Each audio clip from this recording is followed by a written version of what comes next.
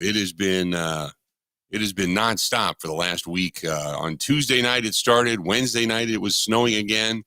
And today it's with a vengeance and goes all the way through tomorrow, and the blizzard conditions kick in. Although I don't think up north is getting it nearly as dramatically bad as, say, the lower half of the state is. I know they need it up north big time. I know some of the resorts, the ski hills and stuff, they need the snow. They need the cold. Well, it's going to get cold. You're going to be able to make a lot of your own snow this weekend, that's for sure. It's going to be cold tomorrow and then frigid all next week. So for those wanting to do the ice fishing thing and get out and do the snowmobiling thing, you need a little more pack, but at least the lakes are going to start freezing over. But welcome into the program today. And man, I tell you, how about those Bucks last night? We're going to talk a lot of Packers today. Don't get me wrong. But I was the Uber driver last night. I was the Uber driver. I'll tell you that story coming up. But I sat down, Calderon Club last night and watched the Bucks game. But there was something in that picture that only one person noticed. One person. That was it. One person noticed that. And you got to go back and take a look at it now to see what it is I'm talking about. But I posted that over on Facebook and Instagram and all that kind of stuff last night. So if you missed it, I'll catch you up on it. We got all that to go. We've got the phone lines are open today. We got a lot of people to talk to. Tyler Dunn's going to be here from golongtd.com. Mike Clemens is going to join us in the final hour of the program. Get us ready. Jaire Alexander's got freak injuries again. I mean, it's just crazy. Kind of a crazy day today. A lot to get to. And Rick says Dallas just scored. Some daunting statistics for the Joe Barry defense. Joe Barry, and I said this today, needs to channel his inner mental images of the former Steel Curtain or the Bears defense or something. He needs to channel another all-time great defensive coordinator to come through him and be able to stop what Dallas is going to offer, because they offer a lot in the way of offense. So good to have you on board today. 877-867-1670, 877-867-1670. You know what scary is, and this is first world craptastic whiny problems, but I'm not a big coffee drinker. I drink hot chocolate, and I have a Keurig. I don't use it a ton, but on days like this, I usually fire up a hot chocolate or two, and I have done it a lot lately because of my voice and because being sick. What is horrible is when you wake up and you realize you only have one pod left of hot chocolate and it's snowing like this outside and you're thinking, I might have to go out in this. Isn't that Crimea River type of problems? But that's what set me off today. So I had to kind of put myself in my own place this morning. If you want to join us, that's phone number 877-867-1670. Hit us up on Twitter at Bill_Michaels, or X as they're calling it. Which it's what it's called now, X. You can find Grant at Wisco Grant. You can find us on Instagram, The Bill Michaels Show on Instagram, The Bill Michaels Show. Same thing over on Facebook, facebook.com/The Bill Michaels Show. Yes, Michelle. Or Cheryl. I'm sorry. Yes, Cheryl. You are correct. You are correct. And you can also track us down on YouTube. YouTube, go there, watch the program, subscribe. It's free. And it's growing, and it's a great way to pay attention to the program. Great way to pay attention to the program. YouTube.com/Bill Michaels Show. And we put the link over on X every morning to say, here you go. If you want to just click on it, you can follow us there. Track us down over on Twitch TV, on Kick TV. You can find us on LinkedIn TV. You can find us on Instagram TV, all that kind of stuff. Also, you can find the website, simply thebillmichaels.com.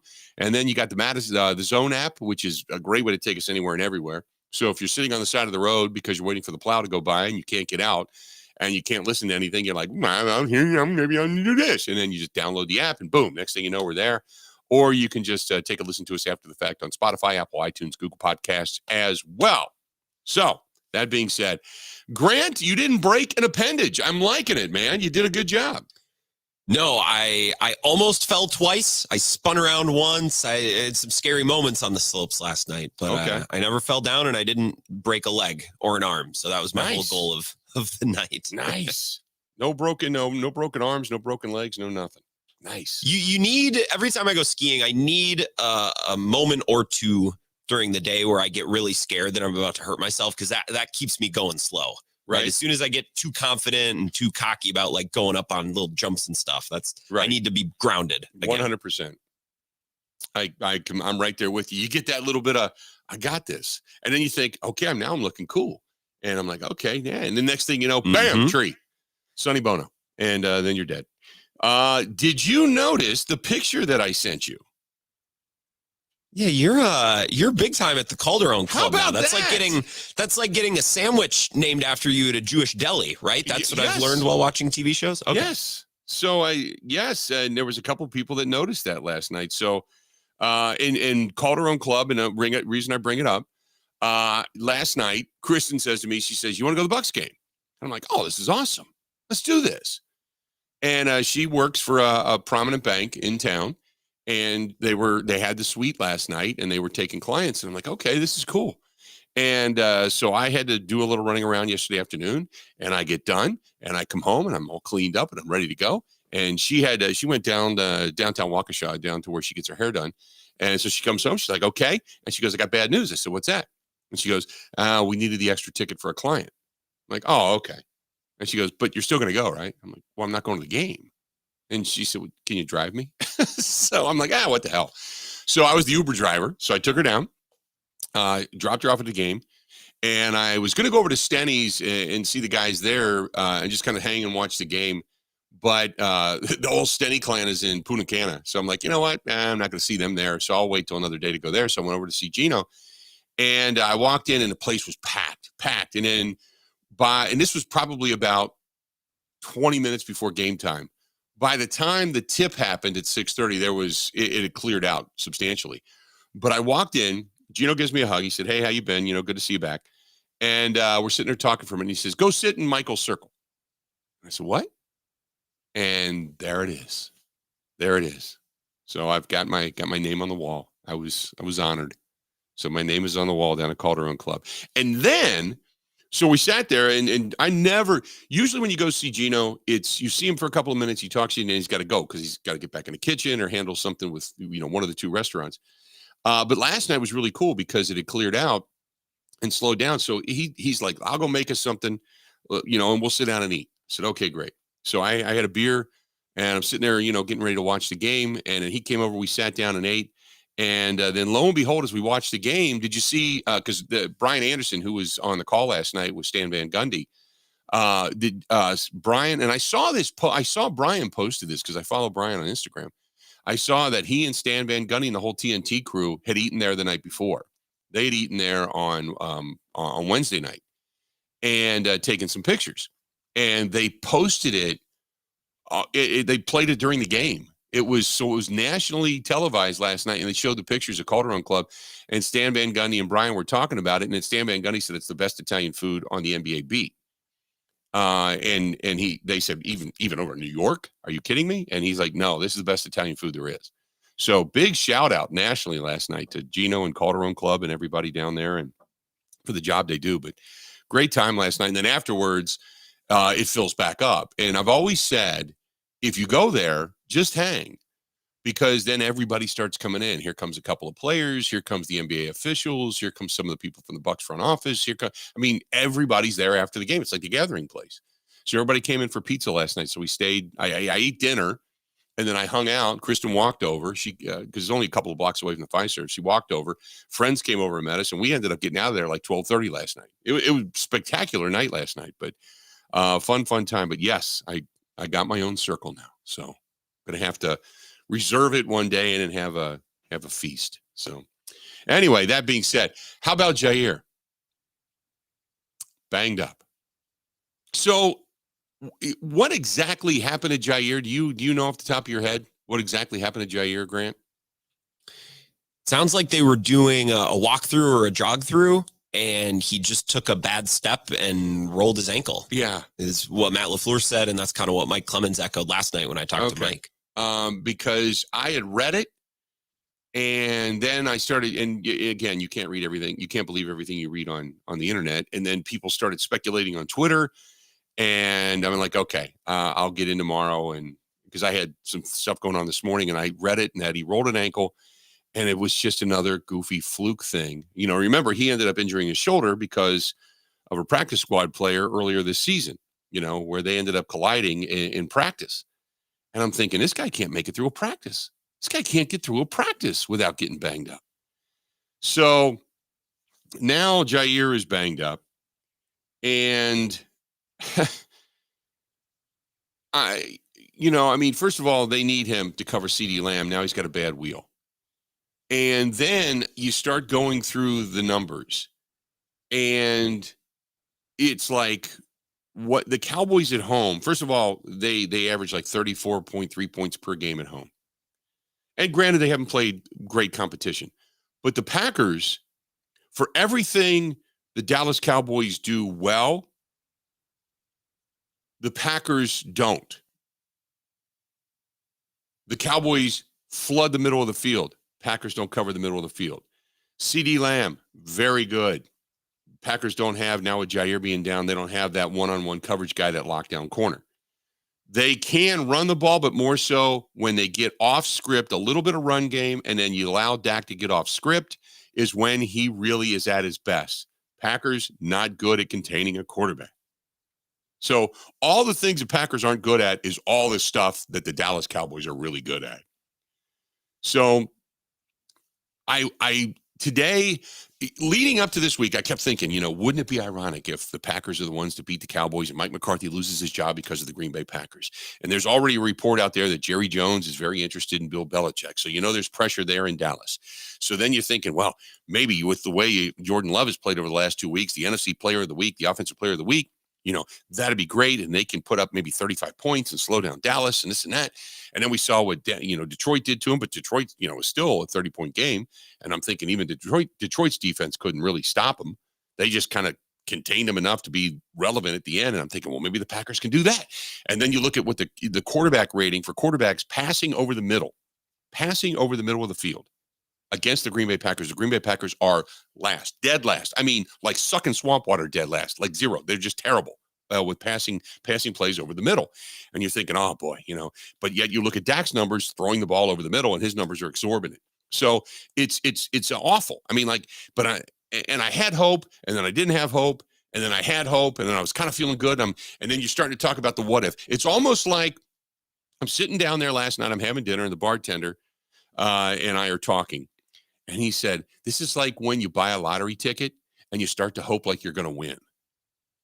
Oh, this is what I would do with the money. And you start to really believe it. Like, it's going to be me and I'm going to win this money and I'm going to pay off my house. I'm going to buy my mom a house. I'm going to donate a lot to charity. Oh my God. And then come Monday, I'm going to stay working because I really want to work, but I'm going to have enough money to pay everything I want to pay. And this is going to be great. And then you go, wait a minute, here's reality to kick you right in the nuts. And Jaire is hurt. Packers defense really, in all honesty, isn't that good with Joe Barry at the helm.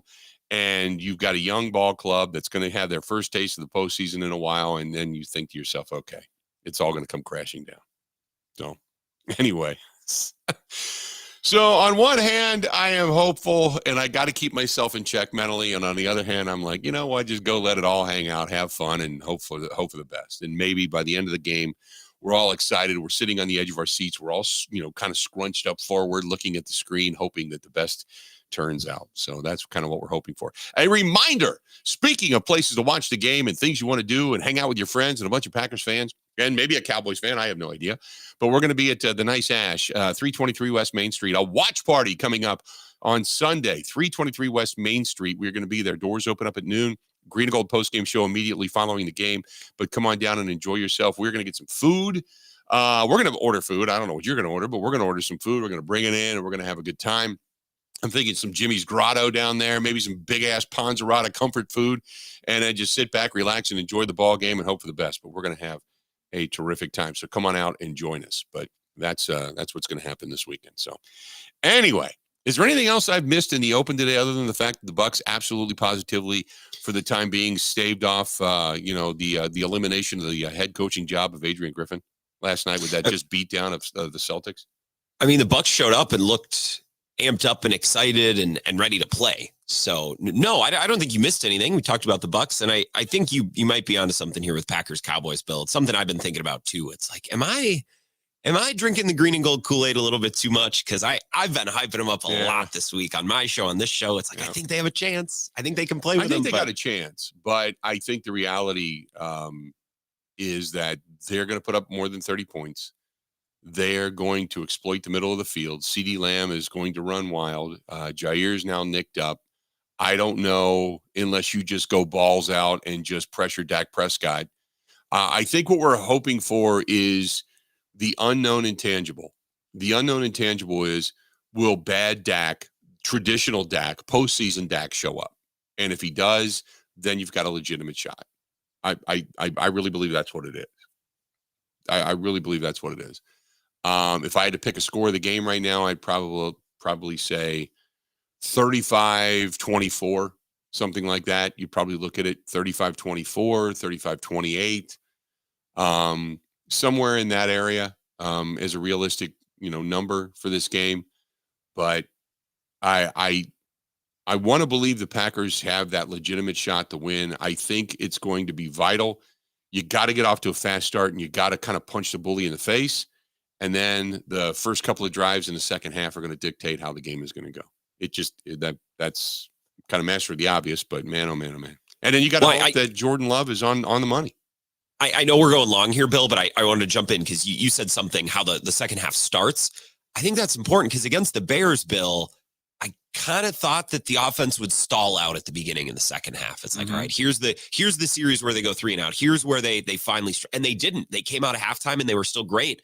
I think previously Packers offenses, and it's not just an Aaron Rodgers thing, they'd come out in the second half and they'd have that 3 and out, or they'd have that holding penalty that kills a drive. And the last 2 weeks, Jordan Love and Matt LaFleur, they haven't really struggled right out of the jump in quarter number 3. That's big. I agree. Yeah, no, I agree. And then obviously you got to have special teams, got to be on point. You can't allow big run backs against the Bears. 4 out of the 5 kickoffs were returned more than 30 yards. You can't have that. And Anders Carlson has to be on. No excuse in the dome. It's just got to get it done there. And the only other thing is that that we failed to mention is that there is word that's coming out of New England that they very quickly have hired their head coach. The Patriots are going to tab one of the assistant coaches. Gerard Mayo is going to be the new head coach of the New England Patriots. That system and his grooming has been in the making for a while now. So when Bill Belichick either stepped down or was fired, that would be the successor, and they did not waste any time. They already knew who they had in the building, and they're not interviewing Vrabel. And I keep hoping that Vrabel might be the guy that comes in and becomes the defensive coordinator for the Green Bay Packers. But he's going to be sought after as a head coach. I can almost guarantee it. So Vrabel's going to end up somewhere most likely, but you would love to see, with the familiarity between him and Matt LaFleur, you would love to see Vrabel be the next defensive coordinator with that mindset. And so we'll see, but nevertheless. So anyway, we went a little bit long, but that's okay. 877-867-1670, 877-867-1670. You want to hit us up, please feel free. Go ahead and do so. And I've been telling you for a while now, don't forget, coming up this weekend, we are going to be live. We're going to be at Nice Ash coming up, 323 West Main Street, downtown Waukesha. We're going to be at the bar on Sunday. Doors up at noon. We're going to have a watch party, watching football all day. And then we got the Green and Gold postgame show live from the Nice Ash coming up on Sunday. So come on down and join us if you can. We're going to have a lot of fun, do some live stuff down there and everything. But then we'll do the Green and Gold postgame show live from the Nice Ash as well. But it's a great place. Normally, last night, tonight, tomorrow, they're going to have entertainment in the house. Tonight, I mean, it is stacking up outside. I went and measured. With all the snowfall we've had over the last few days, I went and measured this morning, and I've got 16.2 inches of snow right now on the table outside. So it's coming down fast and furious. But nevertheless, if you can join us by Sunday and you've dug out, you're probably going to want to get out of the house. So come on by to Nice Ash this Sunday for the watch party. More of the Bill Michaels Show coming up next. This is the Bill Michaels Show on the Wisconsin Sports Zone Radio Network.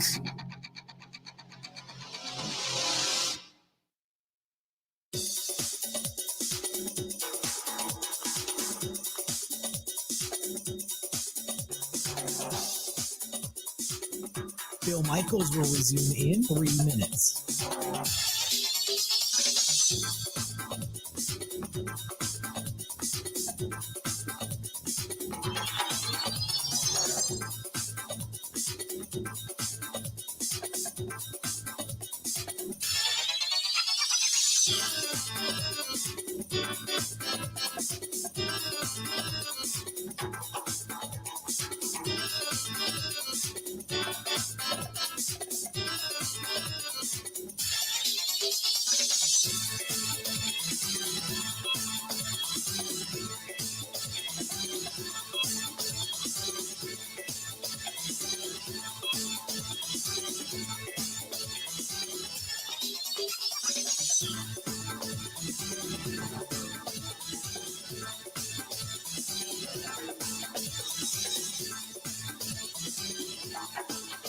Bill Michaels will resume in 2 minutes.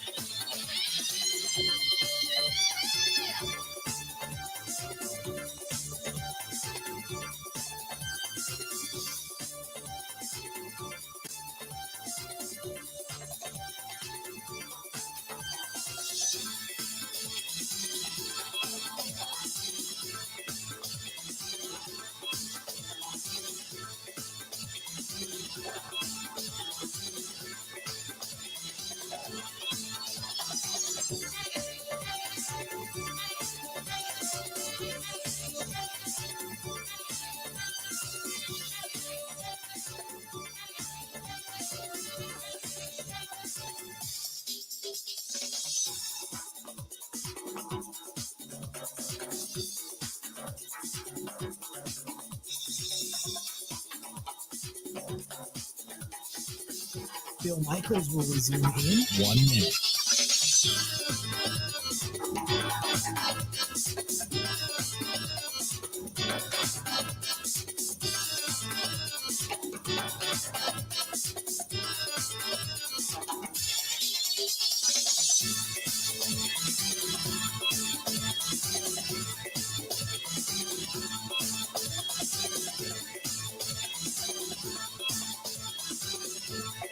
Bill Michaels will resume in 30 seconds.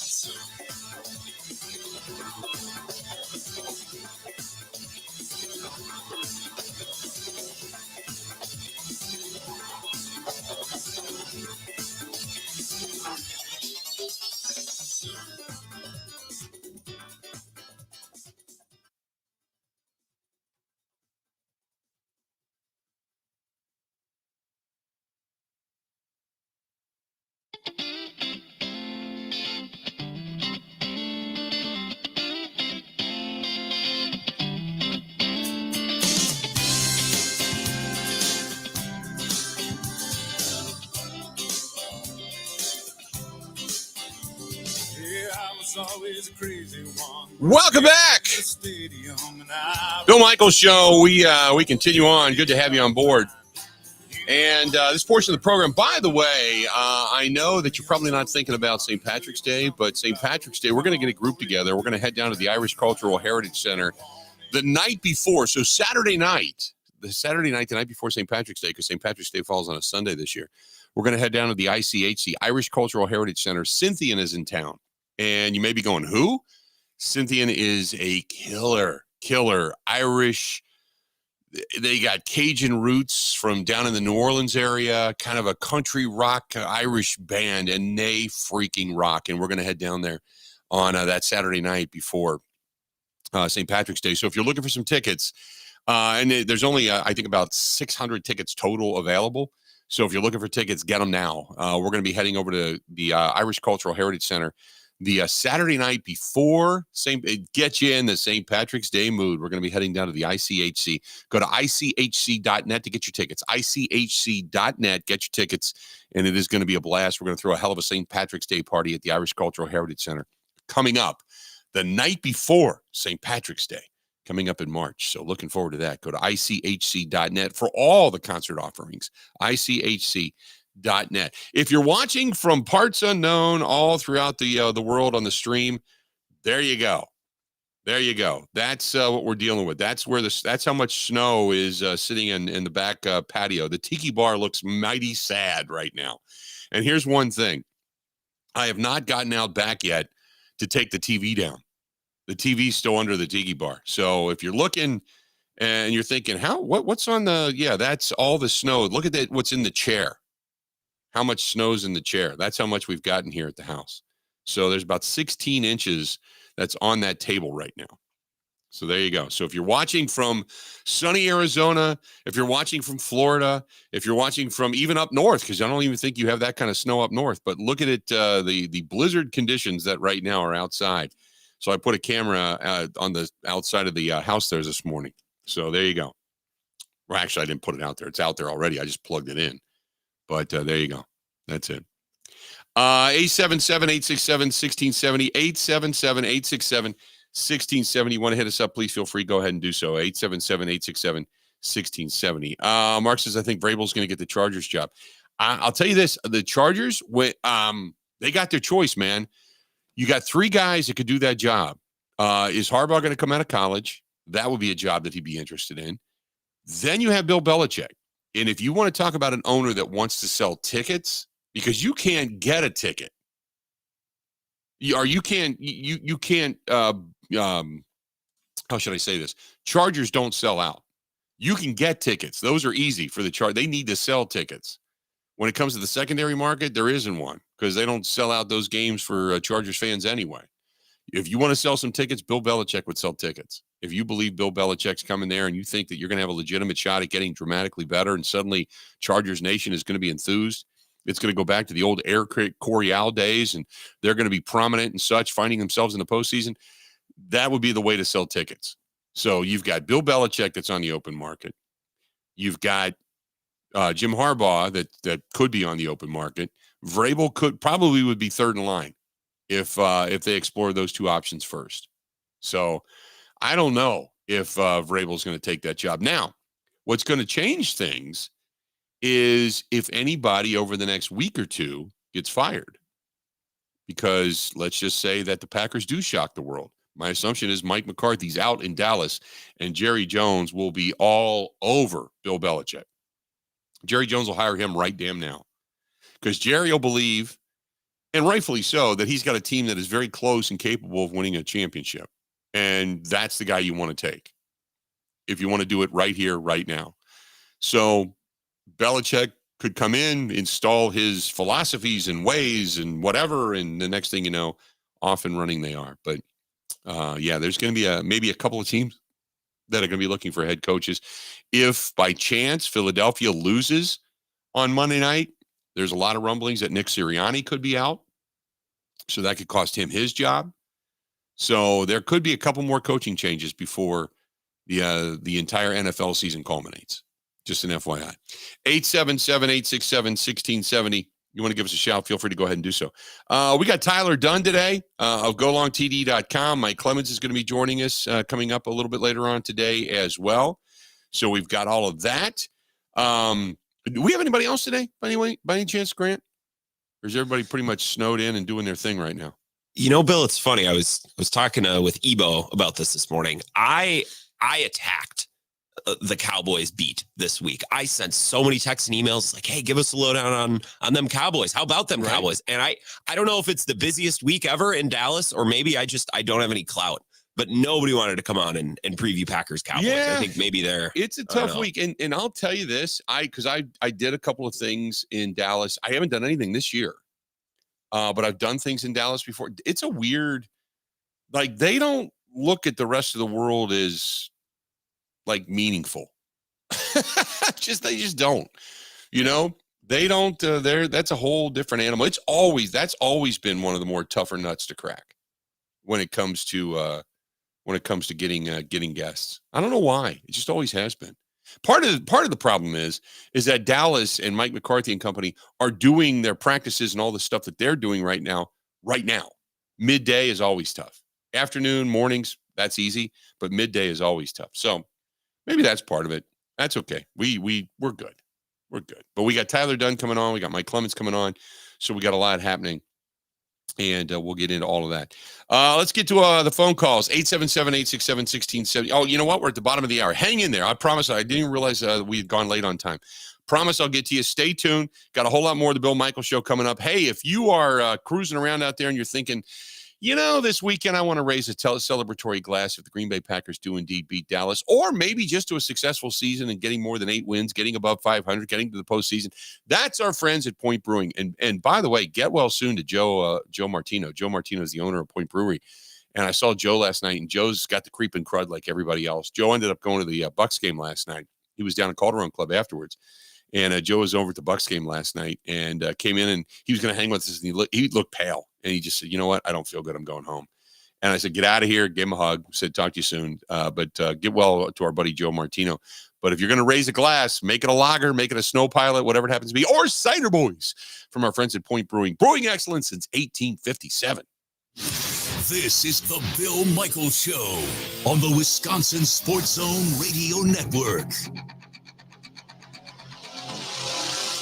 Even when the weather outside is frightful, your energy bill could be much more delightful. Hi, I'm Gina Della from Pella. Replacing drafty windows and doors can dramatically lower your energy costs. Pella Windows and Doors of Wisconsin offers some of the most energy efficient windows in the industry, designed to keep the cold outside where it belongs. You'll help kick the January blues when you choose to book by the 31st for 0% interest up to 36 months. You heard that right. No interest for up to 36 months if you book by January 31st. Pella's premium wood windows and patio doors feature distinguished craftsmanship and nearly endless possibilities, with maximum design flexibility in dramatic sizes, custom colors, finishes, profiles, product types, and more.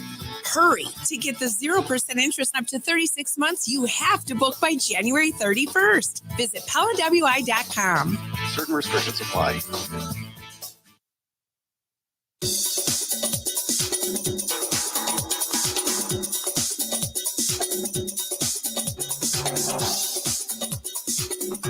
Bill Michaels will resume in 5 minutes.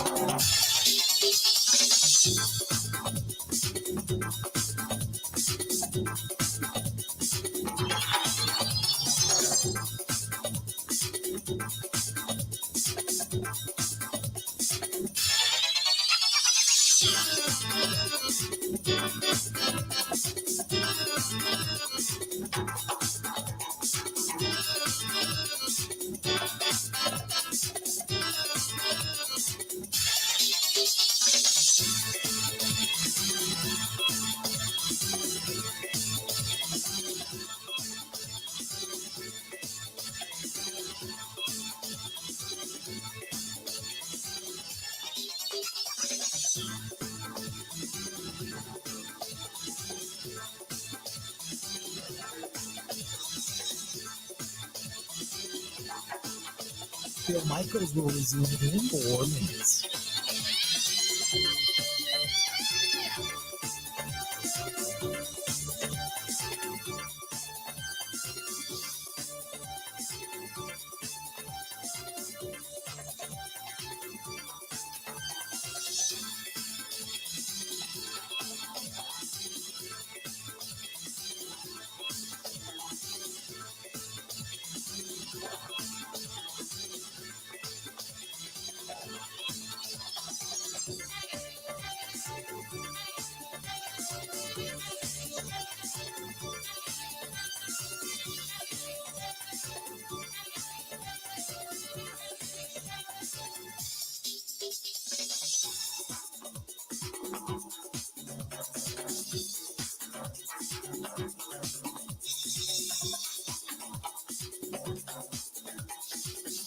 Bill Michaels will resume in 3 minutes.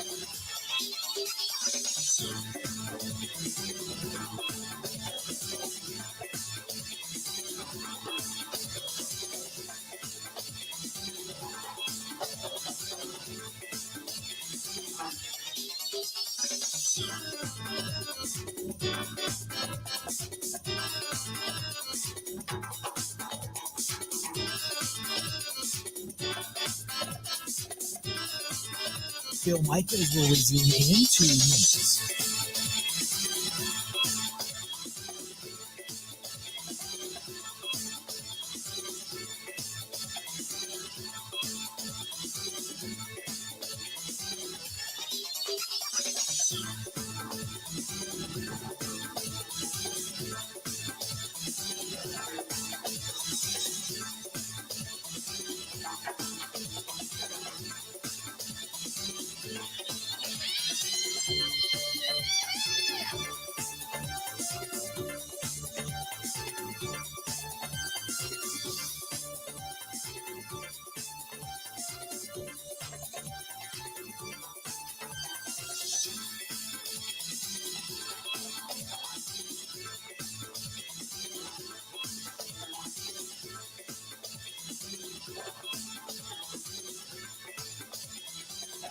Bill Michaels will resume in 1 minute.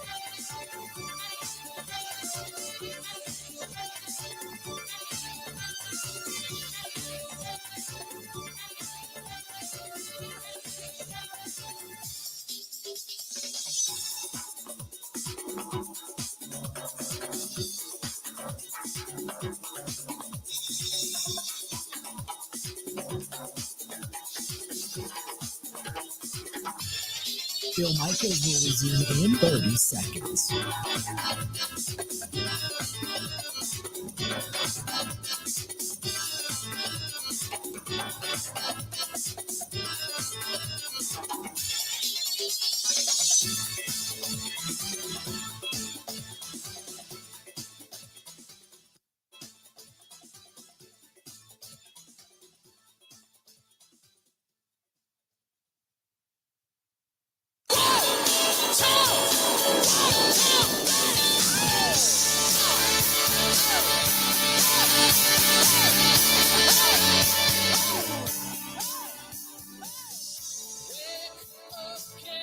Welcome back. You can have the dreamer's disease. That's okay. We got it. We're good. We're good. We're Packers fans, right? You're just kind of hoping, at this point, 1 year under our belts of the Jordan Love era, to have the dreamer's disease a little bit. Just kind of dream a little bit about winning on Sunday. What it would be like advancing to the divisional round after, a super wild card weekend. Hell yeah. Have the dreamer's disease by all means. Hey, if you are looking for a terrific audio video company to work with, our friends at ABC Audio Video, Chris and the gang are awesome. I know they're doing a lot of the home shows because they do a lot of stuff, whether it's custom builds or remodels or what have you. If you want to put in theater systems, surround sound systems, if you want to put in big screens and sound bars and mounting stuff and fishing wires through walls. I mean, he just does everything, whether it's a small, area like, kind of the man cave, or as something as big as, he's done hospitals before where they put new audio video stuff in hospitals and even in workspaces. So many different things that they can do. That's our friends at ABC Audio Video. Go to abcaudiovideo.com. That's abcaudiovideo.com, and they can take care of you. They're great people. They're the ones that have basically wired my house. When I moved in, kind of wired the house both in the big screen great room and then up here in the main living space. But either place, they've done fantastic work, and I can't recommend them enough. Chris is such a good guy, too. Just a really genuinely good person. So check out abcaudiovideo.com. That's abcaudiovideo.com. All right, let's get to the phone calls and talk to our buddy Gerard. Gerard, are you back in the States? Are you still smuggling cocaine down in Bogota, Colombia?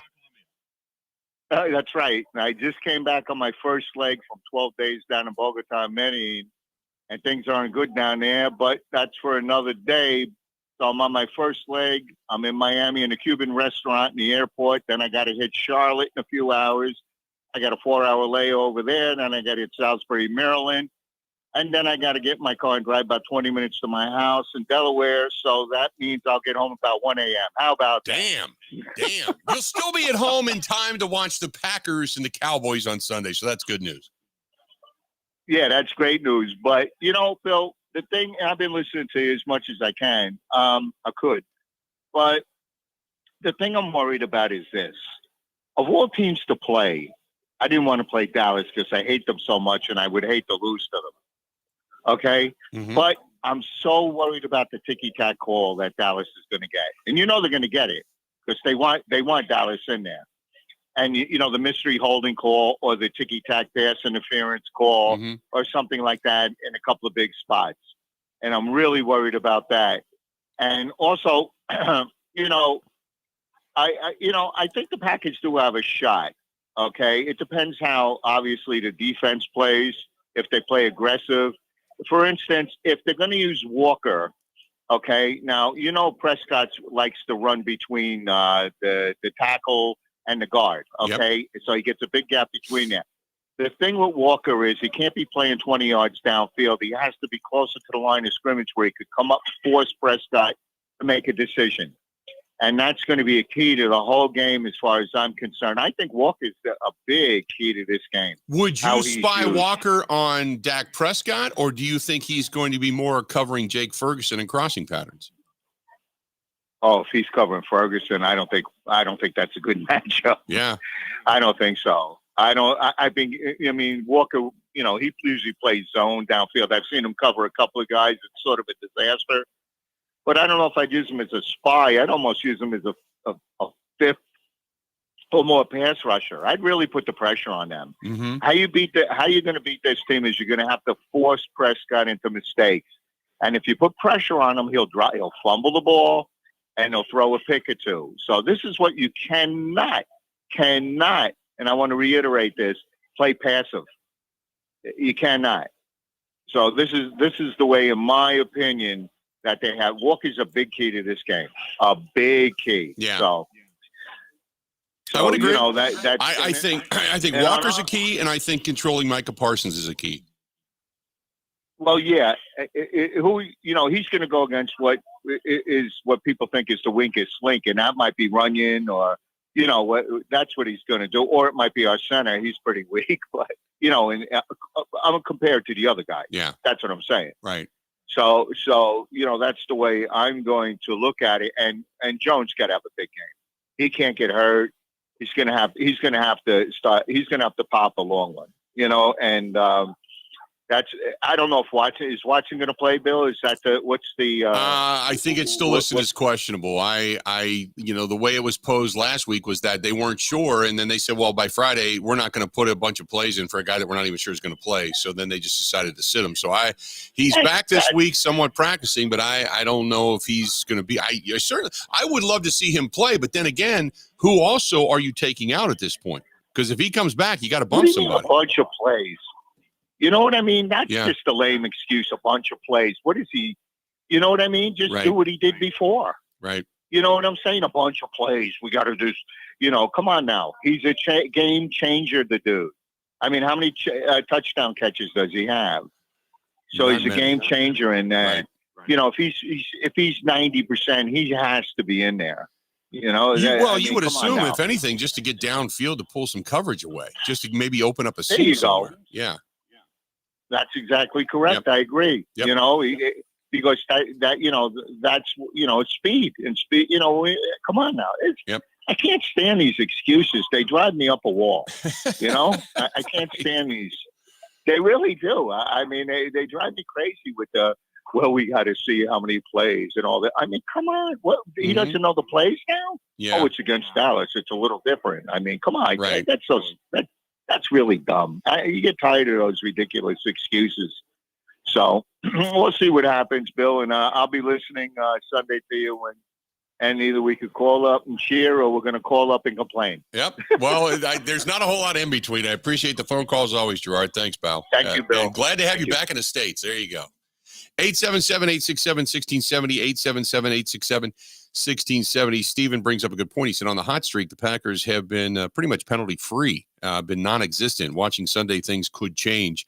Just like a lineman reporting and suddenly not being eligible because he didn't punch the official in the face. So we'll see.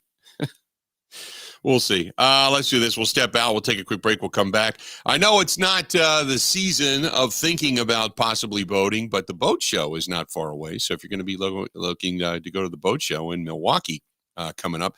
Check out our friends over there at Skipper Buds and say hi to Todd and the gang. They're going to be there, have a big display. 262-544-1200, whether it's new, it's used, service, summarization, or maybe some of the accessories.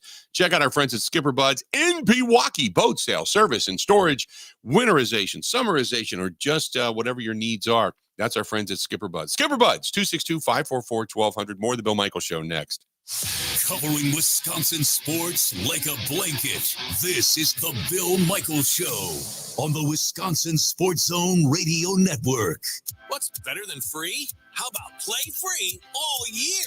This January at Potawatomi Casino Hotel Milwaukee, you can win over $2,000 in reward play every month all year long. Just play your favorite games to earn prize drawing entries. Then stop by each Thursday night in January to see if you're a winner. $400,000 in prizes is up for grabs. Over 40 winners each week. Yeah, free is for me. More info at paysbig.com. Must be 21 years old and a club member to play.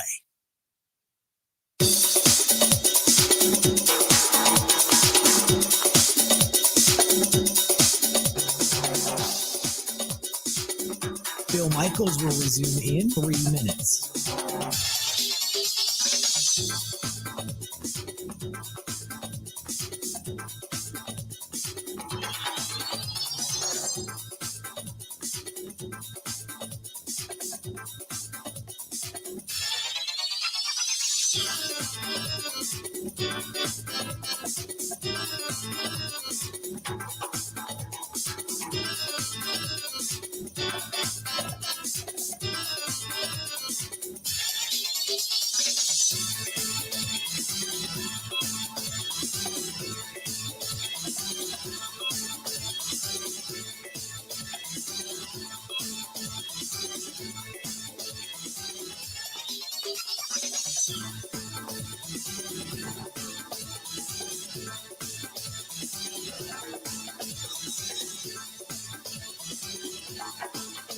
Bill Michaels will resume in 2 minutes.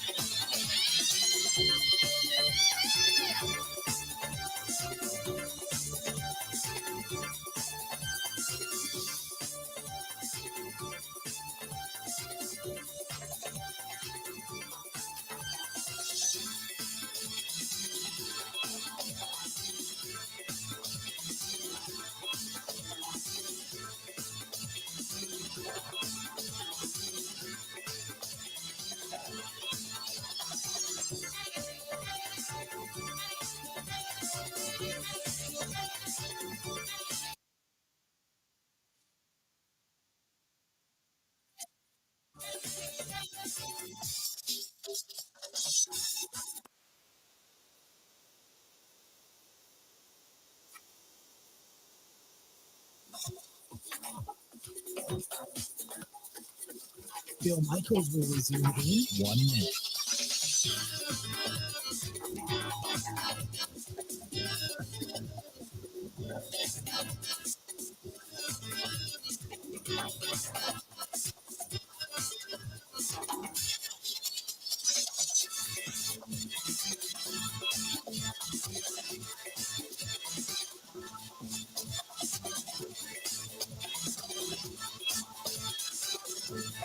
Bill Michaels will resume in 30.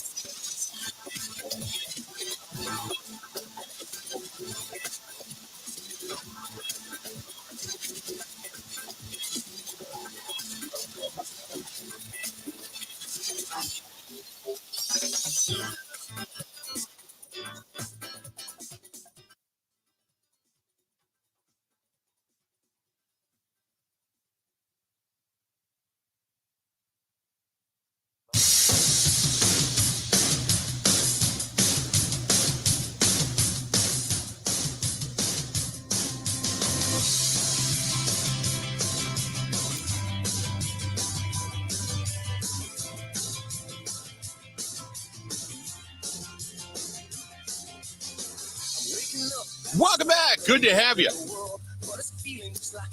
Wrapping up the first hour of the program. This portion of the program brought to you by our friends over there at the Four Seasons Island Resort. And they got all kinds of good stuff going on. They got the Steakhouse Grand Opening, the 1905 Steakhouse Grand Opening coming up next weekend. They've got Chocolate Fest, which is always a big weekend up there, coming in at the end of the month on the January 27th date, Chocolate Fest. And then in February, ladies and gentlemen, they have the Romance Weekends. They have Mardi Gras on the island. They have the Romance Weekend on the 9th through the 10th and the 16th through the 17th. And that's because Valentine's Day falls in the middle of the week. So they've got the Romance Weekend going on. So if you are looking for a great getaway and you're kind of out away from the world, you've got nothing but just where the golf course would normally be. Now it's just rolling hills of snow.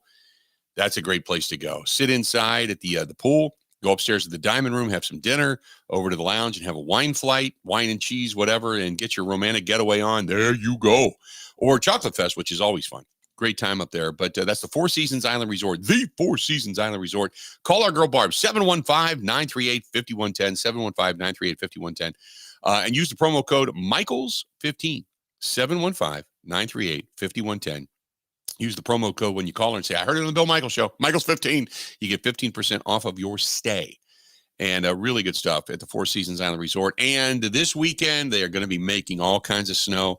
And Pine Mountain is going to finally be fully open for the ski resort side of things up in the UP. So, which is their sister property. So call Barb, 715-938-5110, 715-938-5110, and check it out. Mike says, tell us more about Chocolate Fest. Chocolate Fest is they bring in chocolatiers, I guess, from all over that upper area, people that do craft chocolates and different, things like that up in that area. And they do chocolate and wine, and it's a big deal. They do some really cool things up there, and people turn out, man. It's when I talk about the resort, it's not some massive 400-room resort. It's only 52 rooms. So it sells out quick. That's why when we advertise this stuff, it's like you got to call, because otherwise the stuff starts to sell out. But it's really, really kind of a cool place if you've never been there. I always talk about the lure of the place and just the history there and the old mob connections and being basically, I'm not saying isolated, but it feels like you're a million miles away from the world when you go there. It's just such a relaxing place. Great place to go. 877-867-1670. Dennis says, tell us your opinions about the Bucs game last night. Now remember, the Celtics were coming off of an overtime game the night before, and they looked off. Their shooting was off last night. But the Bucs played a hell of a game, and the Bucs were hitting, they were hustling, they were up and down the floor. It's like everything we had been complaining about, the Bucs did last night. The Bucs played to that level last night, and they were hitting their shots. So many believe that game kind of staved off the talk of Adrian Griffin possibly losing his job by the All-Star break. Now, I don't think that was going to happen, but it was becoming a louder rumble. Now, it's what you do with it. You got a big win last night. You knocked off the Celtics. And remember, last year, the Celtics came into town and beat the absolute crap out of the Bucs by almost 50. I think it was 49 or something. I mean, they crushed them last year. And the Bucs kind of returned to favor a little bit last night. Went on that 25-0 run, and they never looked back. Never looked back beyond that. So guys were hitting open shots. Guys were hitting contested shots. They got to the free throw line last night. So, and they can, the Celtics, knowing that they were coming off of the overtime game from the night before, they kind of conceded by half. That was it. And Steven, you're right. Thanasis he said it was an embarrassment at the end. Look, and it's funny because, Thanasis is probably a really nice guy. I don't know. I couldn't tell you. It's great that Giannis has his brother on the team and they have a family connection and it keeps Giannis happy. But it's the one thing where everybody says, look, there's probably 2 or 3 guys on this team that have no business being on this team, being on an NBA roster. And I get it. But you can talk about it all you want. You can complain about it all you want. But it's Giannis's brother. And they have done anything and everything they can to make Giannis happy. And Giannis enjoys his brother being there and playing with him. So he's not going anywhere. Not happening. But that was one of the discussions last night, we'll say, sitting around the bar. It certainly appears that the rest of the team loves him too, by the way. Yeah. It's not he's like a it's jovial just guy. Giannis Right. that likes him. It seems like he's good for the whole team. You have to keep that in mind too. Yep. He's a jovial guy. He's a guy that everybody likes to have around, no doubt. 877-867-1670. If you want to hit us up, feel free to go ahead and do so. So we've talked about some of the keys to this contest coming up. Don't forget, we've got our buddy Tyler Dunn from golongtd.com coming up here in a little bit. We got Mike Clemens joining us for the last hour of the program today to talk more about the Packers and the Dallas Cowboys. The other thing that we'll talk with Tyler Dunn about is the rest of the NFL. We'll start to talk with him about the rest of the games coming up this weekend. You got, so first of all, the game that's going to be played to keep the weather forecast keeps getting worse and worse down in Kansas City. Originally, it was going to be about 9 degrees with a wind chill of 0. Then it went down to where it's going to be about 0 with a wind chill of negative 27 and high winds. Then in Buffalo, coming up this weekend, they're going to have wind gusts of 40 miles an hour when Pittsburgh goes into Buffalo to face the Bills. It's a little bit of there's some dome games, obviously, and the Packers being one of them, but it's kind of a wild and woolly weekend when it comes to football and some weather. Kristen and I were talking about this today. She said, "Oh my God, no, that's football." And I said, I like football when it's 30 degrees, you've got snow or some rain, and you get the elements in it. 9 degrees below 0 feels like temperature negative 27 with winds at 30 to 40 miles an hour. That's no fun for anybody. That's not fun for fans. That's not fun for players. That's almost like living dangerously. So, I'm not a fan of that at all. I just to hear them talk about it made me hurt today. Holy mackerel, it's going to be brutal in Kansas City. We got an hour down. We got 3 yet to go. Stay right where you're at. More of the Bill Michaels Show. It's coming up right after this.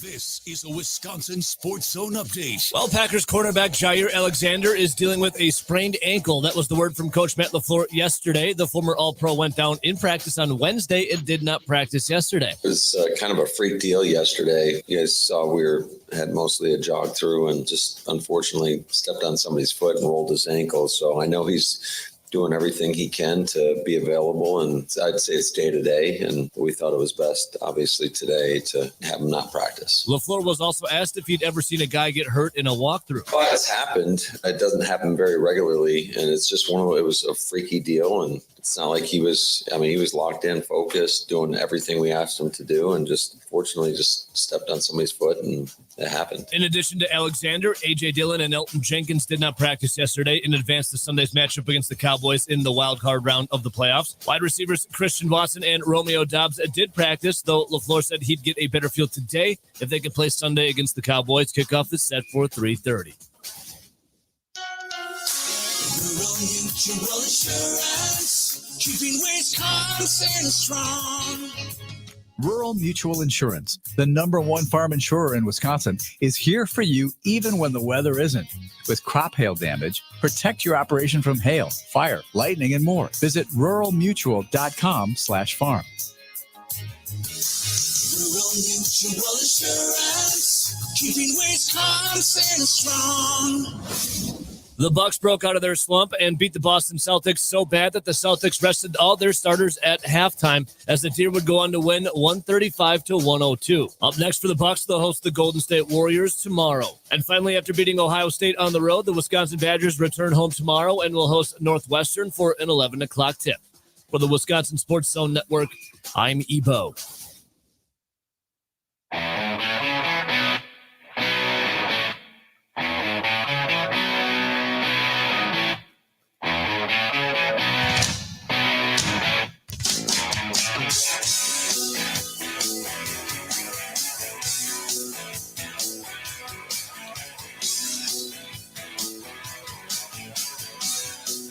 Welcome back. Good to have you.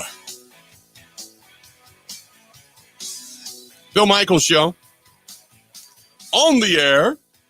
And really enjoying the day today. Today is a hunker down, stay home day. It is nasty outside. If you're just tuning us in, or maybe you're just watching over on the live stream, and we've kind of we got the outside camera going for those that are outside of the area that are kind of going, how much snow you really getting? Well, there you go. That's for those that are watching from the outer banks, so to speak. There you go. It's a boatload. We're getting a boatload, which is fine. You know what? We didn't have any. We're getting paid back now. We didn't have any in December, so now we're getting loaded. Anyway, that being said, good to have you on board. Feeling good about this weekend, regardless of the outcome. We talked about it in the first hour. You kind of come into this week with a lot of hopes. And I described it last night. One of the bartenders, when we were having dinner down at Calderon Club, said it's kind of like, buying a ticket for the lottery, and then you start to dream about winning the lottery, and you start to feel really good and anxious. And in reality, you're not going to win the lottery, but it's good to dream. But ultimately, for what this season has been, the ups and the downs, and the fact that they needed a win to get in, and they did that, gave us a little bit of hope. And in addition to that, gave us a lot of positive spin moving forward. Now, we'll wait and see what happens defensively speaking in the offseason, and we assume that the defensive coordinator, Joe Barry, who we're going to hear from, by the way, is not going to be here. But he has got a monumental task this weekend. It is not, I don't think it's whether or not the Packers offensively can keep up. I think it's whether or not the Packers defensively can slow down what Dallas does at home. Dallas averaging well over 33.3 or 33.6 points per game, I think is what it is when I read it earlier today. And they have been able to put up a large amount of points on teams. But then again, they're not playing stiff competition at home, but they're much better in the Dome. They're undefeated at Jerry World, and they haven't lost there in a long time, as a matter of fact, at Jerry World. But they've been extremely good, and the Packers are going to have a monumental task in trying to slow them down. So we'll see if the Packers are up to the task. Absolutely. Casey says, do you believe that the Ravens are the best team in the National Football League? I picked at the beginning of the season, and I still feel really good, obviously, about my picks. I picked San Francisco and Baltimore to be the two teams representing in the Super Bowl this year out in Vegas. So I feel good about that. I think Baltimore probably is the most complete team. I don't know what San Francisco is going. Some people think Brock Purdy is nothing more than a glorified game manager. Other people seem to think that he's not getting enough credit for being a good quarterback in the National Football League. I tend to lend myself to the latter. But as far as a tenacious defense and a quarterback that certainly is playing at an MVP level, I would be surprised if Lamar Jackson does not win the MVP this year. Lamar Jackson has certainly earned back a lot of respect this season, the way he has played, the way he's bounced back, specifically after signing that big contract and coming back from injury. He has really opened my eyes. He's always been, he's had, he had the good Hall of Fame. He had the good MVP year a few years ago. And then after that, he just never, it's like his game just stalled. And then he got hurt. And we all know that. We all saw what happened last year. And then, the way that their season ended because he wasn't going to play with that knee. And they went into Cincinnati and ended up getting beaten. I believe that had he played, they would have ended up advancing against Cincinnati last year in the postseason. But he comes back this year, and he just has been spot on. And the addition of Odell Beckham Jr., while he has not had this just ginormous vaulting season, he's been a hell of a cog in that offensive machine, and they've been able to do it all. They've been able to run the ball. They've been able to stop the run. They've been able to defend against the pass. He's been very much a guy creating with his legs. He's become more of a quarterback rather than just a running athletic guy. So I've been impressed with Baltimore. Yeah, it pains me because I'm not a fan of Baltimore at all. Just not. Never have been. But Yeah, if I had to give you an honest opinion, I'd probably say, yeah, they're probably just a tick above San Francisco as both of those teams wait for their opponents next week in the divisional round. But yeah, I would probably have to agree with you on that. 877-867-1670. Let's go to the phone calls. Let's go to Joe listening to us in Spencer. Joe, how you doing today, man? What's going on? Did you enjoy that Green Bay Packer CBS episode they had this morning? I didn't get a chance to see it, but I did get a chance to DVR it. So I'm going to go back and watch it when I get off the air today. It was awesome. Was it? They had a board that looked like a ski, very long ski. They had 30 shots on there. They filled them all up, and then everybody took a drink at the same time. And awesome. They had this old ambulance that the neighbor across the road bought. They used that for a setup point for near showing all grills of brats and steaks and everything on there. And they interviewed people. It was awesome. That's awesome. Anytime you get a 30-person shot ski, that's huge. Yeah, they really went all out on that. And they said, that's the best tailgaters in the NFL. Yep. I would most likely agree with that. They do have some pretty good tailgating that goes on in Dallas. I will admit that. Obviously in Buffalo, they've got great tailgating with Bills Mafia and such there. Kansas City has not this weekend, no. No, not this weekend. No, I agree with that. All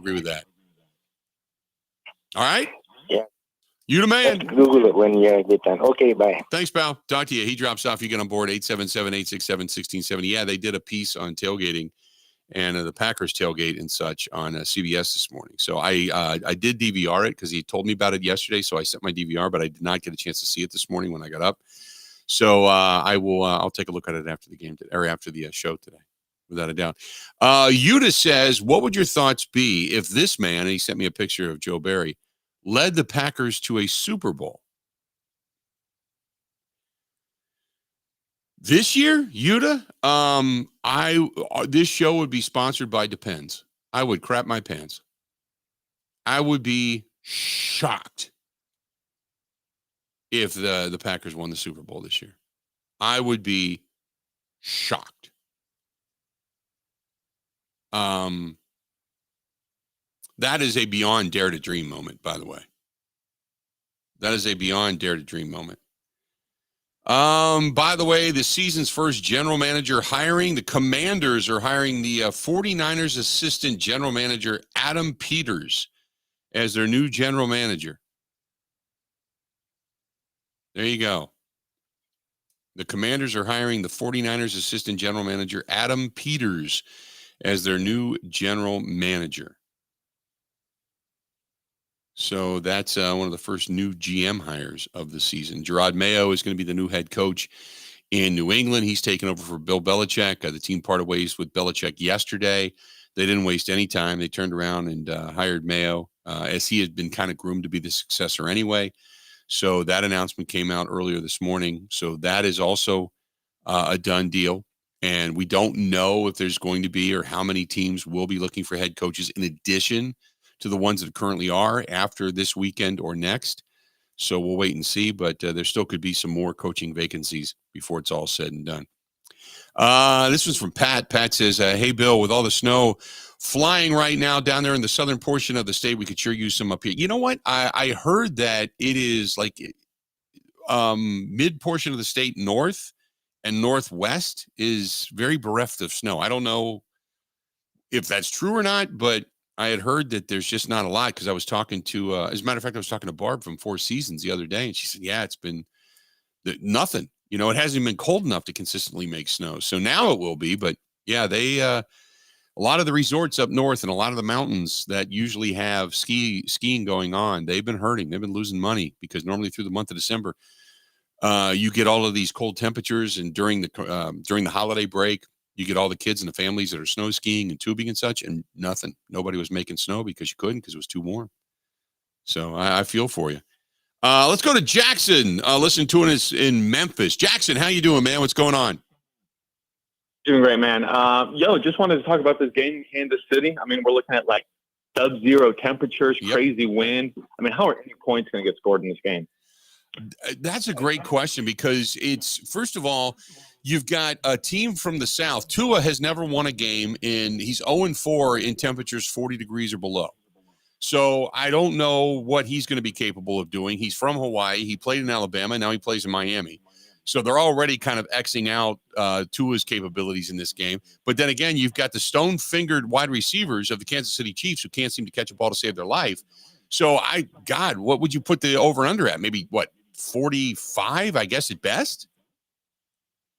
I mean, that's where it is, but crazy winds too. Right. So, I mean, kicking's going to be hard. So Yep. I don't see how really any points out. I'd be surprised if this game gets over 20 points. Yeah, I was going to say, if you end up with a game that's 17-10, it wouldn't surprise anybody, right? Not at all. Yeah. And I said that earlier. It's one thing when you get these frigid temperatures and you say, look, it's going to be a snow game and it's going to be 38 or 32 degrees or 28 degrees or something like that. But once you're down 9 degrees below zero, 27 degrees below zero with feels like temperature and winds of 40 miles an hour, that's not fun for anybody. I don't care who you are. I mean, I know Packers fans pride themselves on getting out in that kind of weather, but that's not fun for anybody. Yeah, I mean, what point is it just dangerous for these guys to just even be out there? Because the high is 6 degrees on Saturday. Yep, I completely 100% agree with you. You know what? It was I just posted this yesterday too, as a matter of fact, that it was yesterday or the day before was the anniversary of the game in which Cincinnati played San Diego. And it was, I think it was negative 40 or negative 59 degrees. It was 40 yesterday. It was 42 years ago yesterday. Cincinnati played San Diego. They met in the AFC Championship game. The wind chill was 59 degrees below zero. And that was the first time that the Ohio River, since they had been keeping records, had completely frozen over to the point that you could walk from Northern Kentucky to Cincinnati without having to cross a bridge. That it completely froze over and barges and stuff were stuck in the middle of the road. I remember that game. I remember that. I remember I lived there. I remember that like it was yesterday. And there's great stories that came out of that game from Anthony Munoz, their all-pro tackle and their Hall of Fame tackle, who talked about, getting his arm, got hit in the arm. Because back then they didn't have the spandex in their sleeves, so they were loose. The sleeves were loose. Mm-hmm. So they would tape the sleeves with duct tape.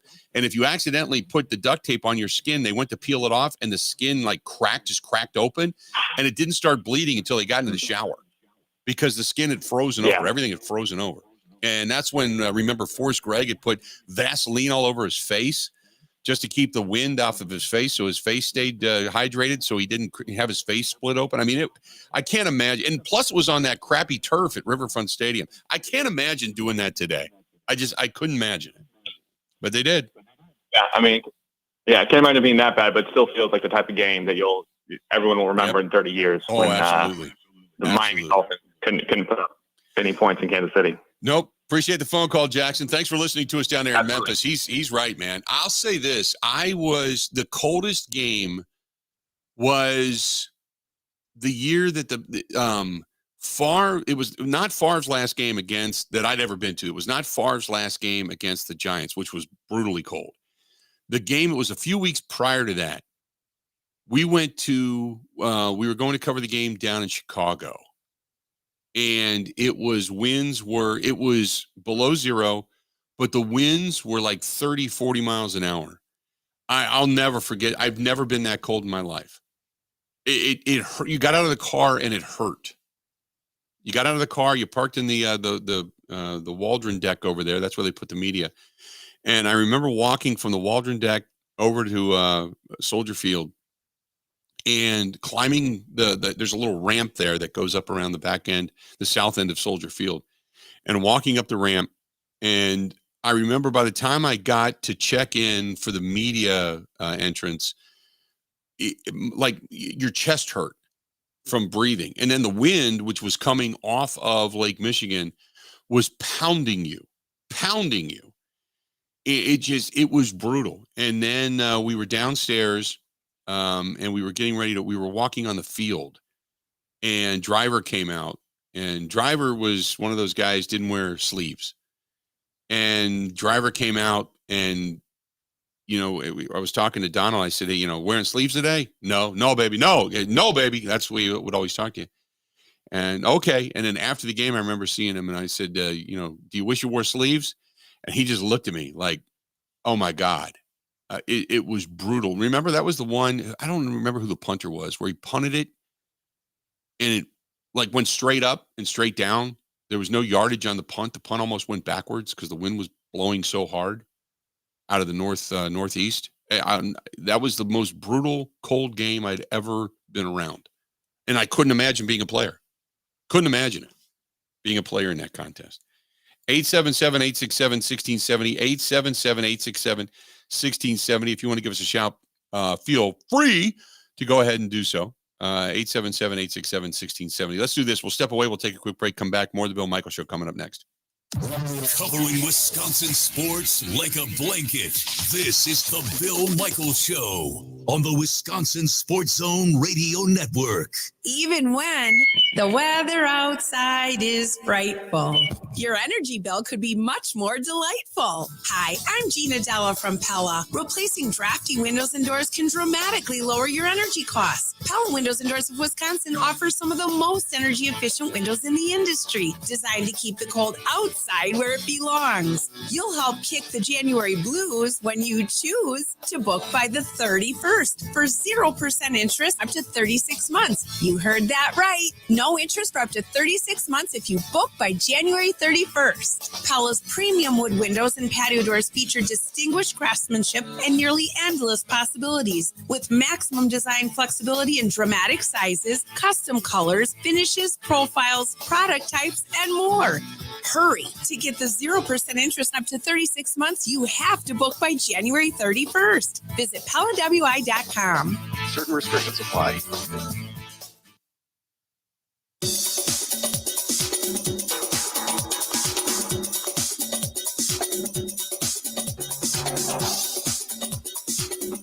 Bill Michaels will resume in 3 minutes.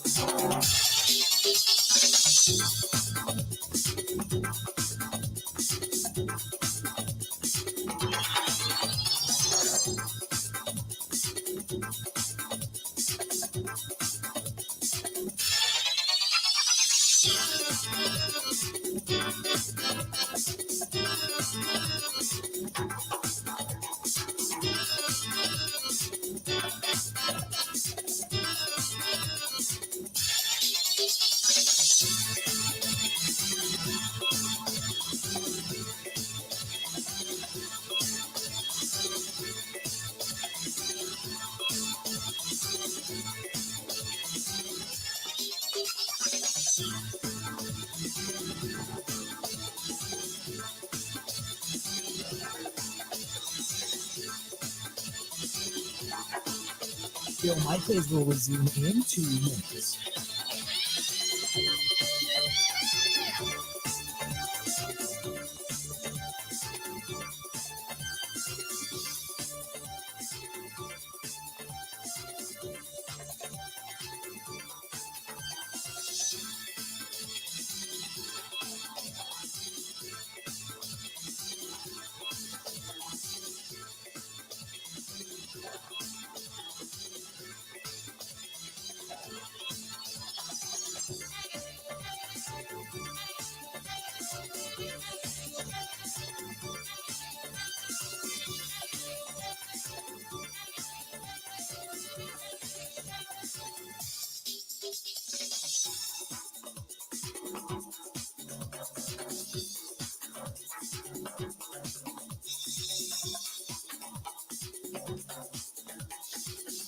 Bill Michaels will resume in 1 minute.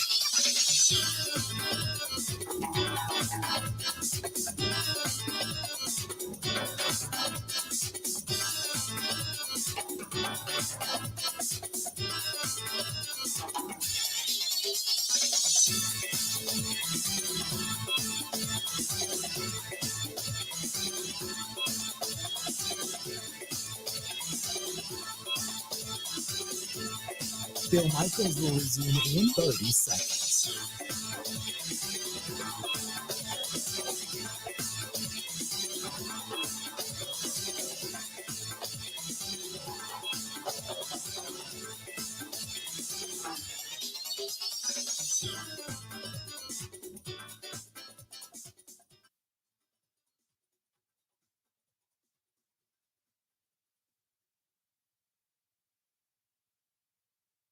You got to hit it, bang it, rock it, put it in the pocket. Hit it, bang it, rock it, put it in the pocket. I said, hit it, bang it, rock it, put it in the pocket. Welcome back. Good to have you. The Bill Michaels Show. We continue on. Two things. One is, hey, Bill, who do you think has had the better season, Jordan Love or C.J. Stroud? Both kind of rookie campaigns. Even though Jordan Love has been in the league 3 years and the study behind Aaron Rodgers, I know he had more knowledge, but do you believe that Jordan Love had a better opening season and debut than C.J. Stroud? Boy, that's... Whew.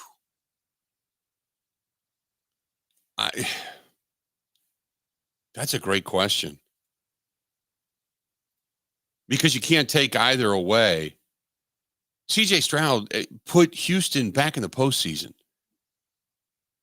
You know, I mean, that team was nothing. They were torn down. They were nothing. And he made them relevant. Jordan Love took over for a legend and was supposed to win 8 games, won 9, 7 or 8 games, won 9, put him in the postseason. And over the last, 8 weeks of the season, had one of the best quarterback ratings of anybody. As the season went on, he got even better. So I don't even, you know what? You can't go wrong picking either. I'll tell you that.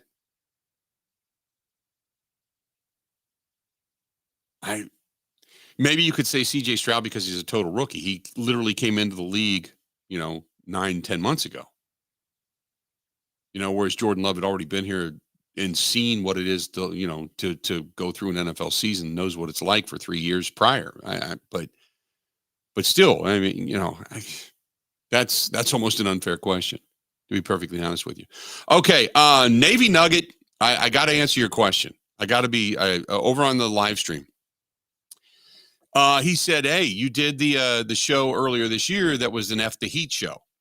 Remember, they were telling everybody, stay home, don't go out, as if, 90 degrees was going to kill people, So, and remember, we did the show outside. I did it. I think I was wearing a black shirt and we grilled out. Remember, we grilled out under the tiki bar. It was 107 degrees under the tent or under the roof of the tiki hut, the whole thing. I get it. He said, why don't you do an F the Cold show and make like ice chairs and sit outside and do the show? I'm going to be 1,000,000% honest with you. Okay. This is one of those completely bearing of the soul moments. I am a giant wuss when it comes to cold. I hate it. I'm not a fan. I know I live here. I love it here. But I love the snow. I love to look at it. Days like this is my mental picture. Okay. Coming up later tonight.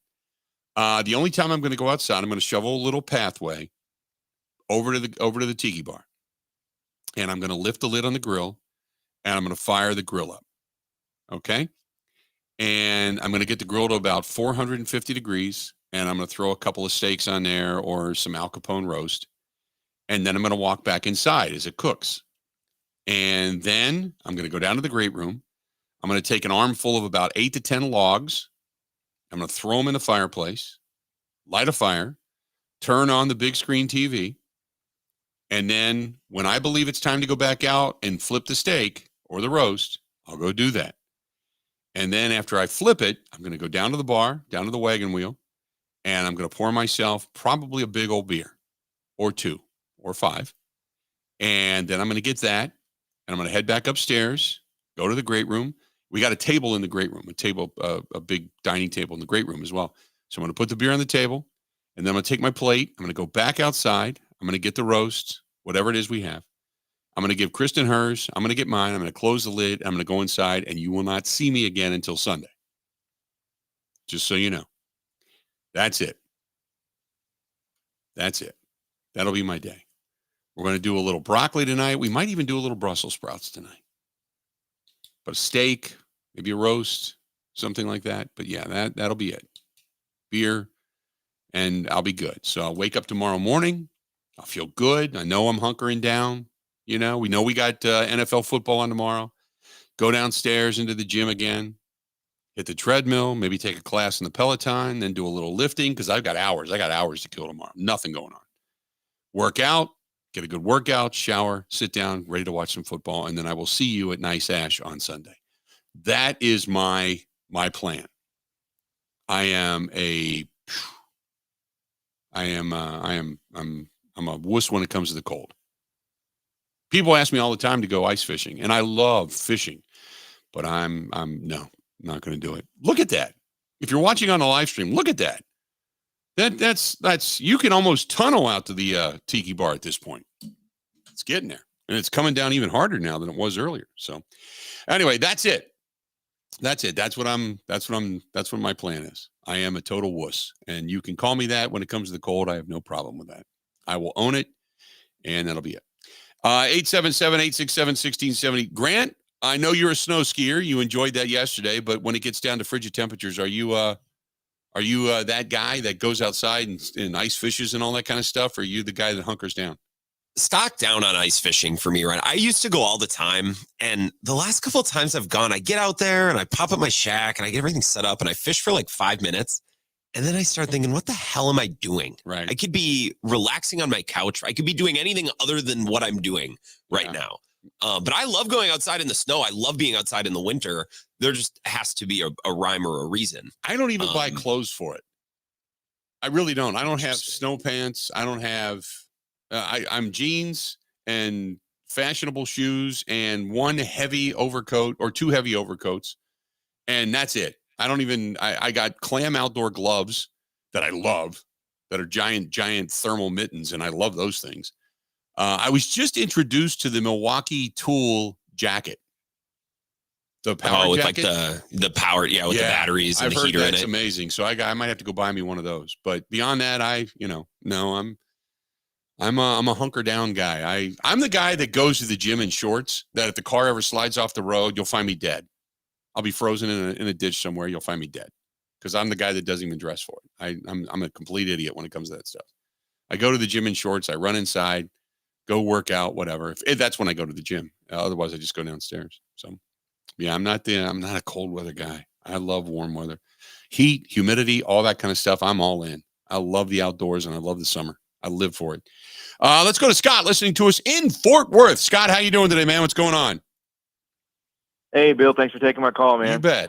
Hey, I think the Pack actually have a little bit of a chance here. I'm optimistic. I think McCarthy is, I know he won the Super Bowl with us, but I don't think he's necessarily a big game coach. I think he's failed more than he's succeeded when it comes to big games. And if, being down here, I'm surrounded by Cowboy fans, and they're not big on McCarthy down here either. All my coworkers are like, McCarthy sucks. And I try to defend McCarthy. Like, well, he won a Super Bowl. What? He was good for the Packers for years, but, he didn't only. Tell me this, Scott. Why do they think he sucks? They just aren't sold on him. I cannot put my finger on it. I think a lot of them want Dan Quinn to be their next head coach, or they were really high on Peyton down here before he took the Broncos job. But I could not put a finger on it. They can't give me an explanation as they just aren't fond of him for whatever reason. I think he's a good coach, but because, we all know he's not the best clock manager in the whole wide world. And, I looked at some of the stats for the Cowboys. They only put up 20 points against I think kind of a meager Dolphins defense. They did lose on the road to the Cardinals this year. So, I think if they double CD, hopefully Jaire can play because they're going to need him on CD because he's the real deal. If they can find a way to maybe double CD and put their maybe third best or their nickel guy on maybe Ferguson, I don't think Dallas really has a whole lot. Their running game is mediocre at best, in my opinion. I live down here. I couldn't tell you who their starting running back is. It was Tony Pollard, but I think he didn't quite come back from the injury he had last year. So I couldn't tell you right now, living down here, getting force-fed Dallas Cowboy crap, who their leading tailback is. And so I think they have a chance on here. So I'm cautiously optimistic. But again, like you said earlier, we're playing with house money, so we'll see what happens. So what do they feel down there? As much as they don't like Mike McCarthy, do they feel that this game is a layup?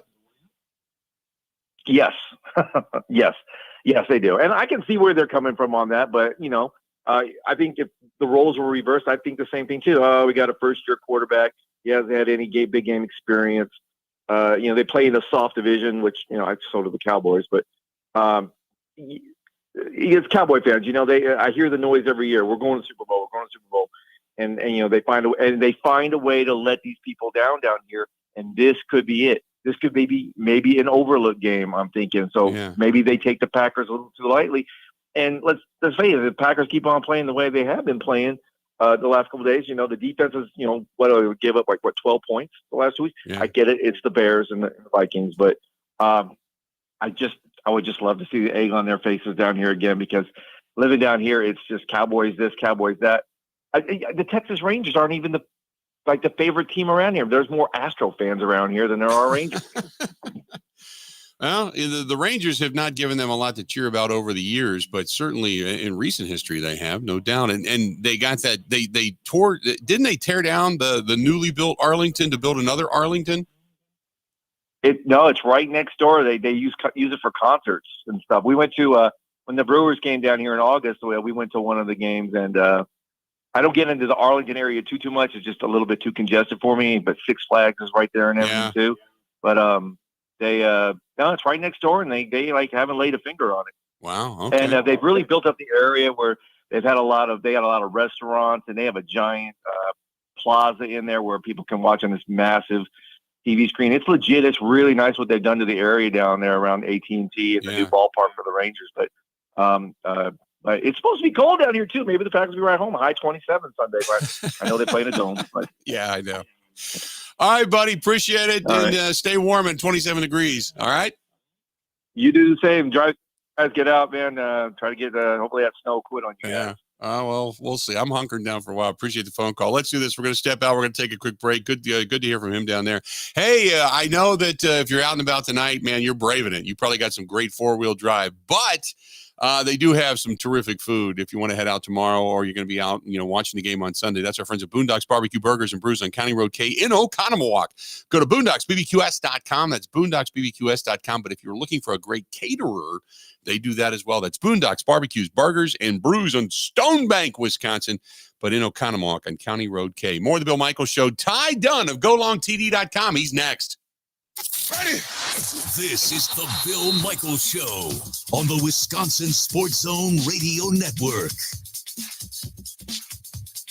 What's better than free? How about play free all year? This January at Potawatomi Casino Hotel Milwaukee, you can win over $2,000 in reward play every month all year long. Just play your favorite games to earn prize drawing entries. Then stop by each Thursday night in January to see if you're a winner. $400,000 in prizes is up for grabs. Over 40 winners each week. Yeah, free is for me. More info at paysbig.com. Must be 21 years old and a club member to play.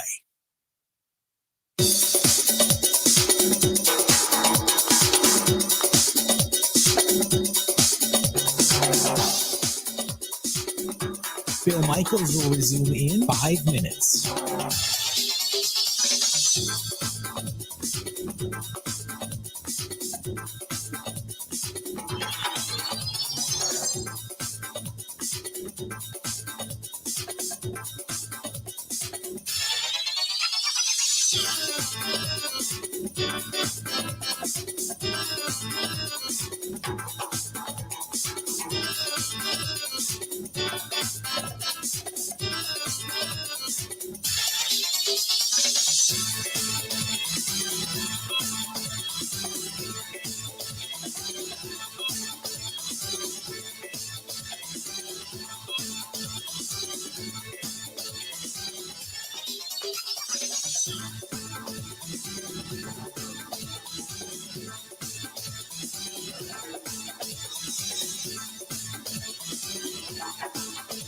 Bill Michaels will resume in 4 minutes.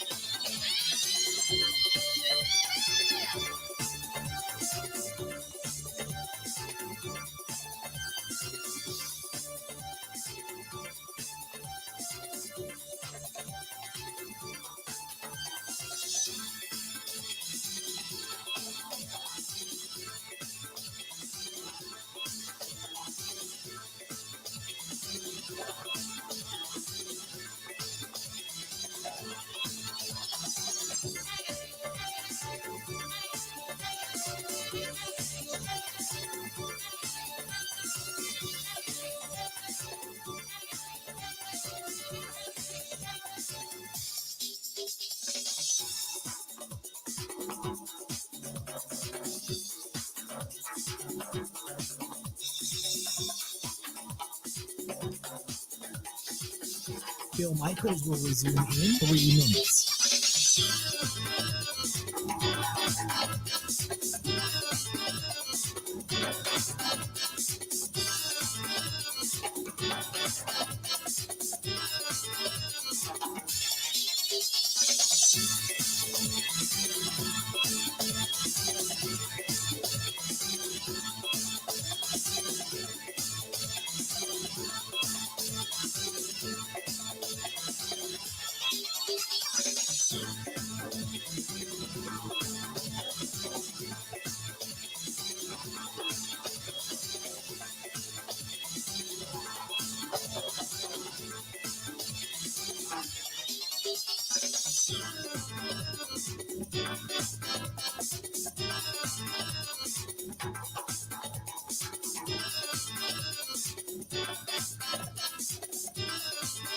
Bill Michaels will resume in 2 minutes.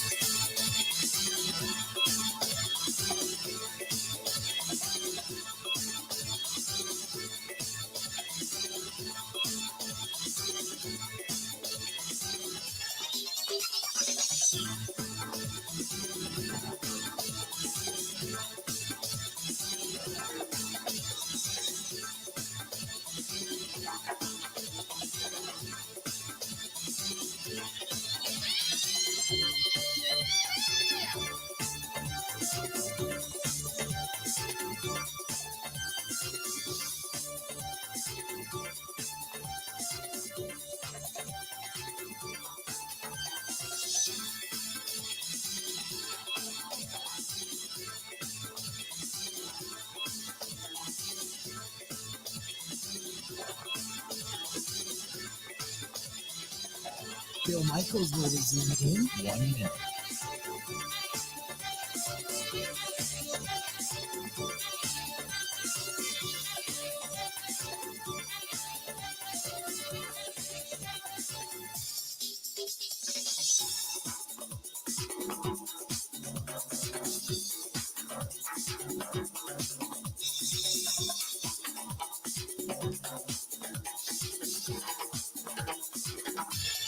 Bill Michaels will resume in 30 seconds.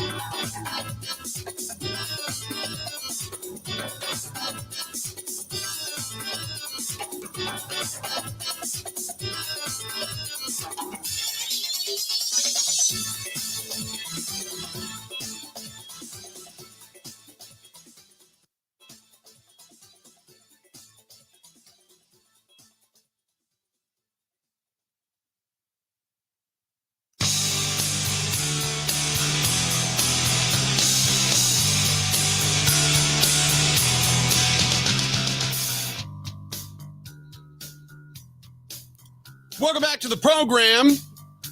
I get to Tyler Dunn of GoLongTD.com. Bring him in as we continue on this snowy day here in the great state of Wisconsin. Ty, how you been, pal?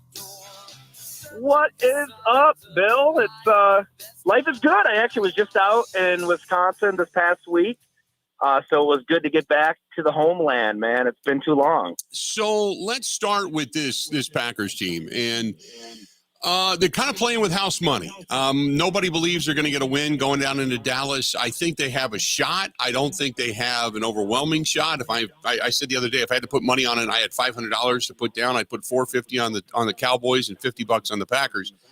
But tell me what you think of this team and the way the season ended and where they are now. Give me the overall, so to speak. It's funny when you said that, Bill. I thought you were going to go the other direction because if I had 500, I'd go 450 on Green Bay. Really? And yeah, I think this is a phenomenal matchup for the Packers. And I'm not alone. Just did a podcast with Bob McGinn, and I'm sure your listeners know over the several years, several decades, he's never made predictions at the Press Gazette, at the Journal Sentinel. It's not been Bob's thing, even here at Go Long. And he told me before we hit record, he goes, T, I want to say something, and I don't want to tell you before we start. So I just want to say it in the moment. And it almost blew me away. It kind of blew me away as much as his report on Green Bay being done with Aaron Rodgers in February, because he just never goes this direction. And he explained it all on the podcast, and I'm a believer, too. I think that finding that run game at this point of the season is massive. This looks like peak Aaron Jones. Living here in Buffalo, seeing what James Cook and the Bills did to the Dallas run defense, it was embarrassing. It was really like watching a high school team get pummeled, where you know what's coming and you can't stop it. So to have that in your back pocket, in addition to Jordan Love reading the whole field, finding the weakness and exploiting that weakness, I think Green Bay is going to move the ball up and down the field, and I think the defense is just going to have to get a few stops. And even on the road, I think that they get those stops, even with an embattled coordinator. I think they're feeling themselves right now out of these last 2 wins. How do they stop one CeeDee Lamb? Now you've got a little bit of a banged up Jaire Alexander with rolling his ankle yesterday, but how do you stop CeeDee Lamb? And then when you look at the Dallas Cowboys and what they do in off-script plays with Dak, and the fact that the Packers are the worst team in the National Football League at covering the middle of the field, and yet that's where the Dallas Cowboys like to exploit. I mean, something's got to give, obviously. And if Joe Barry can't figure that out, then I think this could be a really long day at the office. And the fact that the Cowboys have not scored under 30 points at home all season long is another kind of thought in mind, even against a pretty good Detroit defense. And we know how that game went, but still, they move the ball in Jerry World, man. They do. It is a different beast in Dallas, as we've seen. They're front runners. When the going's good, right, man, they can put up 30, 40 on any team. So I don't anticipate the Packers just going down there to Texas and shutting down Dak Prescott, shutting down CeeDee Lamb. But we have seen the secondary at least slow the bleeding against these elite wide receivers. It's not going to be one cornerback on CeeDee Lamb. It's going to be a collective. I think they're going to give whoever's on them a ton of help. And, Valentine, whoever's out there, I think that they're going to have help over the top. They're going to have help inside. They're going to force Dallas to feed the ball to other players. And if Brandon Cooks beats you, if Tony Pollard beats you, so be it. I would just be really surprised if CeeDee Lamb went out there and had $150 and 2 touchdowns. I don't think that Mike McCarthy is creative and innovative enough to scheme up ideal matchups over the course of 4 quarters against Green Bay. He's a good coach, obviously won a Super Bowl, but he's at his best riding the talent, getting those one-on-one matchups. I don't think they're going to get those one-on-one matchups, at least with CeeDee Lamb for the full game. So that at least gives me a little hope if you're Green Bay that you've done it. You've done it against Justin Jefferson. You've been able to umbrella some help over the top, and then it's a matter of getting a turnover here or there. And I don't know where it's going to come, but I think that the Green Bay pass rush is dangerous enough to rattle Dak Prescott. It's not just Rashawn Gary. You're seeing different sources of pass rush out of Green Bay, and if you just get enough, like you did against Jared Goff, and remember, that was in Detroit. That was in a raucous environment on Thanksgiving Day. I think that you can force a turnover on Dak Prescott still. At Go Long, what is the most intriguing thing right now? I mean, obviously we're into the wild card weekend, but you've got Bill Belichick leaving New England. Immediately they hired Taron Jarrett. They bring him in. And then in addition to that, you've got other coaching openings. You've got the thought of Harbaugh coming back to the NFL. I mean, just so many moving parts. And then we had mentioned that, hey, if the Cowboys lose this game, most likely Mike McCarthy would be out. But what is the most intriguing thing right now going on this weekend at golongtd.com? I'll stay right there on the Packers. I spent some time out there this past week. I actually got in before one storm and the heck out of Dodge before the next. So Mother Nature was looking after. But just on this last topic with the defense, I sat down with a starter on defense over dinner on Tuesday night. I'll be posting the story here in a few hours. And I thought that he made a really good point. You mentioned house money earlier, Bill. I generally don't think anybody in Green Bay is viewing this game as house money. Like, is this player told me they don't want to be quote unquote participants. Mm-hmm. He was almost a little pissed off when I kind of steered the conversation that way. Like, oh, you're the youngest team ever to be in the NFL playoffs. And they don't like hearing that. They don't want to hear that. They're going down there to win a game. And I think defensively, that's going to be the mindset that they genuinely believe they can stop this offense. So, that's going on. And I definitely did some reporting for the future that people will see. We've been all over Jordan Love, a few years ago, kind of declaring this guy that next in line. I mean, if he hits, you can't speak on it enough, Bill. 50 years, half a century of just harmony at quarterback. Right. It's nuts. Like, however this game goes, that's a storyline that kind of transcends sports. It's really remarkable.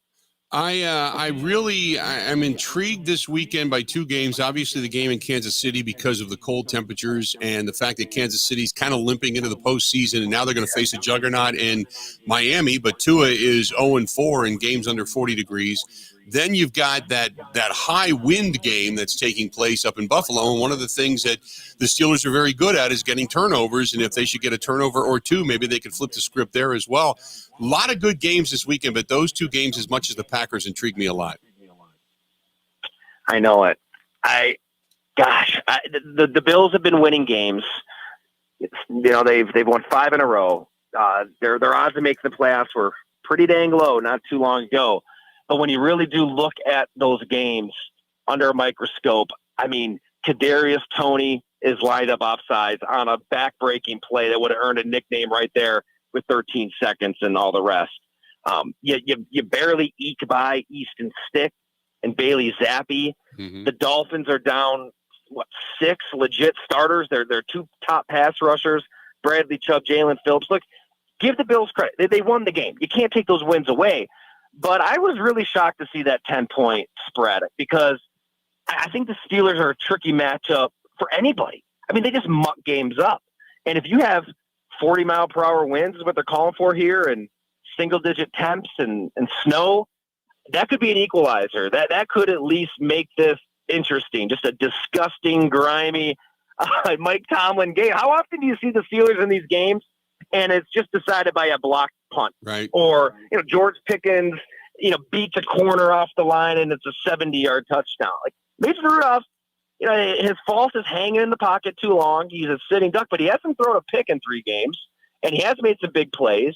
And they do have the best 1-2 punch at running back. No TJ Watt is huge. They're 1-10 without him, but they're better equipped to handle the loss this time with a Marcus Golden, with drafting some pass rushers. They kind of prepared themselves for this kind of loss, and you get Minkah Fitzpatrick back. I see that game being a game in the fourth quarter. Real quick before I let you go. So everybody wants to go to golongtd.com. They can go there. They can subscribe and check everything out. What do you got coming up this weekend that come Monday we're all going to want to read about? Yeah, so we'll fill your listeners in. That player I kind of referenced was Jonathan Owens. So unbelievably fascinating guy on the field, off the field. I think he really does represent the real NFL, right? We see these star players on TV. Well, there's a hell of a lot more Jonathan Owens that were cut constantly on practice squads and just begging and pleading and busting butt to get a chance. And I think that his story is pretty reflective of why Green Bay is in this position. So that'll be up soon. And I also have my latest conversation with Brett Favre, and an hour plus. He discusses all things Jordan Love. He is all in. He thinks that they just hit an absolute home run. Loves his game. Sees himself in Jordan Love's game. Talks Mike McCarthy, what's possibly going through his head. If he loses this game, Jerry Jones can fire him, which is unbelievable. I think that people are going to want to check out that pod. It's up right now if you want to. Great stuff as always, Ty. We appreciate it. We'll talk to you soon. And as the postseason rolls on, you and I are going to get together anyway, and then we'll see you in Vegas for sure, right? Hell yeah, man. Let's make it happen. Absolutely. You got it. Hey, maybe Green Bay will be out there, right? They'll join you. Cross our fingers. That'd be good. That'd be huge. Cross our fingers. Appreciate it, pal. We'll talk to you soon. Thanks, Bill. There you go. Ty Dunn of golongtd.com. That's golongtd.com. You can read his stuff there. Again, golongtd.com, and always has good insight. Speaking of that, insight-wise, I've been telling you about our friends at One Collision County Line. I got an email today, and this was this morning it came in. It said, hey, unit, unfortunately, we needed one collision. Our 16-year-old son wrecked our Toyota Camry, but you're right. Jim was unreal nice, and they have kept us informed every step of the way. We appreciate the heads up. That's Kathy in Oconomowoc. So she drove all the way from Oconomowoc to Menominee Falls to take their car to One Collision. And that's what I said. When I had my fender bender, they did an incredible job. And now they keep you informed every step of the way. They actually text your phone, and today's the day it's going into paint. Tomorrow's the day we're doing this, and then hey, we're waiting on one part, or this is the time you can come and get it. I mean, they let you know every step of the way what's going on with your vehicle because everybody wants to know. That's your life's blood, man. You got to get around. So check them out. One Collision County line. Again, One Collision County line. Call them 262-251-1700, 262-251-1700. More of the Bill Michaels Show. It's coming up right after this. This is the Bill Michaels Show on the Wisconsin Sports Zone Radio Network.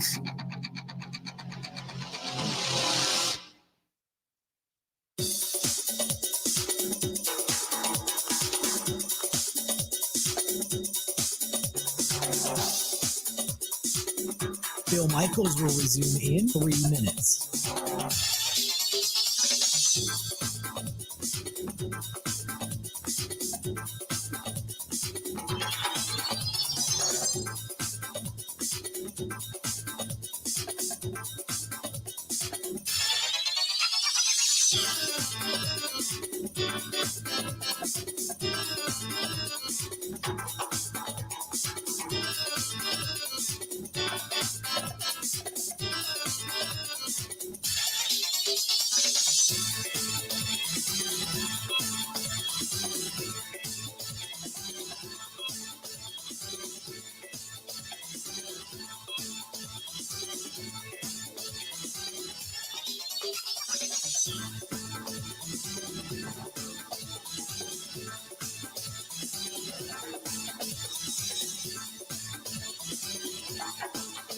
Bill Michaels will resume in 2 minutes.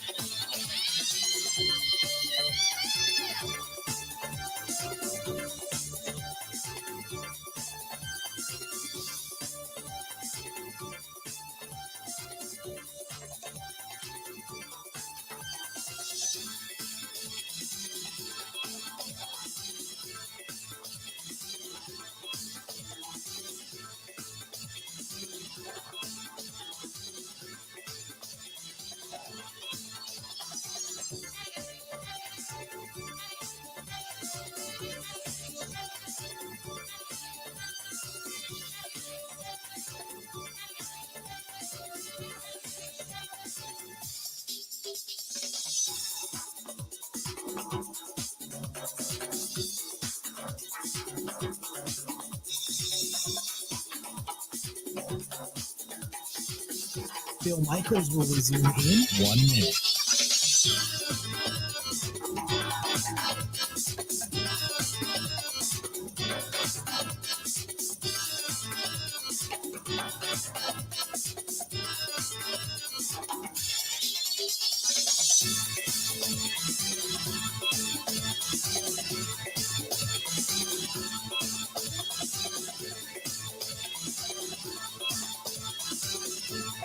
Bill Michaels will resume in 30 seconds.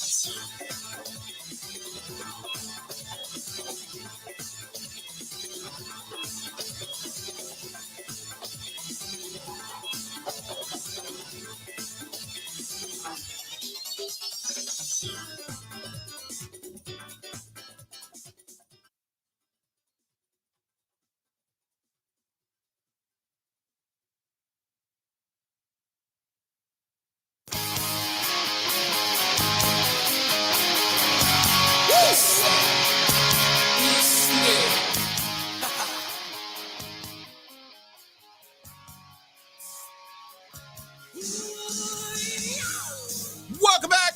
Good to have you.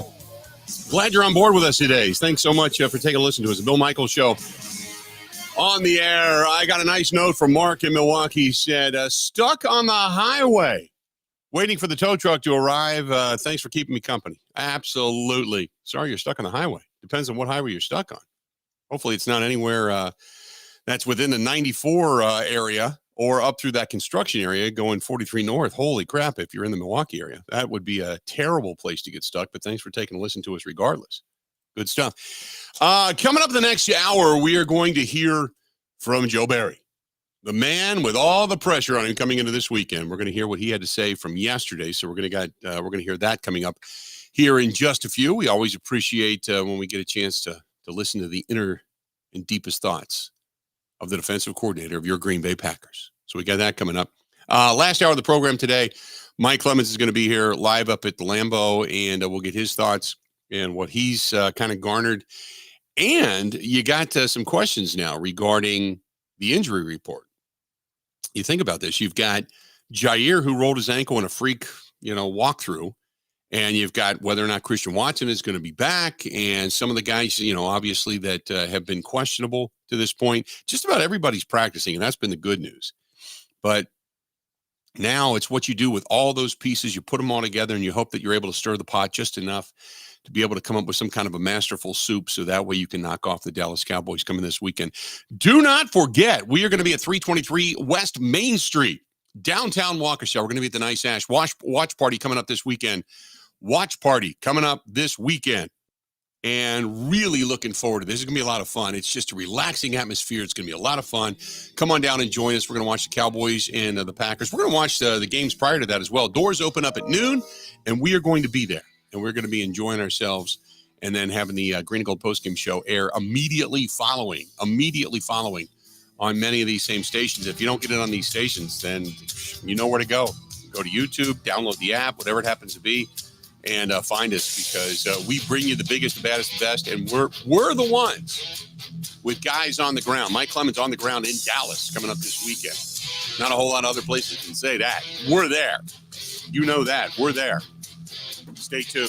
We got 2 more hours yet to go. 2 down, 2 to go. Stay tuned. More of the Bill Michaels Show coming up right after this.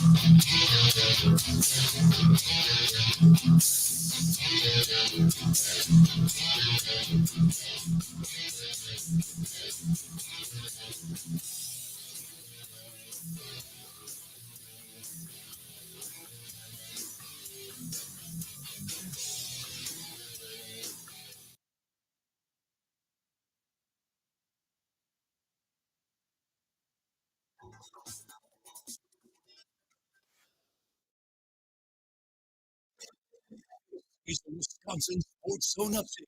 Well, the Packers are putting the finishing touches on their game plan for Sunday's wildcard matchup with Dallas. Green Bay is a 7-point underdog in the game, and the number 7 seed has yet to win a playoff game in the first 3 years of the current setup. But the Packers, including safety Anthony Johnson, don't care. I love the underdog, man. I've been an underdog all my life, so I'm pretty sure most of everybody on the team probably feel like they're an underdog. So I love that story. It's a better outcome at the end. Game's also going to be the playoff debut for more than half the roster, including Johnson. Again, has to make us that big of a deal. We played Monday Night Football, Thursday Night Football. We played on Thanksgiving, on Christmas Eve. Those are all big-time games that a lot of us young guys have been a part of, but the focus is on just doing your 111, being present in the moment. And a full injury report due out later this afternoon. Kick on Sundays at 3:30. Turning to Wisconsin, they reportedly have a new offensive line coach. Vanderbilt's A.J. Blazek is expected to replace Jack McNell. Blazek played at Iowa in the late 90s. Has coached at 3 different levels of college football, including spending the last 3 seasons with the Commodores in the SEC.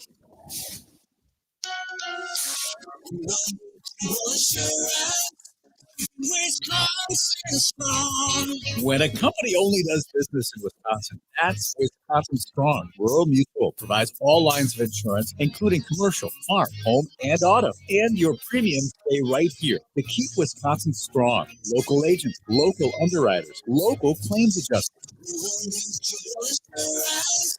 Wisconsin Strong. Well, the Bucs put on a show last night against the Celtics, hammering them 135-102. Boston benched its starters at halftime when they trailed by 37. Milwaukee back in action tomorrow against Golden State. Wisconsin also going to play tomorrow. They welcome Northwestern to town. Badgers looking for their first 5-0 start to conference play since 2007-2008. And the Brewers reached deals with Corbin Burns, Willie Adames, and Devin Williams to avoid arbitration. With this Wisconsin Sports Zone Network update, I'm Zach Heil.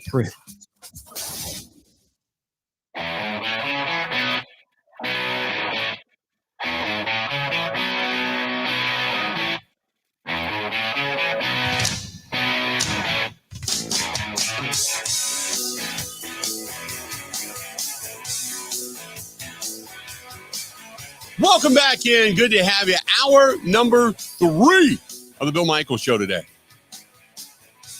Today is the day where hopefully you're working at home, and if you're not, man, be safe. Whether you're working on a construction site or if you're out there making deliveries or just driving a bus, whatever it happens to be, stay safe. It is a nasty, nasty day. It's a pretty day. And it's kind of a little festive day on a Friday. I mean, schools are off today, so the kids are home, and I'm sure you're probably enjoying that, right? And you get a little bit of an extra reprieve. But the kids are home. They're hanging out, maybe outside, building stuff because it's a heavy, wet snow at this point. But stay safe, and then tomorrow it gets real. That's when the winds kick up. And you've got, with blowing snow, blizzard conditions, and it's going to get kind of ugly, and then the bottom falls out. But you can warm up. Come on in and join us on Sunday. We have a watch party for the Green Bay Packers and the Dallas Cowboys. And then afterwards, we have the Green and Gold postgame show live at Nice Ash. We're going to be at 323 West Main Street, downtown Waukesha, supporting all the businesses down there. So you can go to Nice Ash, get yourself settled in with a beverage.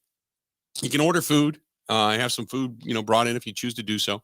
They sell pizzas down there on site, but if you want to come down and order some food, whether it's from Jimmy's Grotto up the street and bring that in, or down at People's Park, or Mamma Mia's, or Tofty's Table, or Sakura, or any one of those places in that area down there, we're going to support all of them. So looking forward to it. I'm geeked. I'm amped, man. I'm going to get down there early, start setting up, and then that's my day. And hopefully we are all firing up a victory cigar later on that night. That would be wonderful. 877-867-1670, 877-867-1670. You want to find us, please feel free. Go ahead and do so. That's the way to do it. Joe Barry, the defensive coordinator for the Green Bay Packers. He started out yesterday. Obviously, word got out that Jaire rolled the ankle during practice, and he was asked specifically, do you now have to have a plan to play defense without Jaire? Good thing he was better today. No, he didn't do anything today, but I'm hoping he walks in here tomorrow and practices and has a good Friday. So, I think the hope, as Joe Barry stated, is that they hope Jaire is back. They hope he can play, but you need a Jaire Alexander almost to be at 100% to be able to go up against a guy like CD Lamb. So, you want Jaire back, but he also said, hey, we've had other guys all throughout the season that have stepped up. I've said it to you guys many times, unfortunately, that the guys have filled in anytime that Corey or Carrington have had to go in and play, they've done a great job. But yeah, of course, any week you want a Jaire Alexander, playing for you in your lineup, especially this week. When you're playing against a guy like number 4 and 88 and Brandon Cooks and the whole crew, so yeah, I'm hoping tomorrow he comes in and feels better and can have a fast Friday for us. Yeah, have a fast Friday and hopefully things get good.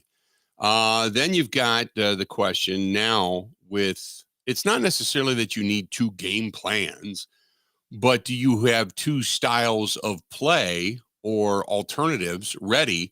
Because everybody's worried about CD Lamb, and rightfully so, because he's a hell of a receiver, and what he's done specifically over, say, the last 12 games has been just nothing short of amazing for what the numbers that he's put up. But that being said, with CD Lamb, and so really the last 7 games, CD Lamb has played really well. But do you need do you need the alternative? There's Jaire and then the alternative.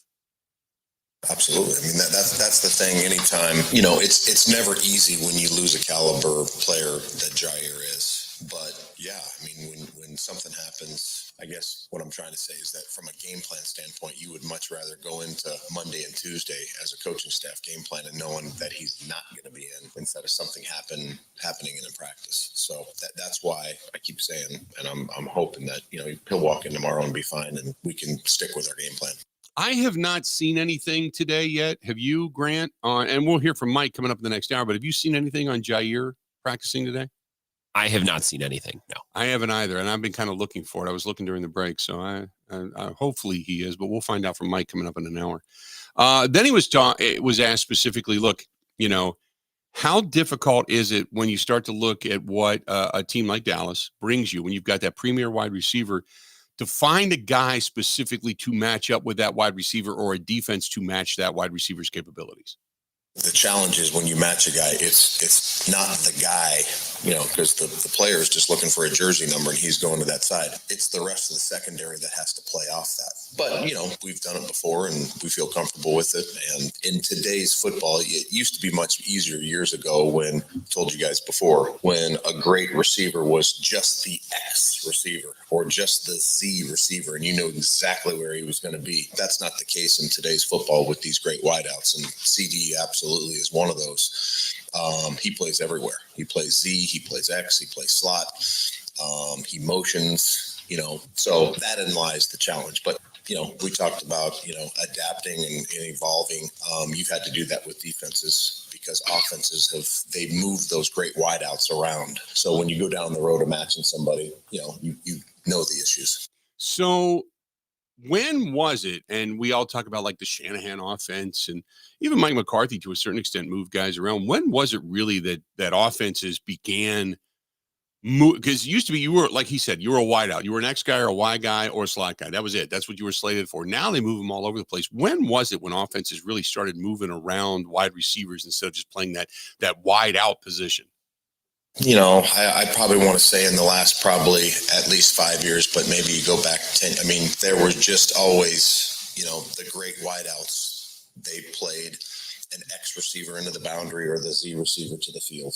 And just like everything in our game from an offensive perspective or defensive perspective, people have evolved. I think that's a big part of why offensive football had evolved, especially when you're talking about unique, elite wide receivers, is that because often our defenses couldn't gang up on that guy knowing that, hey, he's the X, he's always going to be into the boundary. You can roll coverage, you can dictate coverage, you can, take a great corner and put him there all the time knowing exactly where he's going to be. It's evolved to the point now where they move them all over the place. They motion them all over the place. And now not all wide receivers can do that, but the elite special ones, whether it's CD or Devontae or, those guys, they play every spot. And they can align up in every spot. They can motion to every spot, and it makes it hard on defense. And that's just not in football, Bill. Really, if I can add something really quick, that's not just football the last 5 years. Like basketball, right? NBA teams realize we don't need to play guys at any certain position. We can just line them up and do what they're good at. Baseball, too. Like Josh Hader, not a traditional closer, not a starter. Mm-hmm. Like the Brewers found a role. So that's not just the NFL. That's all of sports the last 5 or 10 years or so. No, absolutely. And you look at a guy like Giannis is bringing the ball up the court. Normally, that was always a point guard's job, and they have offense specifically geared towards Giannis bringing the ball up the court, and that's your big man. And he's not. He would normally be your traditional center, and he's not. He's more of the power forward type of position, and you leave Brook Lopez in the middle to play more of the center position. So I completely get it. But when you look at this Cowboys team, you got Jake Ferguson as a tight end. You've got Tony Pollard able to run the football. You got Michael Gallup. You've got Brandon Cooks. You've got Jalen Brooks, who was their 7th round draft choice they use every now and then, Jalen Tolbert. It's not just CD Lamb. They do, and Dak Prescott with the ability to run the football, they do have other weapons on this team that they have to account for. What makes Dallas unique is that, CD has, I think he has like 180 targets, and of course he's an elite, great receiver, but I was with Brandon Cooks in LA. I think Brandon's been a great wideout in this league for a long time. The Ferguson kid is a great target for him. He's their 2nd leading receiver. Now he's got, I think, half the receptions that CD has, but he's an issue and a problem to deal with at the tight end position. And Michael Gallup's been a very good player in that offense for a long time also. So I think what makes, Dallas different is that CD has so many targets and so many receptions there. And then you add in Pollard into the mix. He's very good out of the backfield receiving catching the ball. Which is true. And you start to look at this and you go, okay, they've got we talk about CD Lamb all the time because he's the target, he's the guy, but they can move the ball and move the sticks and keep drives alive with all of those guys. But you look and you go back, and Joe Barry was asked specifically, you go back to the Baker Mayfield game at Lambeau, and Baker Mayfield, we all know, perfect passer rating in Lambeau Field and what he did against the Packers. Now you take a guy like Dak Prescott who can get outside of the pocket. He can scramble. He's much more accurate than Justin Fields. He's a better quarterback overall, more knowledge. So while Baker Mayfield was a really good test, this is a whole different level of quarterback that they're going to have to contain. I learned that game I got to coach better. That's the first and foremost. But I stand up here and talk to you guys every week and tell you, every single week against every single offense, against every single quarterback, therein lies different challenges. And this week they got, I think, I was in Washington when Dak came into the league, And, just kind of seeing him, what he's been able to do the last 8 years. I don't know if he's, I have a ton of respect for him. I think he's played a lot of good football his entire career, but I don't know if he's ever played as good as he's playing right now. Just as far as just being incredibly efficient. They put a lot on his plate as far as getting them in and out of, good plays, cannon things. And he's playing at an elite level, and he's, got a bunch of good targets around him too with a great O-line. Now, one of the other kind of nuances to this Packers team, we know that in the trenches they have been better. They just have been. And the guy that's really kind of shown up this season very quietly is Devontae Wyatt. His sack numbers are starting to grow. He's been more of a force in the trenches. They've been able to rotate some of those big bodies. Colby Wooden has gotten a little bit of playing time. Kenny Clark's Kenny Clark. We all know that. TJ Slayton is still, to me, iffy, but Devontae Wyatt has shown up and been the real deal. And with his sack numbers growing, Joe Barry recognizes that and basically acknowledges the fact that he's had a really good season. I love that word. I think DY finished with 5.5, if I'm not mistaken. And I hate when coaches say, oh, he could have had, 3 or 4 sacks. And you look at him, you're like, come on. I mean, DY missed a legitimate 5 sacks this year. So, I mean, he was very close to having a 10-sack year. So it was great to see the way he finished. And I think it's just, a testament to the kid I talk about all the time, just guys improving from year 1 to year 2, daily improvement. And he shows up every day and grinds and works. And, it's paid off for him with the numbers. Now, Mike McCarthy's calling the plays this year. Last year it was Kellen Moore that was calling their plays. Do you notice, is there a distinct difference in offensive play callers from Kellen Moore to Mike McCarthy? It's definitely, you can tell it's a Mike McCarthy run offense. Now, I think when you have a veteran quarterback like Dak, and I think him and Kellen were together, I think 4 or 5 years. There's subtle things that you can see that they continued to run. They carried over from, just, I think, things that the quarterback simply was comfortable with. But you definitely can see that this is Mike's offense, and he's calling plays compared to years past. There's no doubt. So the Green Bay Packers, when you look at, say, their red zone defense this season, their red zone defense has been pretty good. They've been one of the better teams when it comes to red zone. What has it been about the Packers red zone defense that makes them this good? We're comfortable in what we're doing, and guys are simply making plays. I think, especially when teams throw the ball, I think it's vital. You can have a great rush, but if there's a hole in the coverage, there's an issue, and vice versa. You can have phenomenal coverage, but if you're not getting the rush home and the quarterback has 5 or 6 seconds to throw the ball, I think specifically to answer your question, I think down there we've played very complementary with each other. The rush and coverage, no matter what principle of coverage that we've decided to use, the rush and coverage has complemented each other very well, and it's obviously paid off. So there you go. That's Joe Barry kind of breaking down his defense yesterday when he was at the podium. So we will get in about an hour from now. Mike Clemens is going to join us, and Mike is up in Green Bay. We'll find out more about Jaire. We'll find out more about what their thought process is as they wrap things up today in Green Bay. They have a couple meetings tomorrow. Then they're off to Dallas, where they're going to get ready to face the Cowboys, coming up at 3:30 kickoff on Sunday. This portion of the program brought to you by our friends at Every Plumbing and Heating. They're in La Crosse, right there in Onalaska. And now, you're kind of looking outside going, okay, here comes the snow. I want to make sure my furnace and my boiler are good. But then the frigid temperatures get here next week, and I would assume that they are going to be on call like crazy. But if you need somebody to come out and just say, hey, I just want to check things and make sure everything's okay, those are the guys to call. You got a plumbing issue. I hope you don't. Hope you drain those faucets and spigots and all that stuff outside. But if you need them, they're there. They're there. However, if you are, say, a licensed plumber, if you're looking for a new career or a new business to go to, they're also hiring. They're that good because they're getting bigger. When other guys are struggling, they aren't. They're getting bigger and better and better. And that's our friends at Every Plumbing and Heating right there in Onalaska. And they service Jackson County, Vernon County, Monroe, Trempealeau. I mentioned La Crosse. They're all throughout that area out there, and they get bigger and better every year. And they're third generation, by the way. going all the way back to 1969. Craig's running it now and doing a great job. 608-783-2803. That's 608-783-2803. That's Every Plumbing and Heating out there in the western portion of the state of Wisconsin. 608-783-2803. Tell them we said hi. Covering Wisconsin sports like a blanket. This is the Bill Michaels Show on the Wisconsin Sports Zone Radio Network.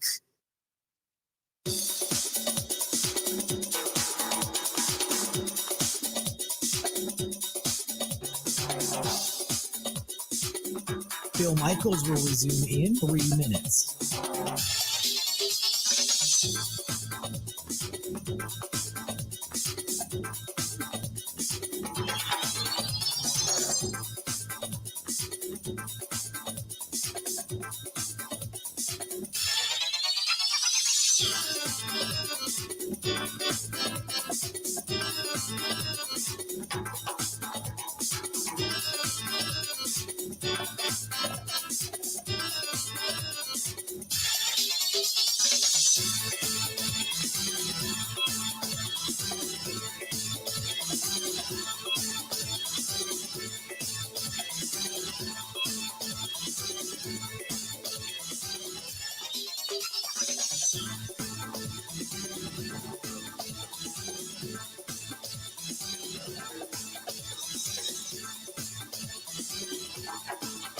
Bill Michaels will resume in 2 minutes.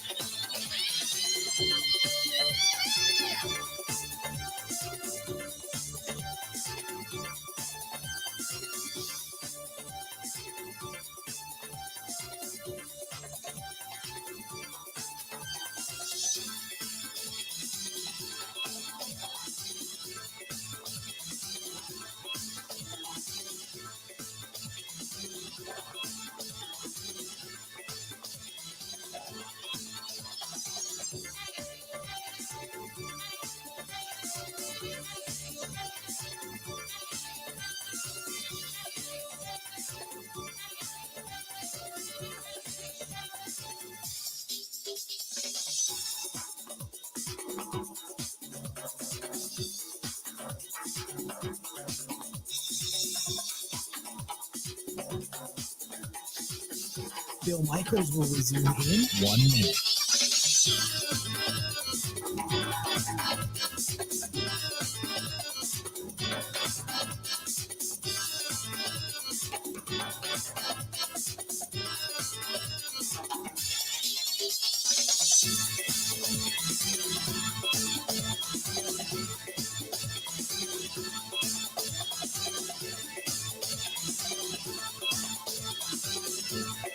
Bill Michaels will resume in 30 seconds.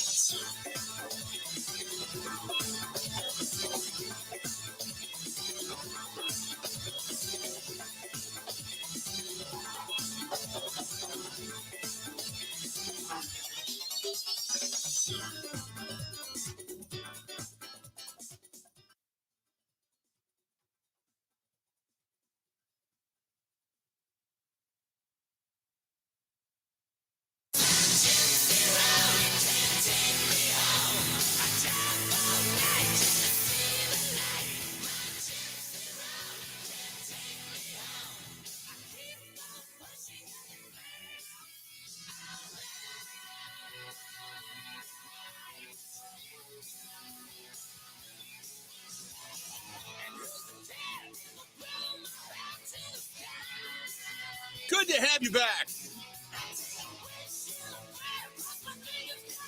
Bill Michaels Show continuing on this Friday, snowy Friday. 877-867-1670, 877-867-1670. The snow flying outside. We're nice and warm in here with thoughts of the possibility of the Green Bay Packers getting a win.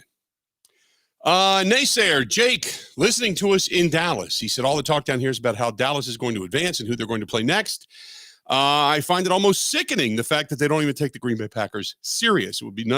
Nothing would be greater than for the Green Bay Packers to come down here and shock the world and Jordan Love to outperform Dak Prescott. What are the odds? ? It's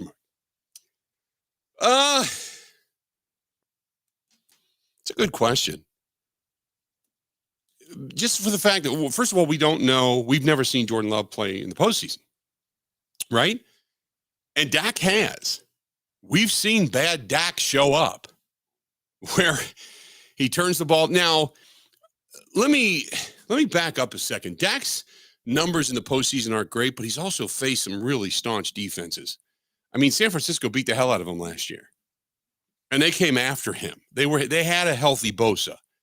They had a healthy Armstead. They were strong up the gut.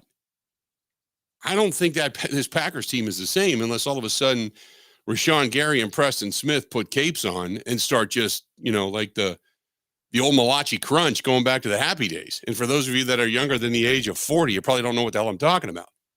But unless they start converging on him and really, really harassing him, I don't see them playing to that level of defense as to what the 49ers put up last year when they made Dak look so bad. Doesn't mean Dak can't come out and play bad, because as we've been talking about, look, all the pressure is on Dallas.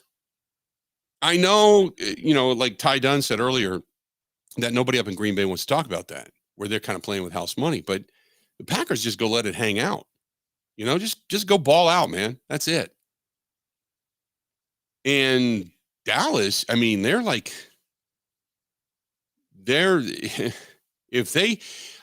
why I keep thinking if the Packers can get off to an early lead and kind of quiet that crowd a little bit to where, because you got to know, right? And correct me if you're wrong. If you're a Dallas Cowboy fan, please raise your hand.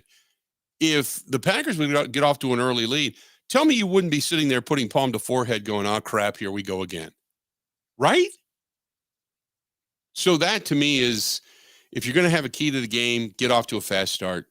Stop Micah Parsons from crushing Jordan Love, allow Jordan Love to do his thing, and Love has just the game of his life. And here's another extension of that, if you will, another cul-de-sac to go down. But if Jordan Love, let's say Jordan Love does and duplicates what he did in Minneapolis or last week against the Bears, does he then begin to grow a legacy in Green Bay, Grant? If Jordan Love, say, he ends up, 27 of 32 and balls out for, say, 280 yards, 3 touchdown passes, runs for a touchdown himself, has a quarterback rating of 120 something, and all of a sudden a completion percentage of, again, over 70, no picks, and they ended up walking away with a win. It would certainly be the signature win of his very young career, which it's kind of cool because I think it would be his 3rd signature win in a row, where when he went into US Bank and won, we all thought, there it is. There's his first signature. Then he did it against the Bears. Like, no, that's his signature. And if he could do it again against the Cowboys, if you can put back-to-back career best performances together, I think that'll just speak to how good he's gotten down the stretch here and maybe how good he can be in the, because my ceiling mentally, the amount that I'm allowing myself to dream about how good Jordan Love could be, in year 2, 3 and beyond, each of the last couple of weeks, it's gone up. My ceiling, my hopes have gone higher and higher. Right. That would be, if he could do that, they already look at everything statistically. Okay. And it's very tough because you don't have the same personnel. Favre didn't have the same as when Rodgers had different guys and more weapons and such when he took over from Favre. And then Jordan Love basically had, I'm not going to say, a lot less, but he just had a lot of unknowns when he took over. So it's hard to put the statistics together and go, oh, this guy's a better quarterback. But if he comes in and wins in this situation over what Favre did, over what Rodgers did, he would be off to then, in my opinion, a much faster legacy and a much stronger legacy than either of those two.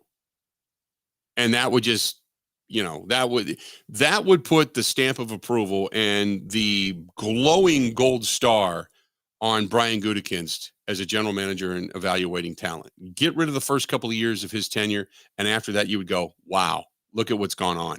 Tucker Kraft and obviously Luke Musgrave, Romeo Doubs, Jaden Reed. You take a guy that's sideline to sideline like Quay Walker. You got Devontae Wyatt, who's really starting to emerge. You start to look at this and go, wow, The scouting department has really amped it up. He put his arms around it and really amped it up. And this is a long, long, long way from our discussion about, 7-8 weeks ago when they were mired into the doldrums of suckdom. And we're like, what the hell? This team doesn't even have talent on it. Now you'd go, holy mackerel. And that would be the leading gold star in the drafts for Brian Gutekunst. 877-867-1670. Nightwing says Packers are beating the Cowboys. Terry says Packers lose by 10 or they blow them out. Book it. This one is from Jake.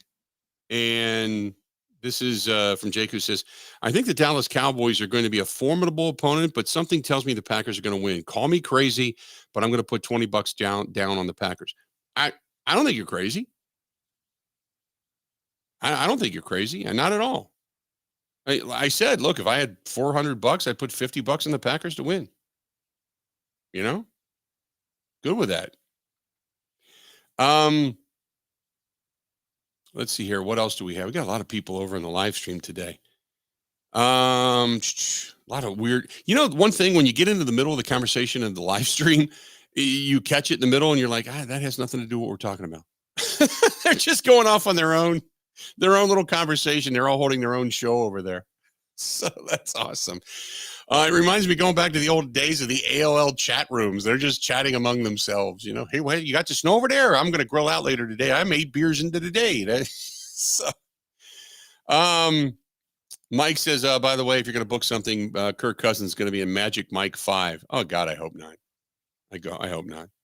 That's going to be the other thing. What are they going to do in the offseason? I believe they really, really want to bring Kirk Cousins back because unless they, are able to draft somebody in the draft falls, then they don't really have much right now. This is Jake, who said, no, I already read that one. I'm sorry. This is Bill. Bill says, hey, unit, I think Mike McCarthy's a good coach, not a great coach, but why would people think that Sean Payton is better than him? I heard a caller earlier say that. Sean Payton has done basically the exact same thing Mike McCarthy has done. He's had good teams. He's faltered. He won a Super Bowl. He won a Super Bowl just before Mike McCarthy won a Super Bowl. Hasn't done anything since then. Sean Payton, what he did this year in being able to wrap his arms around the Denver Broncos organization and kind of turn it around from just that abysmal start, I give him credit for.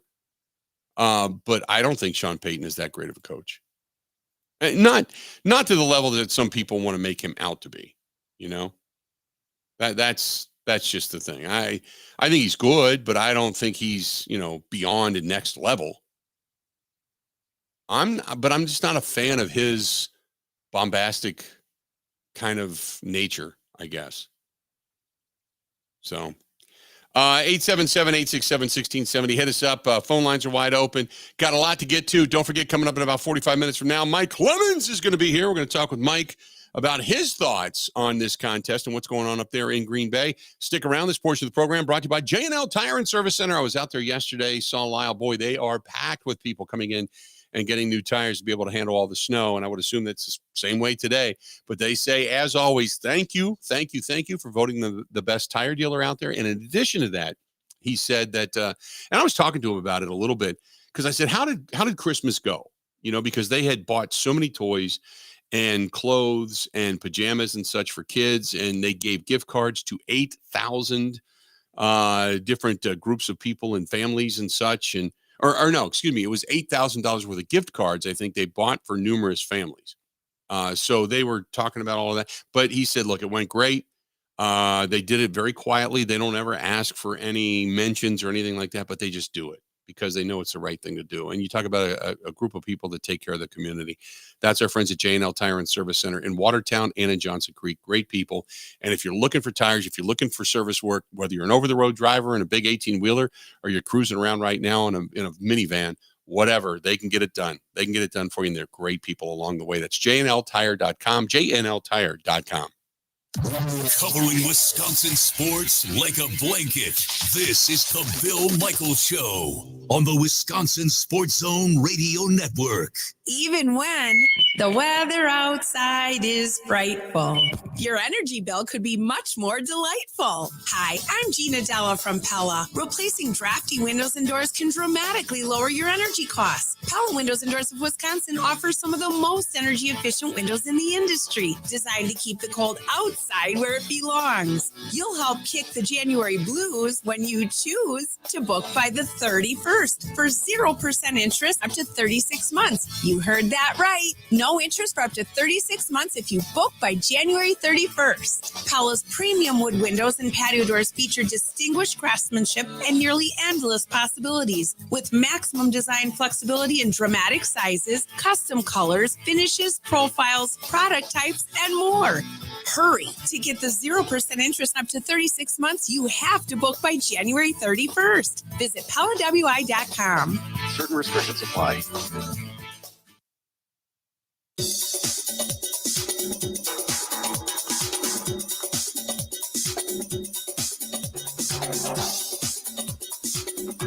Bill Michaels will resume in 5 minutes.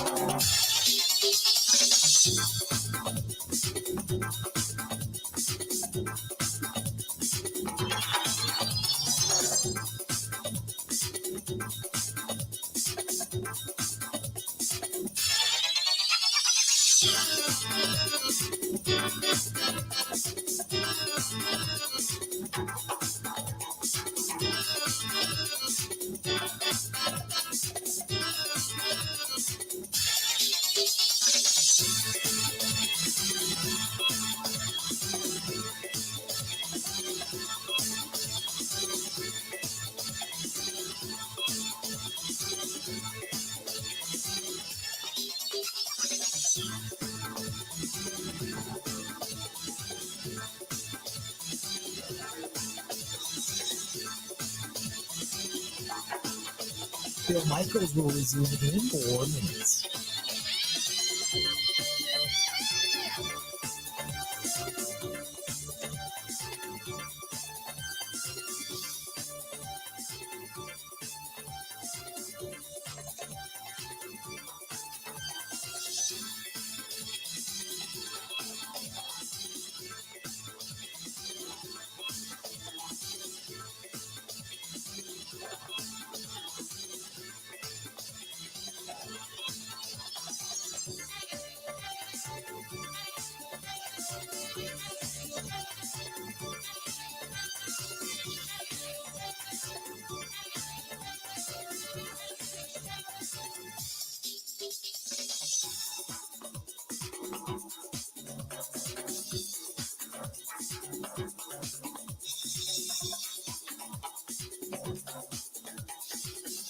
Bill Michaels will resume in 3 minutes.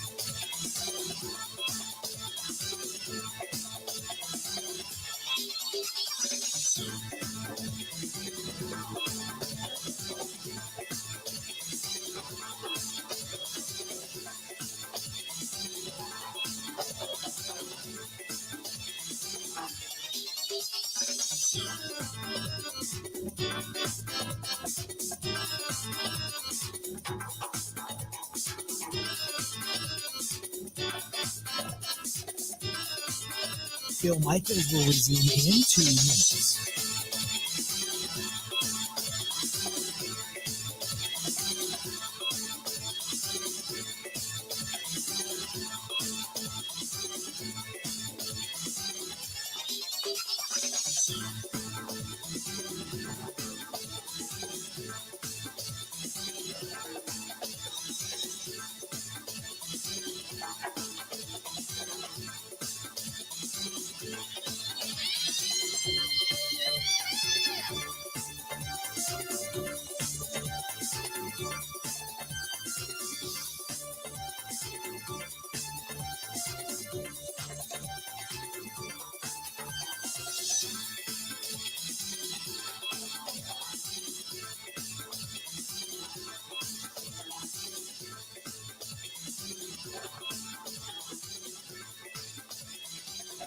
Bill Michaels will resume in 1 minute.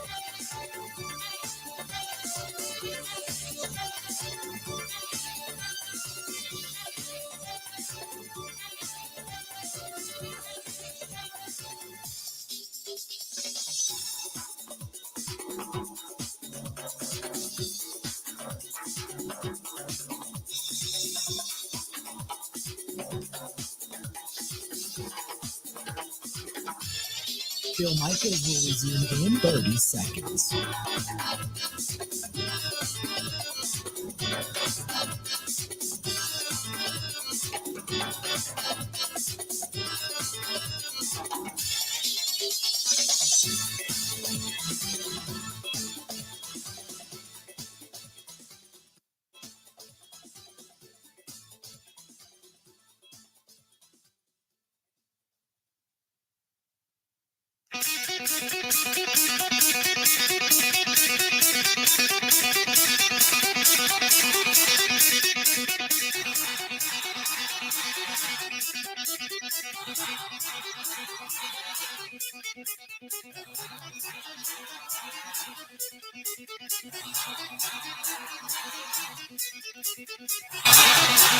Good to have you back. The Bill Michaels Show. We continue on. Hey, I had a buddy of mine who was, buddy Steve, who lives up near Elkhart Lake, and said they just bought a house up north, just in the Minocqua area, and said he hasn't been up there since the snow started flying. Is there snow up there? And I said, I'd ask and find out.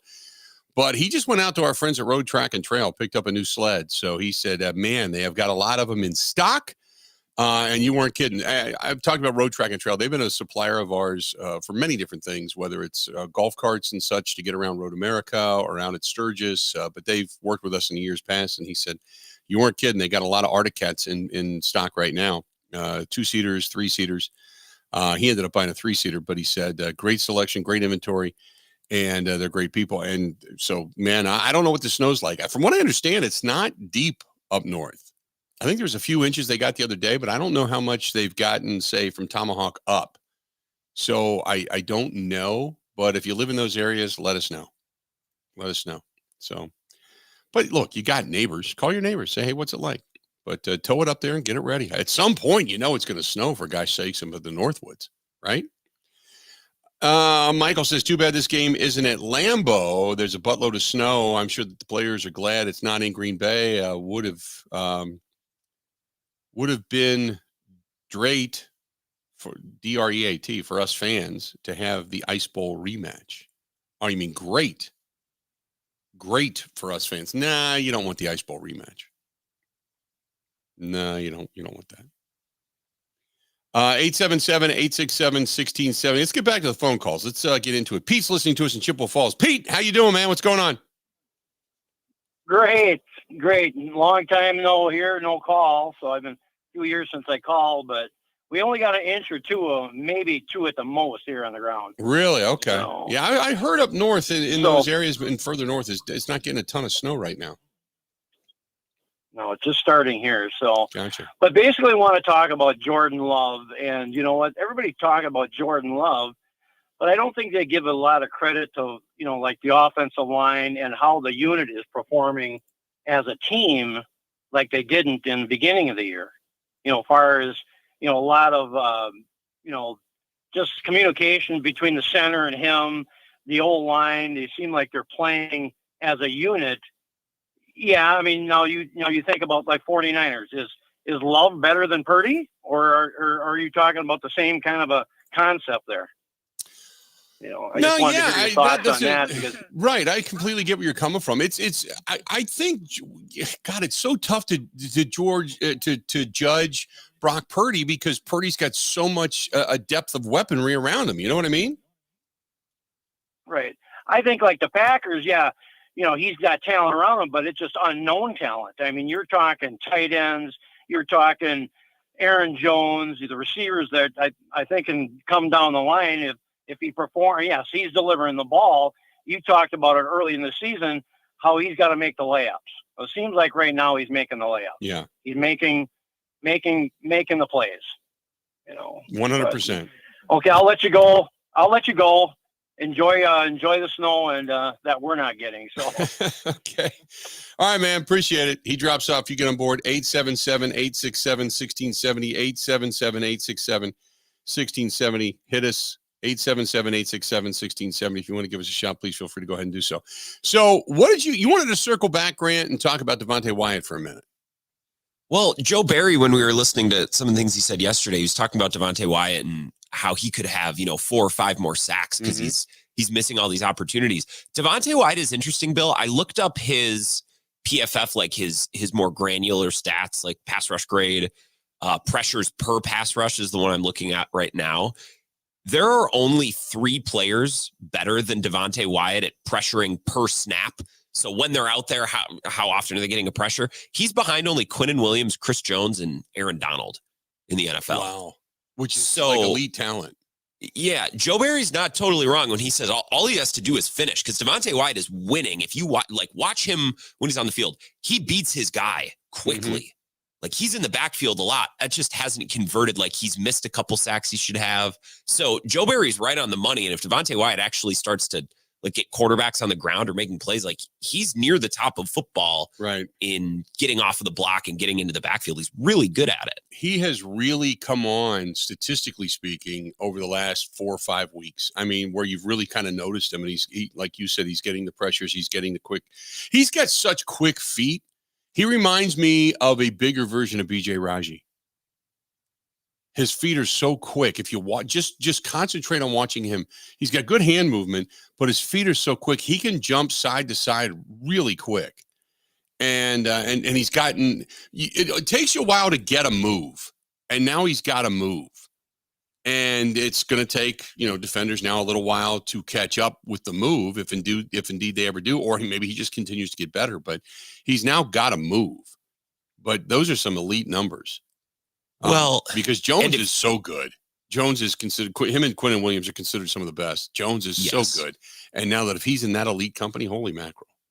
Well, and Devontae Wyatt doesn't have to get the quarterback on the ground every play. I'd like to see him do it more often because he's in the backfield so much. But, this defensive line unit as a whole, Dak is mobile, but he's not Justin Fields or Lamar in that you think you have him and then all of a sudden he's gone. So if Gary is winning snap for snap, and Devontae Wyatt's winning snap for snap, it doesn't matter who gets them on the ground as long as someone from the outside, from the inside, they're all winning more often than they're losing their reps. As long as someone gets Dak on the ground, all is well that ends well. I'm sure Wyatt would like to have more sacks based on how well he's played, but as long as Dak gets on the ground on Sunday, it doesn't matter who makes the play. Yeah. Yeah, exactly. But you just want to see, that defensive front put pressure on Dak without having to get crazy. But if you can't, I want to see what Joe Barry's react. Let me ask you this. Are you more concerned about Joe Barry playing soft not to lose early? Or are you looking forward to seeing Joe Barry say, got nothing to lose. I know I'm probably going to lose my job. Let's just try to unleash hell. I don't know that I'm concerned about either. I actually think playing back a little bit, and Mike Renner told us this earlier this week, I think playing maybe a softer zone and no doubles defense, I actually think that's the right thing to do against Dak. And he's going to get yards, but he's going to get yards anyways. Like the Packers could play really physical man defense against CeeDee Lamb. He's still going to get catches. Yeah. I think the Packers defense last couple of weeks been at its best when they play to protect their corners and safeties a little bit, but every once in a while mix in a Quay Walker blitz or a Nixon, just one extra guy here and there from a different spot just to keep the offense guessing a little bit. And I think Barry's been really good at that. I would like kind of a Wink Martindale style or Spagnuolo style, where you're going to bring a guy.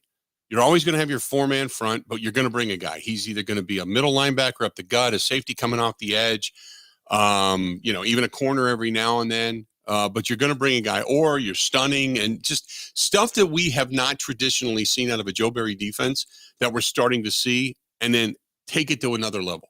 That's what I would love to see. Because to me, that would throw everybody off the mark, because that's just not what you expect out of Joe Barry's defense. You're doing the unexpected. So I would agree with that. 877-867-1670, 877-867-1670.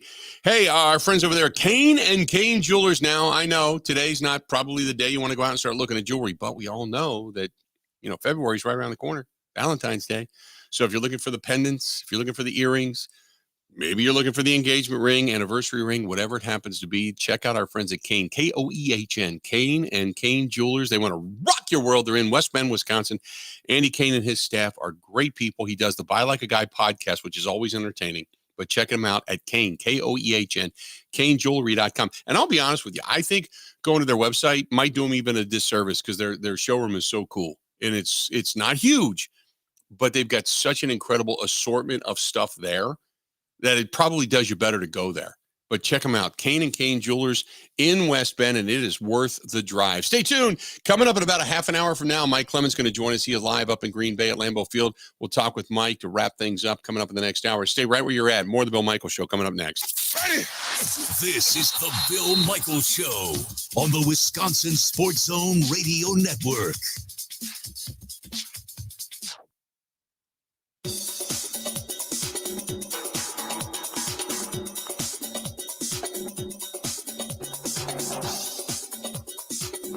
Bill Michaels will resume in 3 minutes.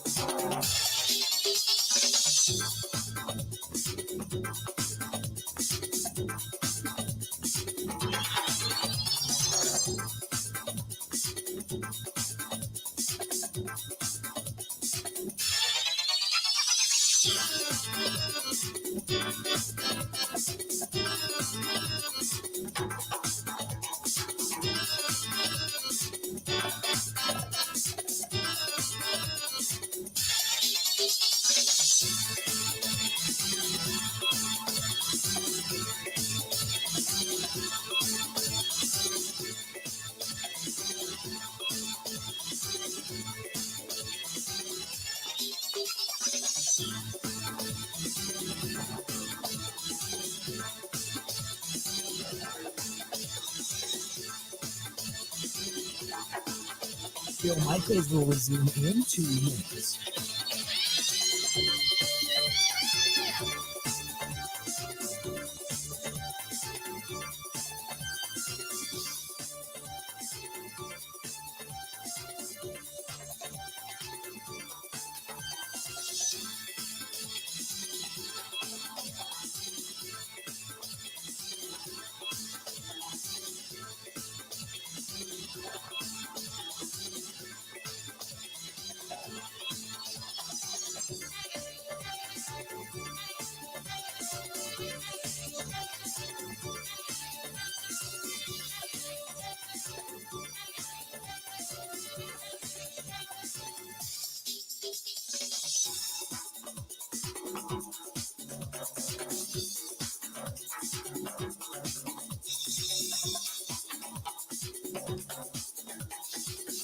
Bill Michaels will resume in 1 minute.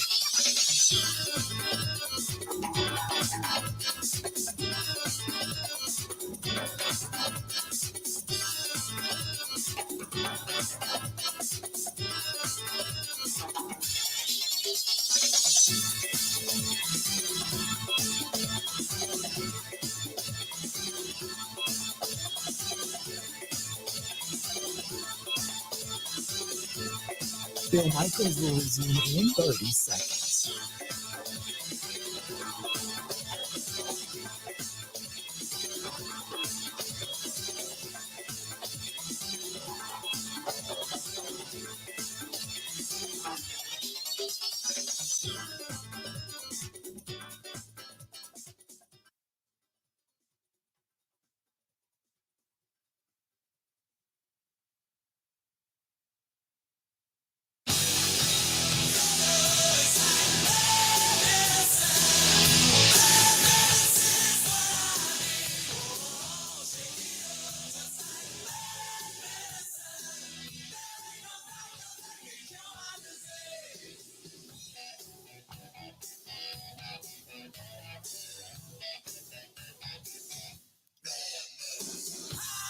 Good to have you back. The Bill Michaels Show continuing on. Hey, our friends at Steel Tank Brewing, they decided we're going to shut it down for the day. No music tonight, nothing going on at Rally Point. They're going to shut it down to make sure everybody and their employees are home safe. But they'll be back at it again tomorrow, and they'll be open coming up next Tuesday as well for lunches and such. Their food is fantastic, but they wanted to let you know that they are not going to be open today. They decided to shut it back down. So before all the employees started coming in, they said, you know what, just stay home. Nobody's going out today. It's a mess. And just kind of hang out at home, enjoy your day off, and we'll be back at it again tomorrow. So tomorrow night, Rally Point back open. Music's going to be blasting. It's going to be a good time. But tonight, nah, baby, nah. Our friends at Steel Tank Brewing out there in Oconomowoc on Robrook Lane, taking care of those who take care of them. That's the way they look at it. That's our friends at Steel Tank Brewing. Good stuff. Good stuff. Got a lot of different emails that I want to get to too. So I wanted to get a few of these in before we kind of get into the next hour. This is from John. It says, hey, Bill, it's been pointed out that Barry's defense has given up an average of 20 points a game, which would be great if you're playing the Cowboys or the 49ers. But what about when you play teams like that and you're giving it up to the Panthers and the Giants, who average less than 20 points a game and give up over 20 to the Giants and 30 to the Panthers? I would be shocked if the Packers hold Dallas to 20 or less, but not surprised if they give up over 30. That's John listening to us. And how that's what I said. Can the Packers win a game 35-33? Can the Packers, because you're going to have to, can the Packers win enough, score enough to be able to just stay close and relevant? You know, can they do that? Can they do that? This is from Kevin. Says, the weather sucks. I have to be driving around in it all day here in central Wisconsin. The snow's really coming down now. It looks like we're going to get up to about 10 inches. I don't know if you addressed this lately, but I've been seeing around some social media that people have been asking about who they think could be the next defensive coordinator. Names brought up have been Jim Leonard, Mike Vrabel, Mike Zimmer. Your thoughts on all of this? Those are names, yeah, that we've discussed wholeheartedly. So I think, you know, it's funny because I know there's people that want to see Jim Leonard, get the opportunity. But you've also got, and I said this before, you've also got some good assistants on other staffs that you might really do your due diligence at taking a look at and saying whether or not you want to be able to delve into some things. Now, I know that the Commanders just poached the assistant general manager from the 49ers, and I had talked about that earlier as well. I said, look, there's a couple of names that I would take from the 49ers. Like Johnny Holland has been there. He's got 36 years worth of experience, and Johnny Holland would be a guy that I'd look at because their defense has always been formidable. It's been sustainable. I'd look at a guy like Johnny Holland over in San Francisco. You've got some good assistants that have been around a while when it comes to defense in Baltimore. Just, it depends on the system you run, what you want to do with the personnel. Vrabel, I would look at, absolutely. Zimmer, I don't want. I don't like Zimmer. I never have. I think Zimmer lost that team. And he's been out of football. I'm not a Zimmer fan. Just not. I thought when he got rid of a practice squad player for a DUI, but yet kept his assistant coach who had a DUI, the exact same scenario, chastised the player, but yet praised the coach. I thought he lost the locker room right then and there. And that was the rumor that I had heard coming out of Minnesota, was that it wasn't a good look. And he kind of showed his true colors. So I'm not a fan of Zimmer. But yeah, Vrabel would be a guy that obviously has a relationship with Matt LaFleur, and that would be a guy you would seriously look at. But I would also look at some really quality assistants that come in with some really good ideas and aggressiveness. Johnny Holland will be one of those guys that I would look at. So just, but thanks for the email. 877-867-1670, 877-867-1670. Our buddy Steve says, happy Snowmageddon. Sheesh, what a craptastic day. I normally have about a 25-minute ride into work from Richfield. Today it took me over an hour. Everybody please be safe as far as the Packers-Cowboy game is concerned. I am torn as to what's going to transpire. Cautiously optimistic, saying that the Packers can keep it close and maybe have a chance to steal it in the end. But the realistic side of me says that it's a large mountain to climb. Dallas has been so electric offensively and almost unstoppable at home. Their defense is fast and aggressive. And if the Packers do not run the ball well, or do run the ball well, they have a shot. And if they don't turn it over, however, if they cough it up the ball one or two times, it's not going to end well. My prediction, cautiously optimistic, the Packers 27, Cowboys 26. But realistically, he says Cowboys 34, Packers 20. Be safe. Have a great weekend. So Okay, I can see that. I 100% get it. Where you're kind of like, this is what I think can happen, and it's kind of your heart, and then you go, but if I got to put money on it, this is what I'm going to go with. And I get it. I'm not happy about it, but I'm kind of there with you. Could the Packers shock the world? Absolutely. The other factor in this ball game coming into this that people are talking about is the fact that Dallas does not stop the run real well. Maybe you can get Aaron Jones lathered up and going, get him over 100 yards, control the clock a little bit, get a couple of sustained drives where they put the ball in the end zone. Not only keeping it close, but maybe, who knows, even taking a lead. What I've said, though, from the very beginning is if you can get a couple of turnovers and get early scores and punch them in the face, that's the recipe to win. Because then the pressure becomes so heavy on the shoulders of Dak Prescott, Mike McCarthy, and that team. Because then they're in this stunned, oh my God, what are we doing? Here we go again mode. But to me, if you get down 2 scores early, I love the fact that this team keeps scrapping. And you go back to a game like New Orleans, the first home game of the season, where they were down 17 in the fourth quarter, and they stormed back and reeled off 18 unanswered to win the ball game. That's great, okay? But I don't think you can do that on the road in Dallas in a playoff atmosphere. I think you need to get out early. You need to punch them in the face. You need to stun them and then put the hammer down. Otherwise, you're not going to win the ball game. I know the Packers have it in them, but I would be shocked if they get down by 2 scores and then came back and won that ball game. 877-867-1670. We got Mike Clemens coming up here in about 15 minutes. Stay right where you are at. We got more of the Bill Michaels Show coming up right after this.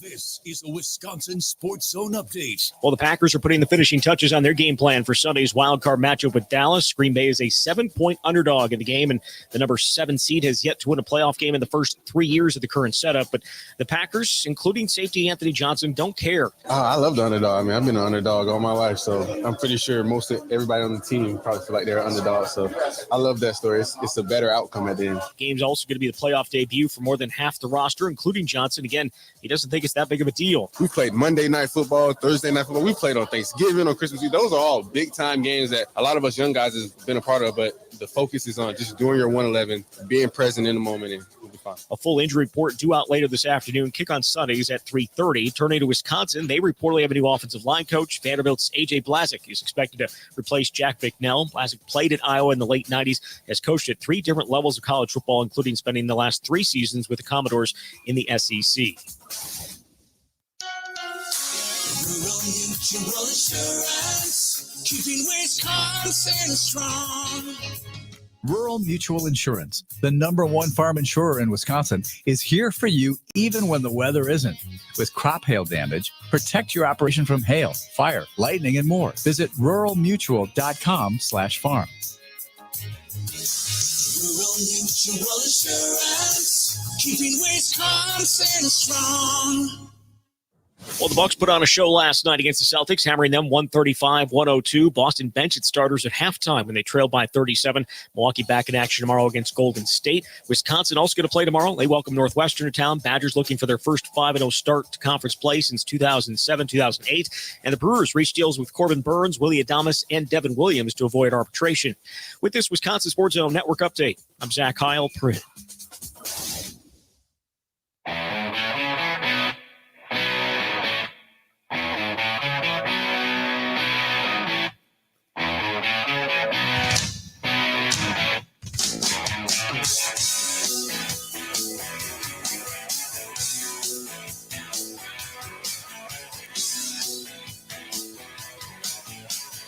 Welcome in. Final hour of the program on this fun Friday.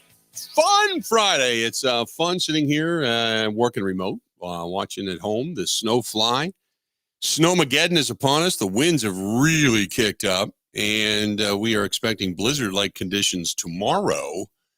But today, just a lot of snow. There's going to be a little bit of a lull, and then it's all going to come raging back until I think like noon tomorrow is when this whole thing finally passes and gets past us. But I will say this, my fire pit is now gone. It's a 14-inch fire pit. I know that because I built it. It's 14 inches off the ground, and it's gone. There's barely a visibility of even where the snow is around it anymore. It's gone. So it's completely buried. So we've got at least that on the ground. At least that. And more to come. I guess another...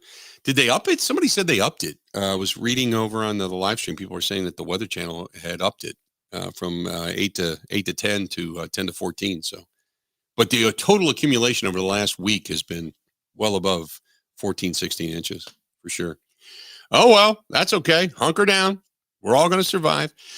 Dave and Scott and Kathy, everybody, thanks for sending me the Wall Street Journal article. Yes, I did get a chance to see it. Now, the only thing that sucks about some of these articles, they're on, everything from the New York Times to Wall Street Journal, you got to pay for it. So you don't necessarily, if you don't have an account, you don't get a chance to see it. But they did a really nice piece on Jordan Love saying that he's the man that made everybody forget about Aaron Rodgers. And it's not that I really want to get into the comparisons between Jordan Love and Aaron Rodgers, because I don't. It's just he's had a really good start to his career. This first season has been seriously, seriously good. So I don't know how else to put a spin on it. I mean, it's just been really good. It's been eye-opening. It's been pleasing. It's been better than expected by far. So so many different adjectives you can throw behind it, but it's been really, really good. So kudos to Jordan Love and for now again, as I've said all along, a year does not make a career, but man, he is off to one hell of a start. One hell of a start. Mike says, feel bad for you. I can still see grass here in Chippewa.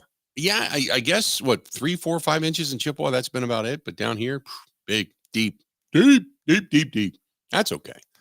Everybody, I don't know if you're like me. I wanted snow for Christmas. You get snow for Christmas, it's like, it's Christmas. This is cool. Instead, it was like 48 degrees, 44 degrees or something like that on Christmas Day and rain. And okay, whatever. And then you're kind of like, okay, now when you get past New Year's, you're ready for summertime. And this hits. So this is the snow, though, that will bury us until opening day. This is going to be around until opening day, unless we get kind of crazy up and down weather between now and that last week of March, first week of April. This is going to be the one that buries us until opening day, without a doubt. This is from Jack, who says, how far do the Packers have to get in the postseason to keep Joe Barry?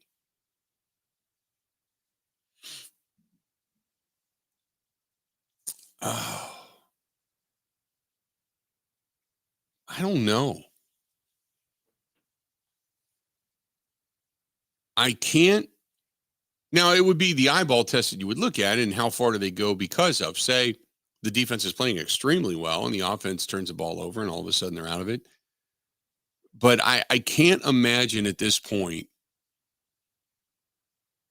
Joe Barry remaining. Let me ask you this, okay? And I'll ask you. Let me pose this question. Is there anything this team can do? Anything. Let's say they hold teams to under 20 points or under the remainder of the way, and they go all the way and win a Super Bowl. Would that save Joe Barry's job? What you tell me, because I can't imagine in the reality of world right now. I can't imagine the Packers going that far. Let's say they do steal a game in Dallas, but they still give up 30 points. And they just offensively go toe-to-toe with Dak Prescott. Well, then it's more the offense than it is the defense, right? But let's just say they go into Dallas, hold Dallas to 17. and win the game. Win a 24-17 battle in Big D and move on. And then let's say they all of a sudden have figured it out against the run and they hold Christian McCaffrey to whatever. I mean, you just start going through this. Is there anything at all that this team could do that would change your mind regarding Joe Barry?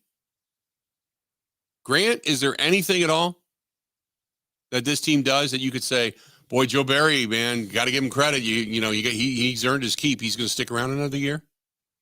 It's an interesting question. I guess if all of a sudden they all start tackling really well, I think, and I talked about this on my show last night, I think you can run lots of different schemes in the NFL and be good on defense. 4-3, 3-4, really, really aggressive, really it's about the culture and the message and how well everyone tackles and how aggressive and confident they play. So if this defense looks confident and aggressive and they're tackling well and they're fundamentally sound and they're in the right gaps, sure.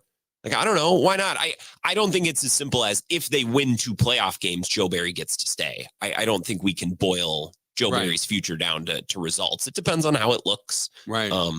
But I just want to see a defense that looks confident and organized and fundamentally sound. And that's been my biggest problem with the defense this year. Not that they're passive or aggressive. It's just that, I don't know, they don't look like a well-communicated, well-coached unit.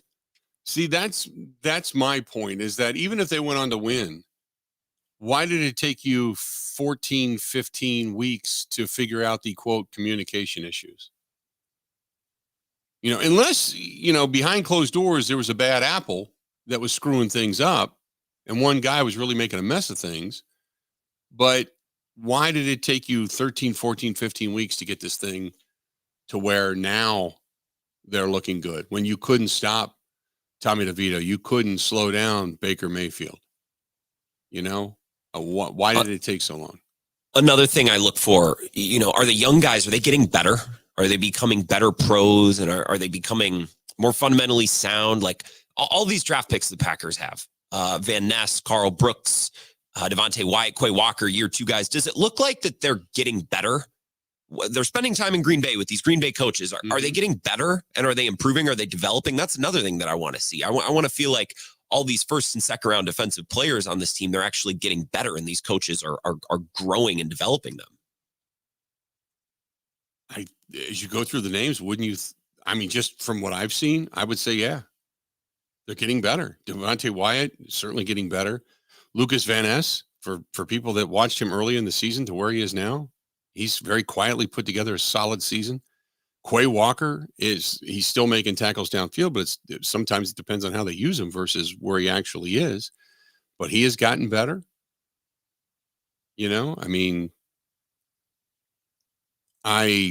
I would have to say, and then you look at guys like Corey Valentine, guys that are filling in, and they've looked good. You would have to say they got better, right? I would think so. So, there is such a stigma right now in regards to this that I can't get past the. I can't get past that anything could happen that would save Joe Barry's job. I can't get past that. But because I think we all have a bias as fans, but you got to look at it and go, did Devontae Wyatt get better? Yeah. Did Lucas Van Ness get better? Yeah. Did Colby Wooden get better? Not exponentially, but yes. Quay Walker, depends on how he's used, but yeah, he's sideline to sideline, man. Rashawn Gary. Quay Walker was the one that said it. Hey, when Joe calls the plays and lets us go, it's great. They get rid of Rasul Douglas. The guy's Corey Valentine. Valentine gets better. Yeah. Did they get better? Yeah, I guess they did. But statistically speaking, there's still a middle of the road defense. So when you go and look at all of this in a vacuum and you say, boy, Joe Barry's done a pretty good job. especially as of late. When they needed him most, he stepped up. But the bottom line is you still have invested so much capital in this defense, and you expect so much out of it, and it's still a middle-of-the-road defense. And I think that's the reality that you have to look at and say, look, Joe's done really well down the stretch, and some things have been really good. But in all reality, by the time the season came to an end, for where they're at and the statistics this team has and everything that's been stated and said and frustrations and on and on and on and on and on, everything you look at, you still got to look at it and go, it's kind of a middle-of-the-road defense. Still kind of a middle-of-the-road defense. I think that's the way you got to look at it. Because I don't think statistically they show up as much more. 877-867-1670, 877-867-1670. I don't know if anybody would agree with that. And I'm sure there's people out there that are saying there's nothing he can do to make us want to keep him. But in the reality of what it is and where they were supposed to be and what they were supposed to be this season with all the draft picks and all the, and again, you're looking at a team that had injuries. I understand all of that. But in that sense, defensively speaking, you're talking about a team that's still, bottom line, a middle-of-the-road team. I mean, the Packers finished in yards per game. They're middle of the road. They're probably 16th in yards per game. Passing yards per game, they ended up pretty high. They were, I think, top 10. 1, 2, 3, 4, 5, 6, 7, 8. They were ninth. They were ninth against the pass. They got better as the season went on against the run, but they were still nowhere near where they should be. I think they were like at 31st or 30th at one point. They ended up at 27th in the league.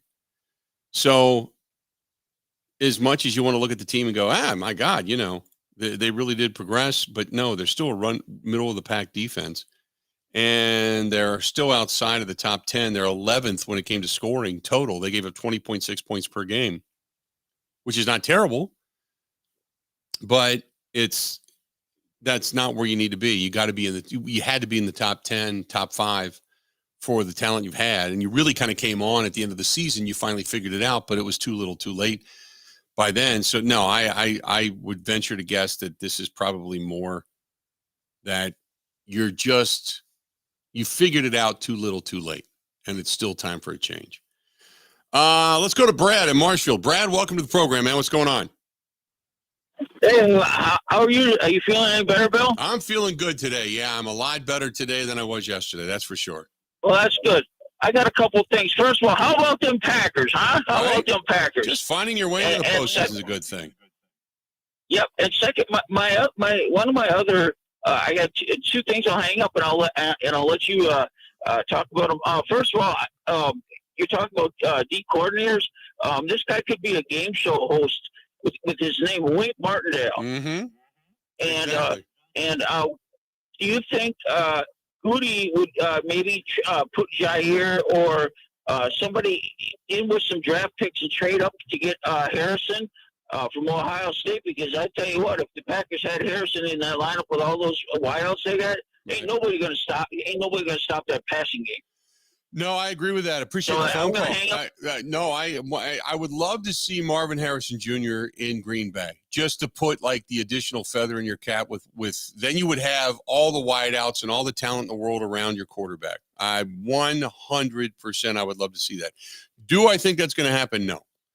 But I would love to see it. If they got aggressive and they said, hey, we're going to move up, we're going to grab somebody to add and complement all of this, that would be fantastic. I would love to see that. Realistically, probably would have to move up like 15 spots. Yeah. At least. Yeah. They'd have to get to 5th or higher if they wanted to get exactly. You would have to really make a big jump, and it depends on what you're going to give up for them. But I would love to see it. I would love to see them add another good wideout. You can never have too many weapons. You just can't. Look, we got Mike Clemens standing by, so we got to take a quick break. We'll come back. We got more. Mike Clemens going to take us the rest of the way. Stay tuned. Stay right where you're at. More of the Bill Michaels Show coming up next. This is the Bill Michaels Show on the Wisconsin Sports Zone Radio Network. Even when The weather outside is frightful. Your energy bill could be much more delightful. Hi, I'm Gina Della from Pella. Replacing drafty windows and doors can dramatically lower your energy costs. Pella Windows and Doors of Wisconsin offers some of the most energy efficient windows in the industry, designed to keep the cold outside where it belongs. You'll help kick the January blues when you choose to book by the 31st for 0% interest up to 36 months. You heard that right. No interest for up to 36 months if you book by January 31st. Pella's premium wood windows and patio doors feature distinguished craftsmanship and nearly endless possibilities, with maximum design flexibility in dramatic sizes, custom colors, finishes, profiles, product types, and more. Hurry! To get the 0% interest up to 36 months, you have to book by January 31st. Visit PellaWI.com. Certain restrictions apply. What's better than free? How about play free all year? This January at Potawatomi Casino Hotel Milwaukee, you can win over $2,000 in reward play every month all year long. Just play your favorite games to earn prize drawing entries. Then stop by each Thursday night in January to see if you're a winner. $400,000 in prizes is up for grabs. Over 40 winners each week. Yeah, free is for me. More info at paysbig.com. Must be 21 years old and a club member to play.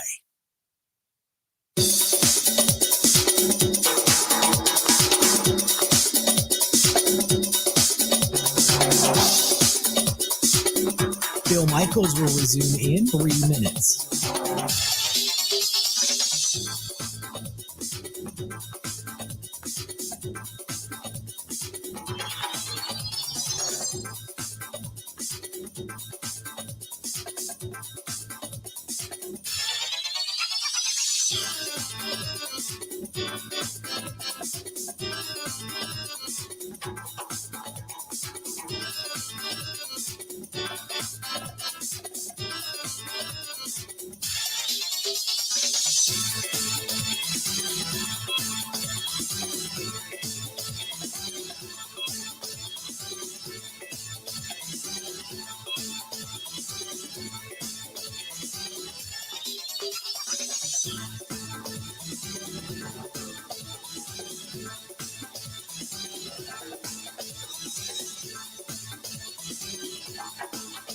Bill Michaels will resume in 2 minutes.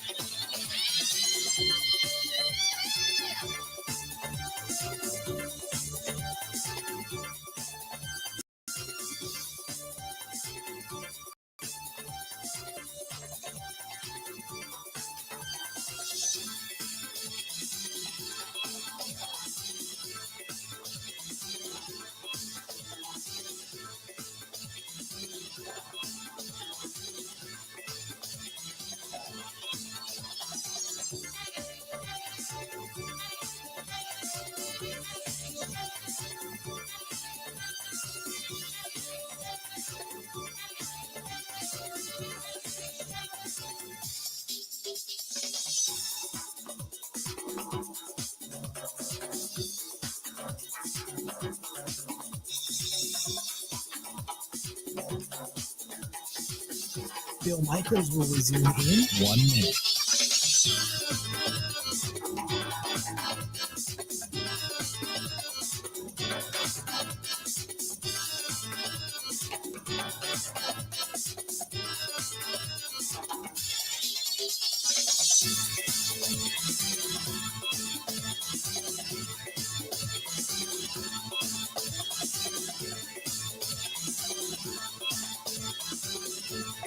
Bill Michaels will resume in 30 seconds.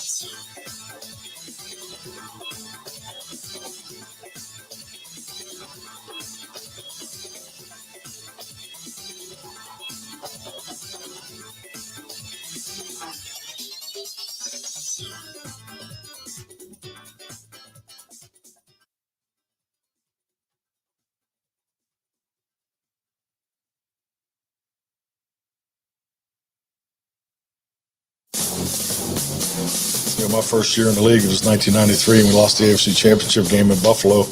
And I thought, man, this is awesome. This is great. I made more than playoff bonuses than I did my salary. And so you think you're going to go there every year, and but that's not the reality of this league, So been a number of championship games, but only been to one Super Bowl. That's 30 years.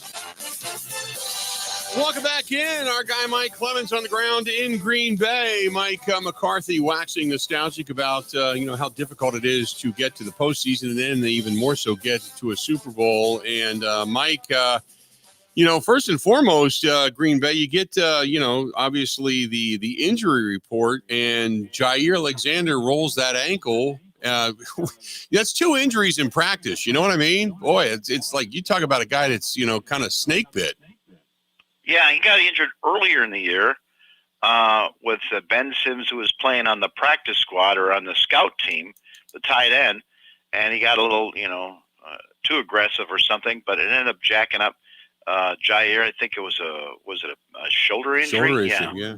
Yeah, and he missed 2 or 3 games because of it. And so now, he wasn't out there yesterday after, playing in the game against the Bears, the week suspension before that, heading into Vikings and everything. So we go to LaFleur and say, what happened to Jaire Alexander? Yeah, so it was kind of a freak deal yesterday. I mean, because you guys saw we had mostly a jog through and just unfortunately stepped on somebody's foot and rolled his ankle. So I know he's doing everything he can to be available, and I'd say it's day to day. And we thought it was best, obviously, today to have him not practice. You ever seen somebody get hurt in a jog through before?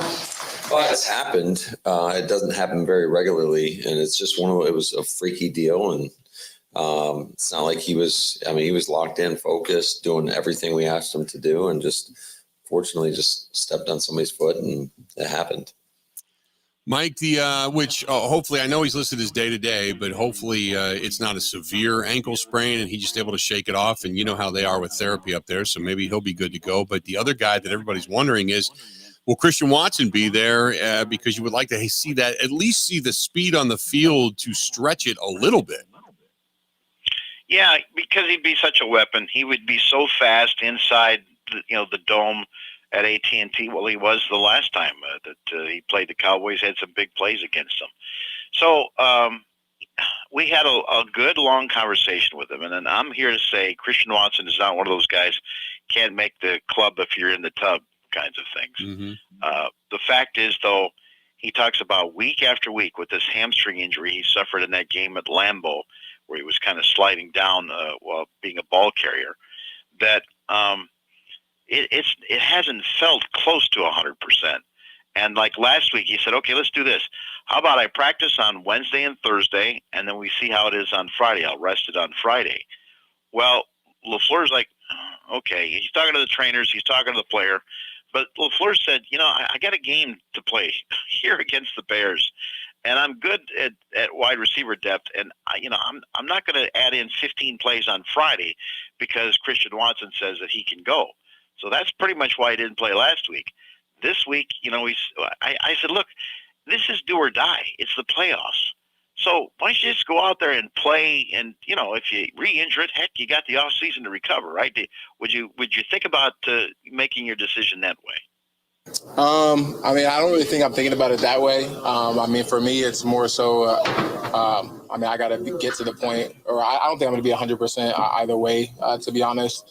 Coming back from hamstrings, even when I was, coming back earlier in the season, I think it was more around like 90, 95%. And I was still, playing in the Detroit game and the Vegas game.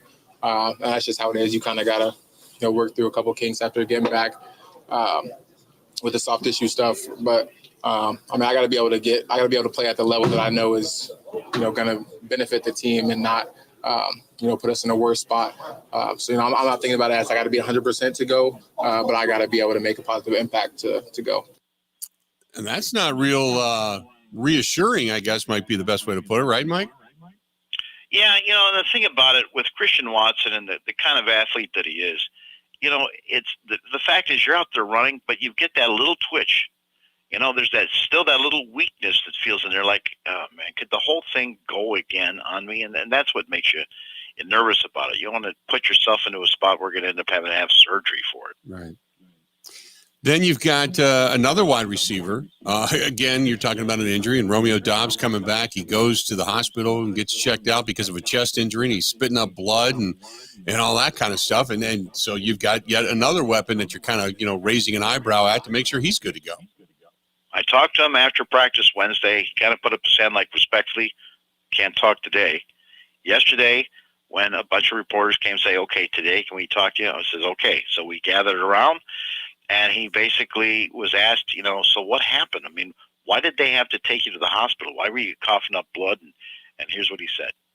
Feeling a lot better than I felt, just throughout that time. I've been progressing. That's the, biggest thing I'm looking forward to is progression throughout the week. What was the reason they took you to the hospital? What did they want to check? I would leave that up to Coach LaFleur. Thank you. What'd he say? I would what? I will leave that up to Coach LaFleur. Thank you. And he's not being, snotty or anything. He was under instructions. You're not going to talk about your injury. LaFleur will.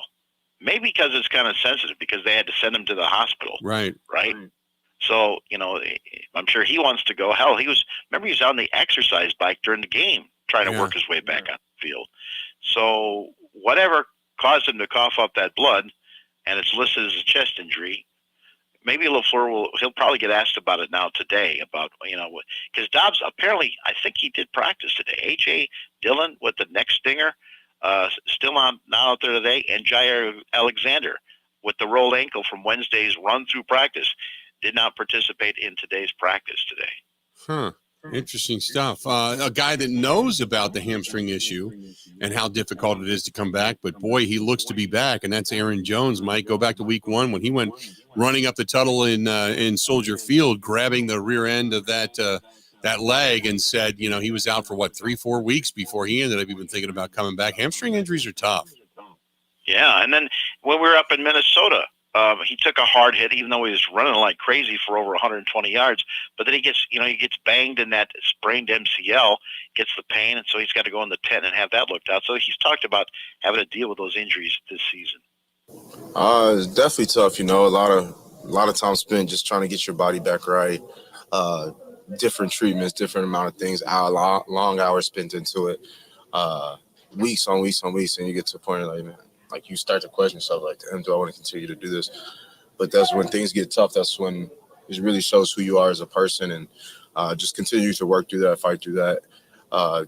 Showed up every day, was here for my teammates, trying to cheer them on, be whatever they needed me to be, and continue to work to get better every day. And, I feel like I did that, and it stacked those days, and it's showing.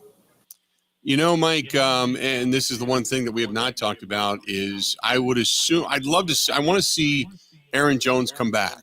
But there is the thought that if this is their last game, that maybe they start the youth movement. Maybe they start to purge that even more money off of that salary cap, and he could be one of those salary cap casualties. Yeah, look what the Cowboys did. They moved on from Zeke Elliott. How much did that hurt them, right? Right. I mean, running backs at 29 and 30. Aaron Jones, 2 major injuries, or at least injuries that kept him out of several games this past season. And now he's 29 years old, and we asked him, hey, could Sunday be your last game as a Packer? Nah, I mean, we're in a playoff run, so I'll figure that out when that time comes. But right now it's playing football, and this is where I want to be, so I don't see why I would be thinking about that. I have another year under contract, so no, that doesn't pop up in my head. Just how can we get the job done in Dallas?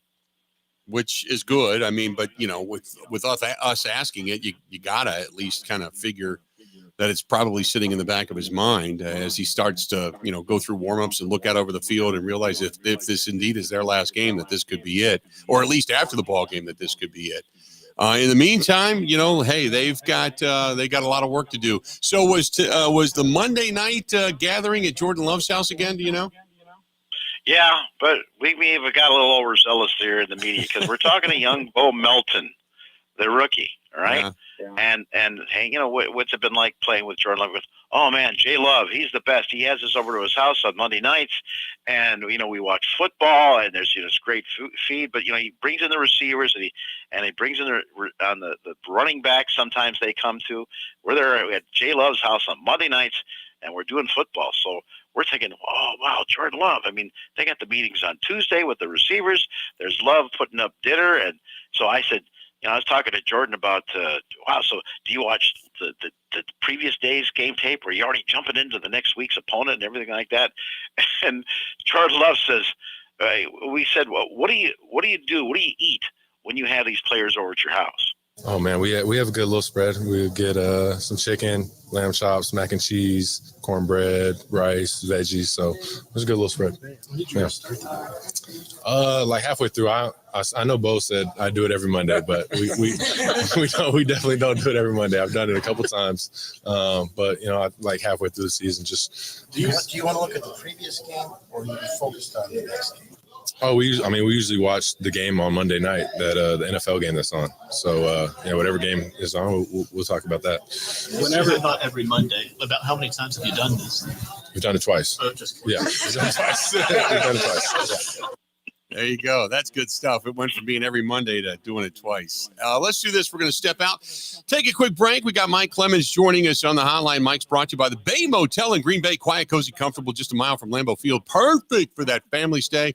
And the Bay Family Restaurant featuring the home-style cooking 7 days a week. That's the Bay Motel on South Military Avenue in Green Bay. Call for reservations, 920-494-3441, 920-494-3441, or go online at baymotelgreenbay.com. That is baymotelgreenbay.com. More with Mike Clemens coming up next. Covering Wisconsin sports like a blanket. This is the Bill Michaels Show on the Wisconsin Sports Zone Radio Network.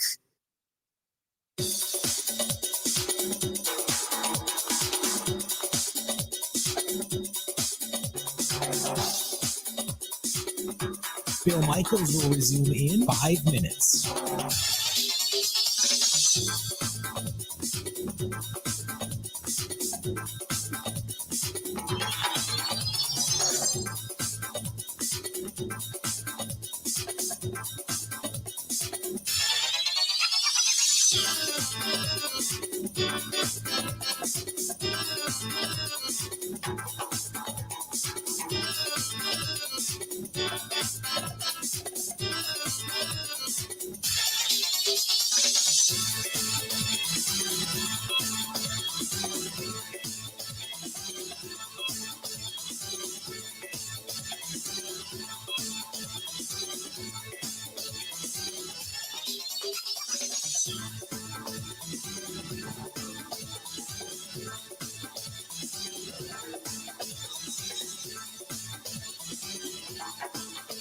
Bill Michaels will resume in 4 minutes.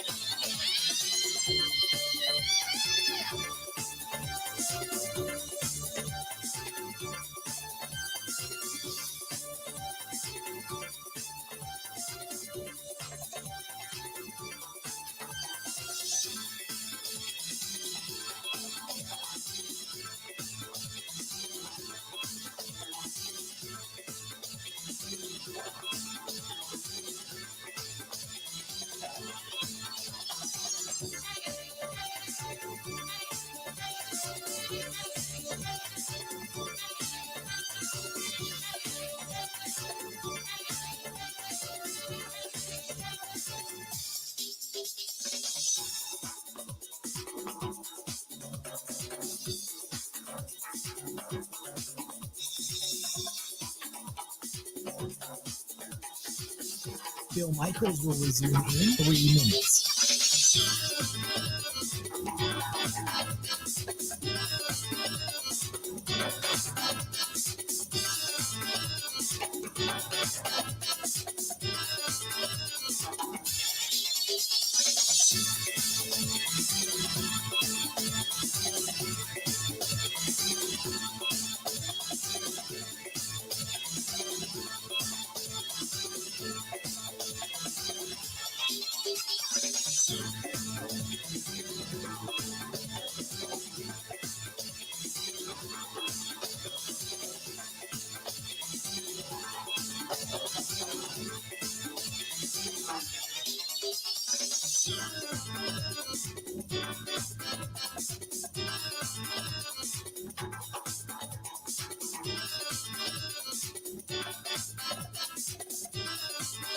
Bill Michaels will resume in 2 minutes.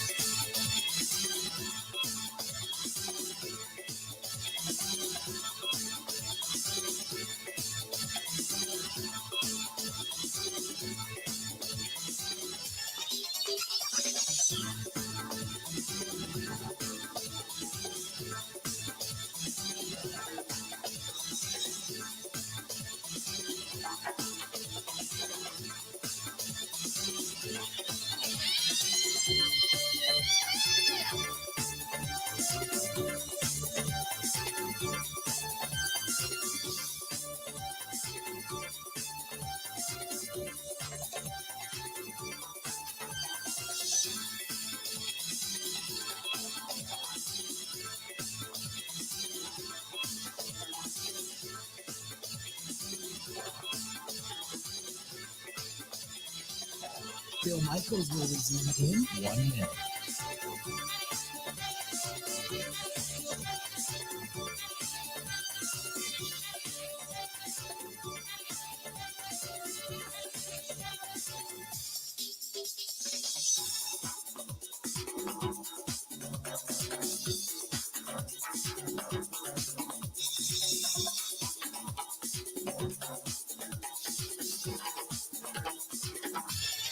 Bill Michaels will resume in 30 seconds.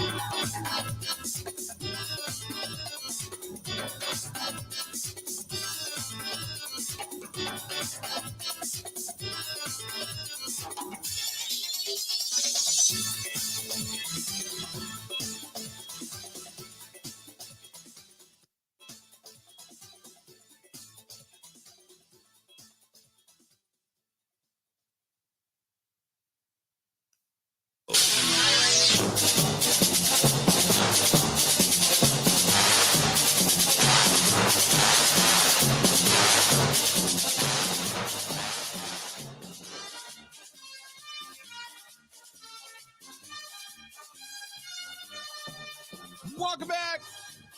Good to have you. The Bill Michaels Show continues. Our guy Mike Clemens joining us on the hotline. If you're looking for a terrific water softening system, no need to go any further than Kinetico. Kinetico is the best that's out there. Swear by it. Have for a long, long time. Go to H2, the letter O, H2ODoctors.com. That's H2ODoctors.com. Good stuff. And appreciate them being a part of the program. Have for a long, long time. They've been with us. Mike Clemens joining us on the hotline. And so, Mike, it's the Dallas Cowboys, and I keep thinking about the irony that what would it be like if the Green Bay Packers were the one that knocked the Cowboys out of the postseason and ultimately cost Mike McCarthy his job? Well, it could cost me my job, apparently, too, if the Packers don't win or something. Hey, I've got some breaking news for you, buddy. Yeah. So Romeo Doubs able to practice today, taken off the injury list with the chest injury. Don't know exactly what that, details are. Maybe Romeo now will talk since he has been cleared. Jaire Alexander, who rolls his ankle stepping on a teammate's foot in Wednesday's jog through practice, will be a game time decision. He did not practice today. Okay. Boy, that's I know Matt LaFleur said that he kind of wanted to hold him off today. You're kind of hoping that tomorrow during their walkthrough that he's able to go. Yeah, I guess so. Or how he feels out there Sunday morning or Sunday afternoon before the 3:30 kick. Right. So, you heard Mike McCarthy there talking about the divisionals, or rather, you heard him talking earlier this hour about the experience that this team has and both teams have. Dak Prescott's been in quite a few.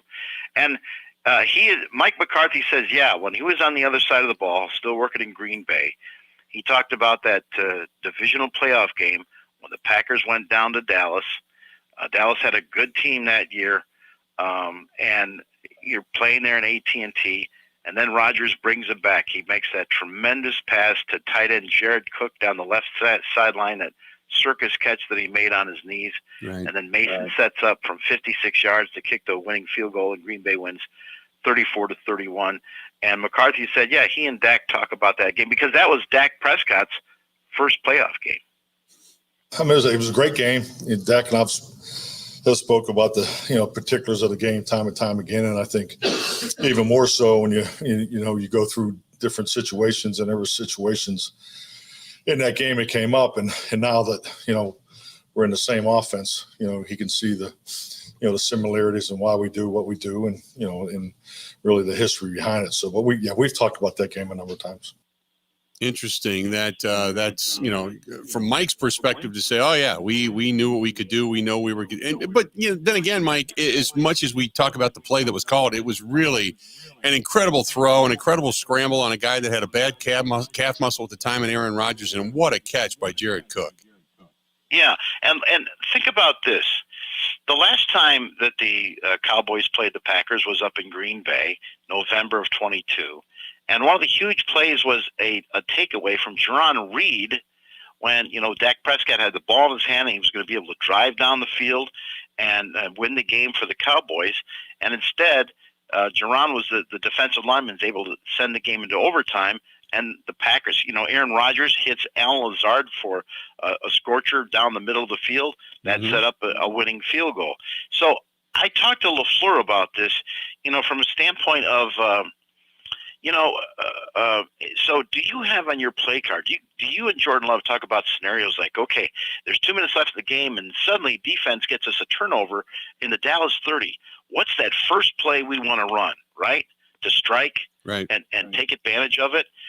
And he said, yeah, they talk a little bit about that, but it's just more like no, he sticks to his card, his menu card that says, if the situation is you're starting a drive on their 30-yard line, here's the plays we want to call. And so that way, you know, the team and when you're looking for the personnel group, okay, we just had a turnover. You're actually doing it as if you had done it at any time in the game, not necessarily a clutch situation in the game. So Prescott now, he's actually played in 8 playoff games. They've won 2 of them in his time. And we talked about, you know, how much is that going to help you going into Sunday against Jordan Love and the Packers? Yeah, I mean, definitely experience helps. There's no question about that. Just understanding that the game's going to take care of itself. It's the preparation that we've got to make sure that we're not taking anything for granted in these moments, and just the preparation and the detail and everything and how we're going to approach this game with the game plan. Therefore, when you get to the game, obviously there's emotions just naturally, right? Being a competitor, getting to the game. When you're locked in your game plan, you know what you got to do. You know the reasons, you know the whys. All that goes away, and then it's playing game. And then at that point, it's just another game, and that's what you needed to get to in your preparation. That you feel that way, and if anything, the stress should come early in the week and alleviate as you get closer to the game. Interesting. I understand kind of what he's talking about, but I'll tell you this, Mike. I keep talking about if you can get up early on this team and let them start to feel pressure, because you can almost hear the collective gasp inside Jerry world saying, oh, my God, here we go again, if they can punch him in the face early in this one. And I think that's a lot to do with, you know, not just Jordan Love in the offense, but Joe Barry's defense. Can they get a couple of stops early and make this team begin to think? Yeah, and Joe's got a pretty, now, except for this Jaire situation, he's got Devondre Campbell back in there with Quay Walker. They've been pretty healthy on their offensive line. TJ Slayton at nose tackles had some on and off problems with a toe injury and ankle, this kind of thing.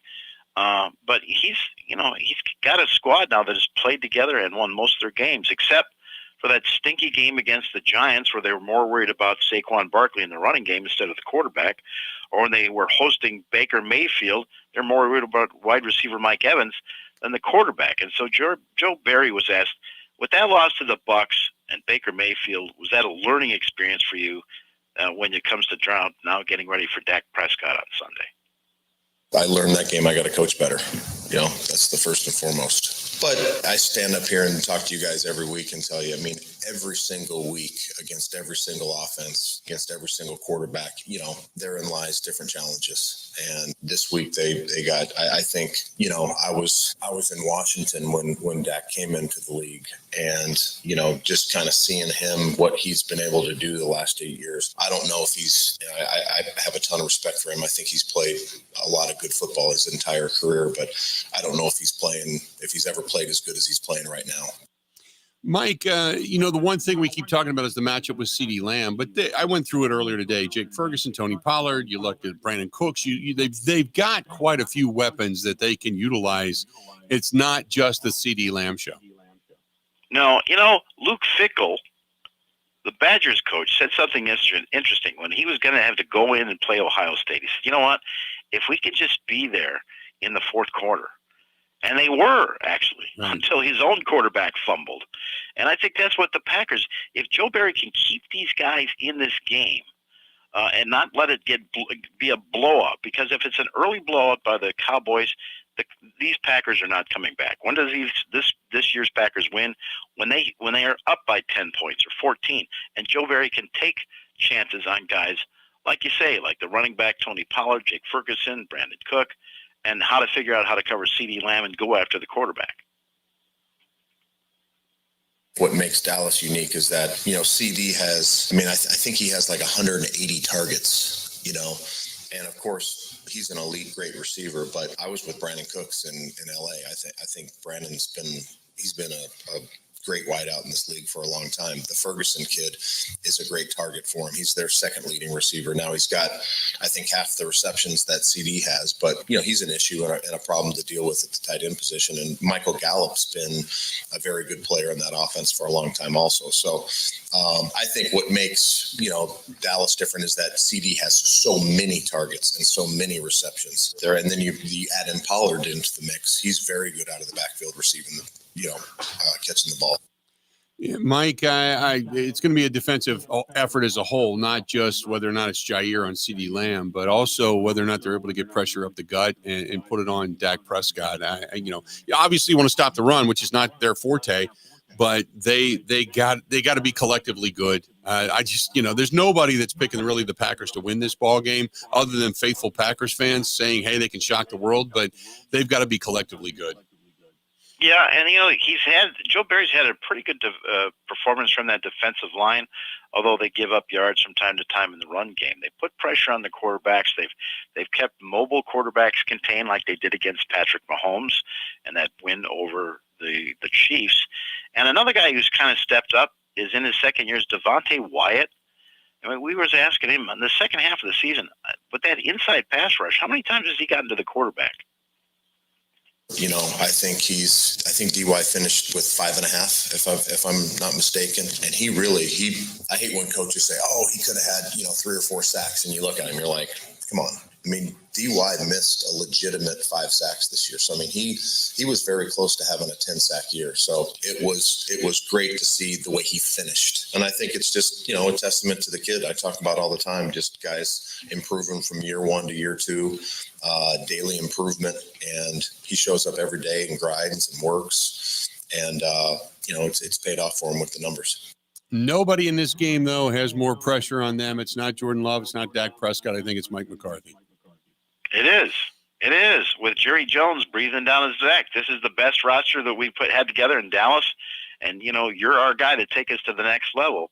And McCarthy, he kind of gets the pressure at home because, remember, he comes to Green Bay as a single man. He marries Jessica, who's from around here. They have kids, and so he says, when you come home, like, is it Packers fans or Cowboys fans? I'm living, I got a wife and 3 daughters, obviously 2 sons, but, you can't win in that house. That's a great question, Clarence. I can't believe I'm saying that to you today. But, I don't know. Well, no, yeah.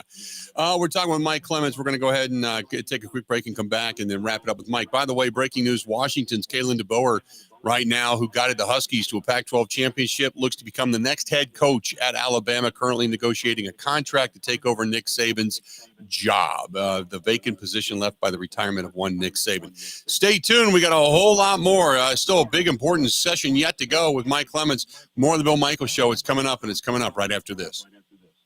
Covering Wisconsin sports like a blanket. This is the Bill Michaels Show on the Wisconsin Sports Zone Radio Network. even when the weather outside is frightful.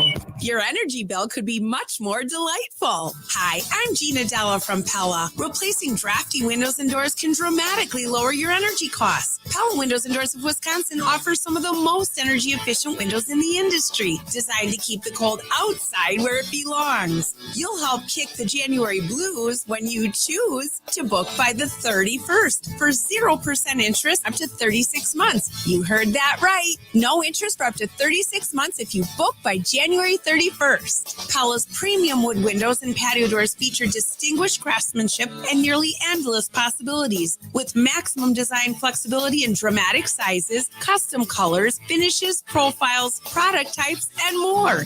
Hurry! To get the 0% interest up to 36 months, you have to book by January 31st. Visit PellaWI.com. Certain restrictions apply.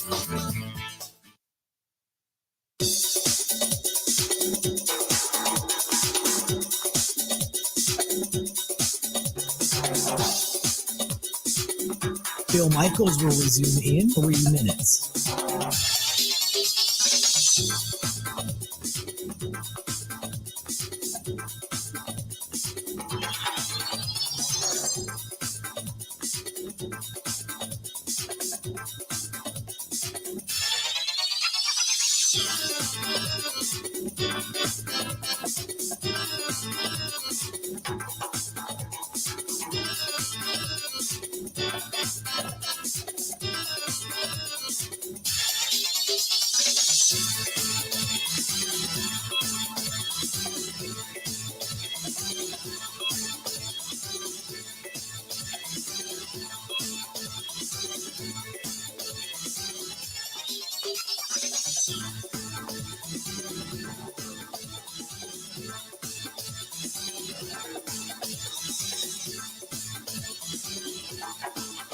Bill Michaels will resume in 2 minutes.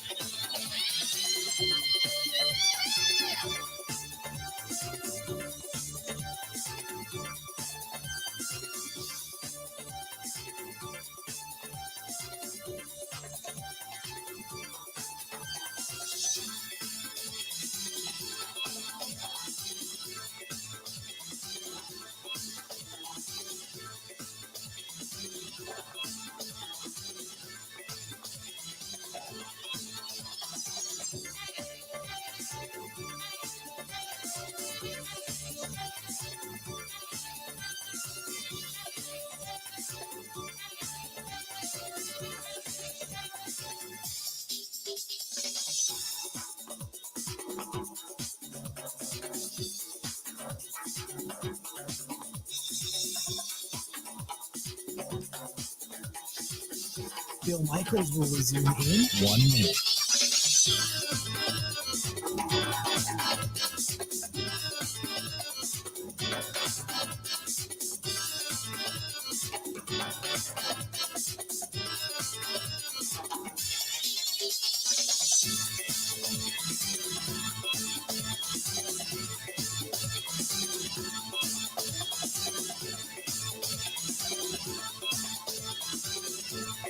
Bill Michaels will resume in 30 seconds.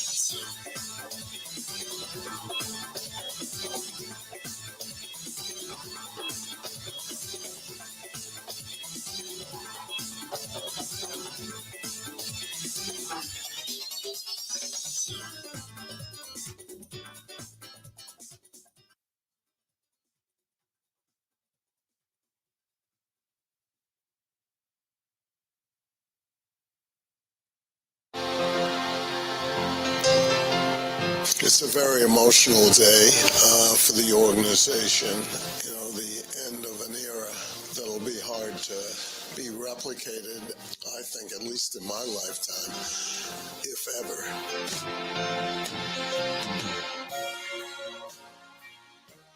Welcome back to the program. Those are the words of Robert Kraft yesterday, talking about the parting of the ways with Bill Belichick. Mike Clemens joining us now on the hotline. So, Mike, that was something that obviously here in our own backyard is getting a little bit overshadowed because we're so concentrated on the Cowboys and the Packers this weekend. But Bill Belichick no more in Foxborough. Well, after 24 years, and Robert Kraft was asked, well, wait a minute, you just said if Belichick is the greatest coach of all time, why are you guys getting rid of him? Well, the last 3 years have been pretty tough. And I know for our dedicated fans and myself and, you know, in life, I just learned things happen. And our family is the custodian of this asset, the New England Patriots. And we know how important it is to the psyche of the community, and what's gone on here the last 3-4 years isn't what we want. Going to be weird watching them on the sideline next year and no Bill Belichick there, or Bill Belichick in a different, you know, colored hoodie. Yeah, and Belichick didn't take any questions. He just pretty much said goodbye to the fans, goodbye to the team. Mm-hmm. It's with there's so many fond memories and thoughts that I think about the Patriots and I'll always be a Patriot. I look forward to coming back here, but at this time, we're gonna move on, and I look forward. I'm excited for the future, but always very, very appreciative of the opportunity here, the support here, and what you've done for me. So there you go. That was it. Mike, you're now on your way to Dallas, and we got the Green and Gold postgame show coming up on Sunday. Any final thoughts before we get away for the week? No, it's just interesting that they already replaced Belichick this morning. They Gerard replaced him this Mayo, morning, yep. a kid that he drafted in 2008 that played linebacker for him, is now replaced him, youngest coach now in the NFL at 37 years old. Not for long, the NFL. Right. No doubt about it. Great stuff. Mike, we will talk to you from the locker room in Dallas. Thank you, pal. All right, buddy. Talk to you. He drops off, and that's going to do it. We are really looking forward to joining everybody down at Nice Ash coming up this weekend. If you're in the area and you want to come by and go to the watch party with us, come on by. Doors open up at noon, free to get in, and we're just going to hang out, watch the game. We got the Green and Gold postgame show coming up immediately following the game. And then who knows? Maybe we're talking about the Green Bay Packers shocking the world, ending the tenure of Mike McCarthy in Dallas, sending Jaire home to eat bad brisket and move on. We hope. But we're going to have a watch party coming up this weekend. And let's be honest. I mean, by the time the weather breaks, it's going to be cold, but at least then you're going to have dug yourself out of your homestead, and you can come on down to Waukesha, Wisconsin, and join us and enjoy some fun and maybe a couple of beverages, and who knows. But we're going to do the Green and Gold postgame show immediately following. So good stuff this week. Really good stuff. We will talk to you again after the game on Sunday. Until then, Tom